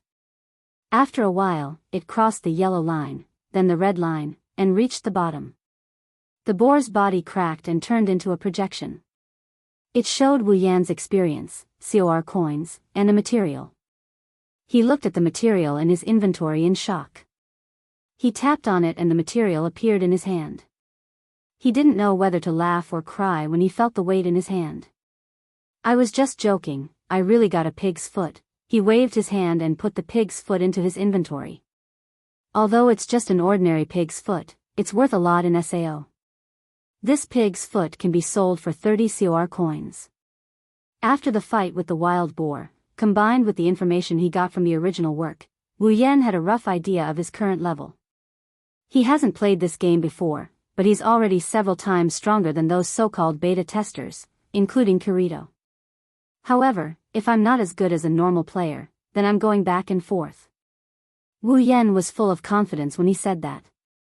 He almost forgot that he was hit by a boar a moment ago. After sorting out his current state, Wu Yan lowered his head and pondered. His eyes immediately looked at the boars that were walking around. There are about 3 hours left until SAO cancels the logout command and turns into a death game. It would be a pity if he didn't use these 3 hours to level up. 3 hours later, in a square. Wu Yan looked at the terrified and horrified faces of the players around him. He looked at the giant who explained the rules of this death game to him. The giant who called himself Kayaba Akihiko is disappearing. Wu Yan pursed his lips and walked out of the town.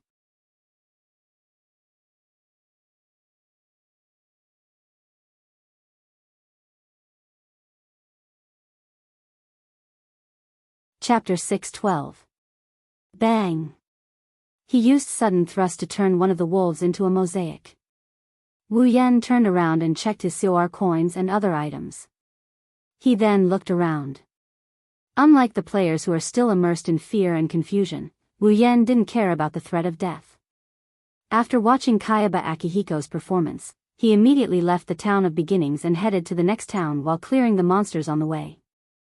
Wu Yan knows that by the time the players recover from their shock and fear, killing monsters would become one of the most contentious activities in the game. In order to survive in this world, the only way for the players was to constantly strengthen themselves. Leveling up, hunting for treasures, equipment, tools, anything that could strengthen one's strength would become a luxury. And there was only one way to obtain these luxuries, and that was through these monsters. In other words, the monsters would become a hot commodity that would constantly attract players. When that time comes, the monsters would become something that everyone would have to fight over. Therefore, Wu Yan wants to increase his level as much as possible before the players recover from the shock. After all, this world is also unfamiliar to him. However, it's almost midnight since Kayaba Akihiko's explanation. Shouts and shouts could be heard in the wilderness. Flashes of skills could be seen in the darkness of the night. It was clear that some players were beginning to face reality. Let's end it here. Wu Yan muttered as he looked into the distance. There, a town slightly bigger than the town of beginnings is slowly glowing in the dark.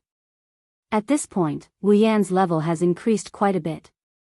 Compared to the other players, he's a lot stronger. Plus, he's very skilled. Every monster can't even last a second against Wu Yan. In order to maintain this state, Wu Yan has been fighting for several hours. One can only imagine how high his level is. I wonder what level the original protagonist Kirito is at right now? With this thought in mind, Wu Yan tidied up and walked towards the town. Right now, most of the players are still in the town of beginnings. Aside from the beta testers, there's not enough time for the newcomers to understand the game. Naturally, there's not a single player in this town that's quite far away from the town of beginnings. Of course, it's impossible for there to be no one in the town, but they're all NPCs. Even though it's night time, the town is still very bright. It feels like a city of the night. After entering the town, Wu Yan found a shop and stopped by. I want to exchange all of these for COR coins. Wu Yan didn't say much to the NPCs. He laid out all the loot he got from SAO on the shop floor. Some of them are pelts that can be used to make armor and special items.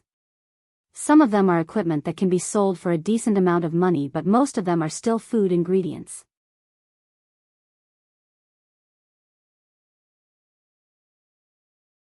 Ingredients shouldn't be that easy to drop, but Wu Yan's loot is mostly ingredients. He doesn't know if he's lucky or not. In Wu Yan's mind, the NPC in front of him would just exchange his items for COR coins. Who knew? After looking at his items, the NPC said something else. Sir, you seem to have a lot of ingredients in your loot. Did you get them from monsters? Wu Yan paused for a second, then he nodded. Seeing this, the NPC sighed. It seems like you have a high drop rate for ingredients.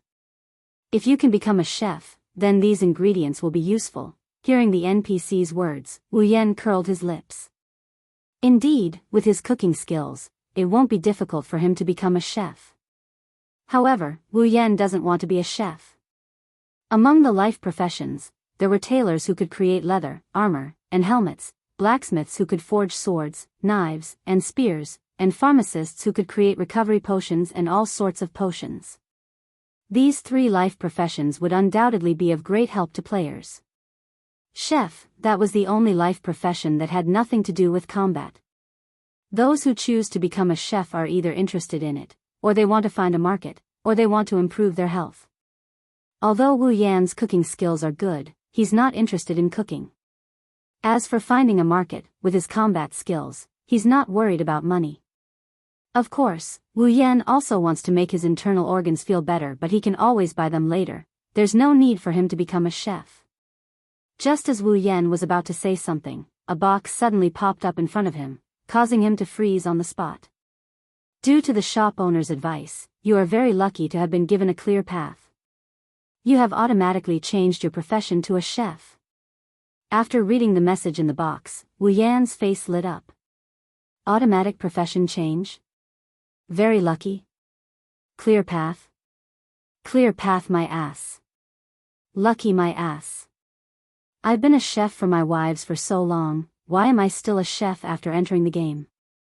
It's a forced profession. Do you even give me human rights?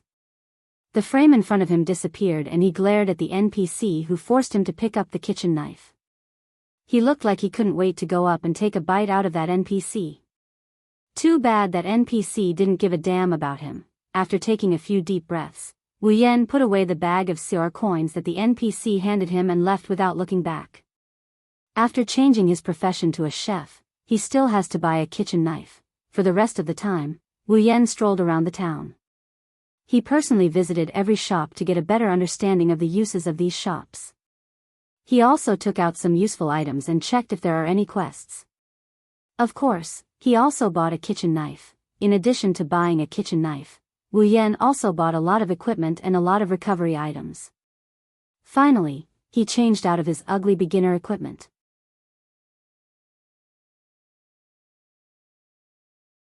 When he walked out of a clothing store, Wu Yan's outfit had completely changed. A black coat wrapped around Wu Yan's upper body, and the equipment under it couldn't be seen clearly. The coat was like a cloak, and there were ribbons that fluttered between the arms, the hem, and the waist. It looked very casual, but there was a hint of coldness. A black greatsword with a standard handguard was carried on Wu Yan's back. It matched perfectly with the black coat, so it didn't look out of place. The blade of the greatsword was about half the width of a palm, which was similar to a normal sword, but it was about 1.7 meters long from Wu Yan's shoulder to his heel. It was quite long. This greatsword was not bought from a shop, but dropped from a monster. Moreover, the shops run by NPCs would not be able to sell such an eye-catching weapon, and the quality of this greatsword was dozens of times better than the weapons sold in normal shops. Its name was Sky Gazer. With the rating of this greatsword, it was more than enough to be used until level 30. This was from Wu Yan's perspective. If it were a normal player, they wouldn't be able to use it until level 30.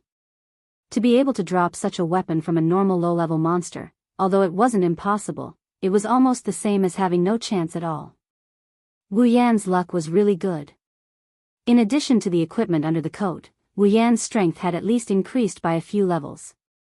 Touching his handsome outfit, Wu Yan's lips curled up. My leveling speed can be increased by quite a bit. After saying that, Wu Yan lifted his feet and walked in the direction of the inn.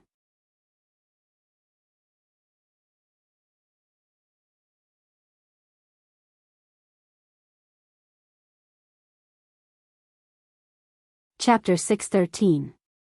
Originally, the hotel was set up as a place for players who were tired of playing the game to pass the time. It was also a place for people to exchange information and discuss matters. The rooms of the hotel were completely used for decoration. After all, no one would sleep directly in the game. But now, SAO has become an alternative reality. Although there are rooms in the game, for players who have only been in the game for less than a day, they don't have enough money to buy one. Therefore, the hotel room has become an indispensable factor in SAO. Since Wu Yan left the town of beginnings early, he is the first customer to occupy a room in the hotel. Before he went to sleep, there was not a single player in the hotel. The next morning, when Wu Yan walked out of his room, he didn't see a quiet corridor. Instead, he saw people coming and going one after another. Seeing this, Wu Yan paused for a moment, then walked downstairs as if nothing happened. Obviously, most of the players have begun to face reality, and as a result, the number of people in the hotel increased overnight. The ground floor of the hotel was a place similar to a bar or restaurant. There were tables and chairs set up to serve the players who came in. Walking down from the second floor, the first thing they saw was a crowd that was even denser than the first floor of the hotel. Players were huddled together and talking about something. Vaguely, they could see a trace of sadness on their faces. After all, this is a world where people can die at any time. Moreover, almost everyone here had their own family members waiting for their return outside. Sweeping his gaze over everyone, Wu Yan walked down the stairs without stopping, appearing in front of the crowd. The entire hotel went silent in an instant. Everyone looked at Wu Yan one by one. When they saw Wu Yan's cool coat and the obviously expensive weapon on his back, they subconsciously lowered their voice and looked at Wu Yan in a daze. Under everyone's gaze, Wu Yan walked to a table with an expressionless face, sat down casually, poured himself a free drink, and began to slowly drink it. In the eyes of the other players, his actions had turned into a form of intimidation. Who is that person? His equipment seems to be very high level. To be able to equip such equipment, this person's level must be very high. He must be an expert. It can't be. SAO's server has only been open for less than a day. How can someone get such equipment? Even if you're lucky, there's a limit to it. That's not necessarily true. Maybe he's a beta tester who knows first-hand information about SAO. It's only natural for him to be able to get good equipment. As soon as he said that, the players who were pointing and whispering suddenly became silent. Then, pairs of unfriendly, angry, and jealous eyes were cast on Wu Yan. Beta testers, as the name suggests, are a group of players who played SAO during the closed beta.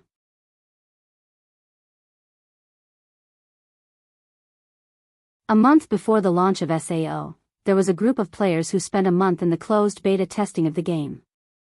It was said that they cleared a lot of floors, and they can be considered as veteran players of SAO. Now, SAO has officially opened, and it's a death game. It's undoubtedly a nightmare for new players, but for those who have played SAO before, they have a huge advantage. After all, they have played SAO before. It's the second day in SAO. Not only the players began to cheer up, but the beta testers also began to rely on their first-hand information to maximize their strength. The beta testers know where to receive quests, where to get good equipment, how to attack monsters, their weaknesses, etc. Just like those transmigrators who were reborn in the past, they have advantages. It's not hard to imagine that most of the top players in SAO will be the beta testers in the future. Unfortunately, being a beta tester doesn't only bring benefits, but it also brings negative effects.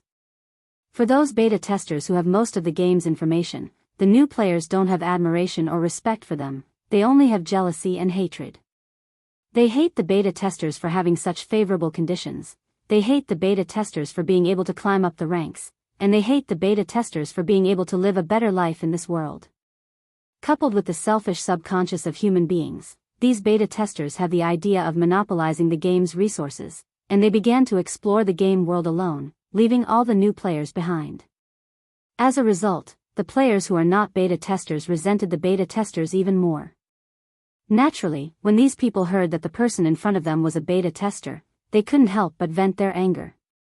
Wu Yan couldn't help but frown when he was stared at by so many pairs of eyes full of negative emotions. Of course, he knows why these players are treating him like this, but even if he is a beta tester, so what? Does a beta tester have to stand up and help them? Who made this rule? Because the future is bleak, the ugly side of human beings has been completely exposed. Wu Yan slowly put down the glass in his hand, his cold wine-red eyes glanced at everyone in the room, the pressure from his eyes made the players' faces pale, the jealousy in their eyes turned into fear, they lowered their heads, they didn't dare to look at Wu Yan anymore. Unfortunately, there are still some who are not afraid of death. Hey, kid, a tall man surrounded Wu Yan with 5 or 6 people, he looked at Wu Yan condescendingly, his face was full of evil intentions. Wu Yan glanced at him, then he continued to drink as if he didn't see him. The tall man's forehead suddenly bulged. Bang! The tall man slammed his big hand on the table, causing the table to tremble. He shouted angrily, "Kid! I'm calling you, didn't you hear me?" Hearing this, Wu Yan raised his head.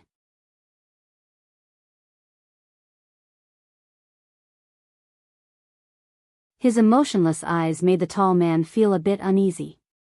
"What's the matter?" "Yes, of course." The tall man sneered. He glanced at Wu Yan's equipment. "You look quite rich. We are a bit short on money. Why don't you lend us a hand?" "Lend us a hand?" Wu Yan shook his head with a smile. "In other words, you are here to rob me?" "What's the matter?" The tall man said with a bit of jealousy, "You beta testers are capable, you don't need money." Wu Yan curled his lips and continued to drink from his glass. "I'm sorry, I'm not a beta tester, not a beta tester." The tall man laughed and pointed at Wu Yan's equipment. "If you're not a beta tester, how can you get such good equipment in one night? Don't lie to me." "Lie?" Wu Yan tilted his head. "Lie to you? Do you need it? You?" The tall burly man's face was filled with anger. The follower beside him immediately hooted, "Brat! Don't be too arrogant. Good equipment doesn't mean you're strong." Wu Yan laughed when he heard that. "That's right, you're right." Wu Yan stood up and glanced at those people. He laughed, "You're tall and fierce, but it doesn't mean you're not insects. Stinky kid." The burly man stepped in front of Wu Yan and out of habit, he tried to pull at Wu Yan's collar. Unfortunately, he was stopped by an invisible barrier. According to the game's rules, players are not allowed to fight in the town, unless the player's action will not cause harm to others. That includes mental harm, such as harassment. Pulling the collar is an insulting action, it's also a mental harm. The tall man was even angrier when he failed to pull Qin Haodong's collar. "Kid! Come out. I want to fight you."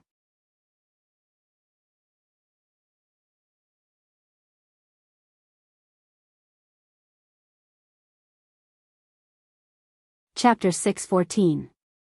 The word duel echoed ceaselessly in the sky above the hotel. Everyone in the hotel was shocked for a moment before a delighted expression appeared on most of their faces. That beta tester is going to be in trouble. At the end of the day, no one here is willing to believe that Wu Yan isn't a beta tester. Duel? Wu Yan snickered. Everyone could hear the disdain in his voice. "You." His eyes turned cold as he looked at the tall man. "Are you sure?" With just a glance, the tall burly man's expression changed drastically.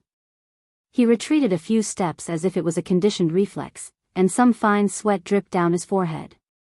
Wu Yan shook his head in disdain. He turned around and walked towards the door.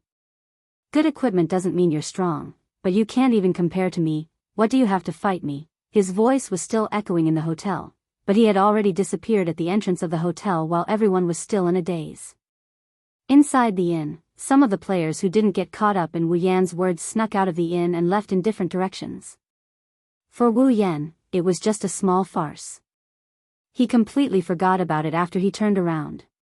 He didn't know that the news about a beta tester had spread like wildfire among the players. After the game started, the beta testers all disappeared from the eyes of ordinary players. Because they needed to turn their resources into strength, they couldn't be found even if they wanted to. Now that a beta tester appeared, most of the players started to think about how to get close to him. In a way, a beta tester was equivalent to a moving treasure trove. Because of the information they have, they must have a lot of money. If they can make a fortune, it means that they can live a better life and increase their chances of survival. Of course, these were the thoughts of those petty people. Those who truly had great wisdom and brains would not cast their gaze on these external objects. Why are beta testers called beta testers? Isn't it because they have information about the game? That's the real wealth. Plus, a beta tester must be a good player, at least they can get the upper hand and level up. If they can get the help of a beta tester, they will get the most benefits. Therefore, in order to survive, those guild leaders who hurriedly gathered people and created guilds overnight, started to get restless. At that moment, wearing a black coat and carrying a black great sword became the most popular phrase in the town. At that time, Wu Yan was still in the town, so unfortunately, he was stopped. "Hello, I'm from XXXXX Guild. Our guild sincerely invites you to join our guild. As long as you join us, you will enjoy the best treatment in our guild. Hello, I'm from XXXXX Guild. Our guild strength is definitely the best among all the guilds.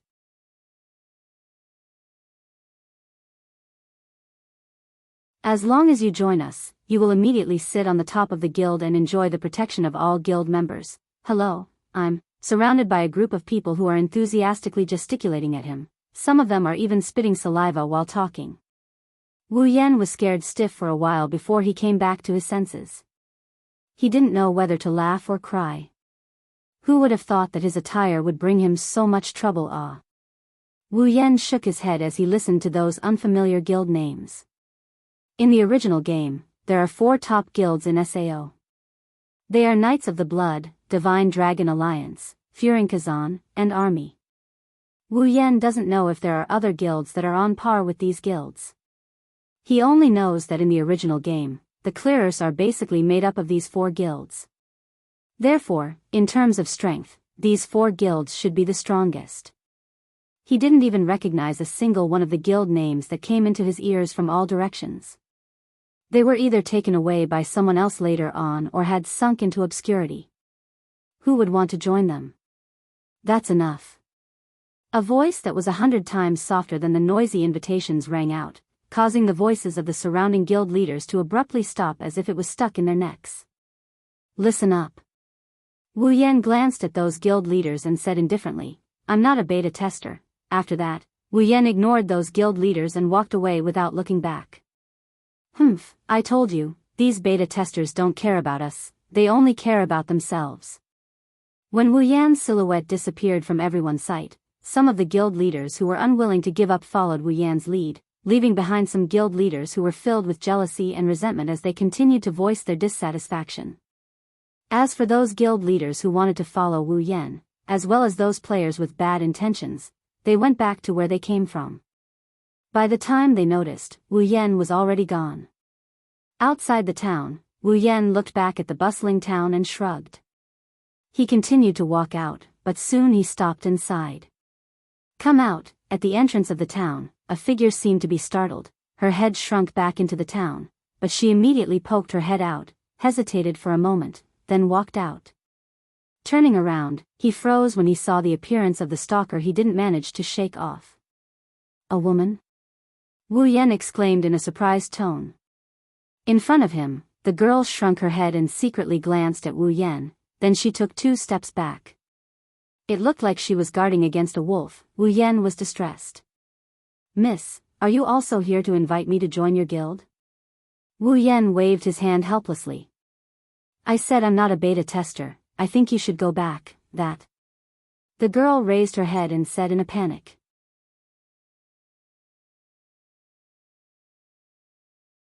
"I'm not here to invite you to join my guild." "Then why are you here?" Wu Yan said in a bad mood. The young girl blushed and lowered her head again. Her bashful appearance made the people who saw her anxious. After a long time, she said in a mosquito voice, "Can you let me follow you?" "Huh?" Wu Yan flinched at her words. "What the hell is going on?" "Follow me?" Wu Yan pointed at his nose and said with uncertainty. When he saw the girl nodded with a red face, his expression changed. The girl in front of him may not be a beauty that can cause the downfall of a city, but she's still a cute girl. Even with Wu Yan's eyes that are used to seeing all kinds of 2D beauties, he can't help but admit that she's at least a first-class beauty.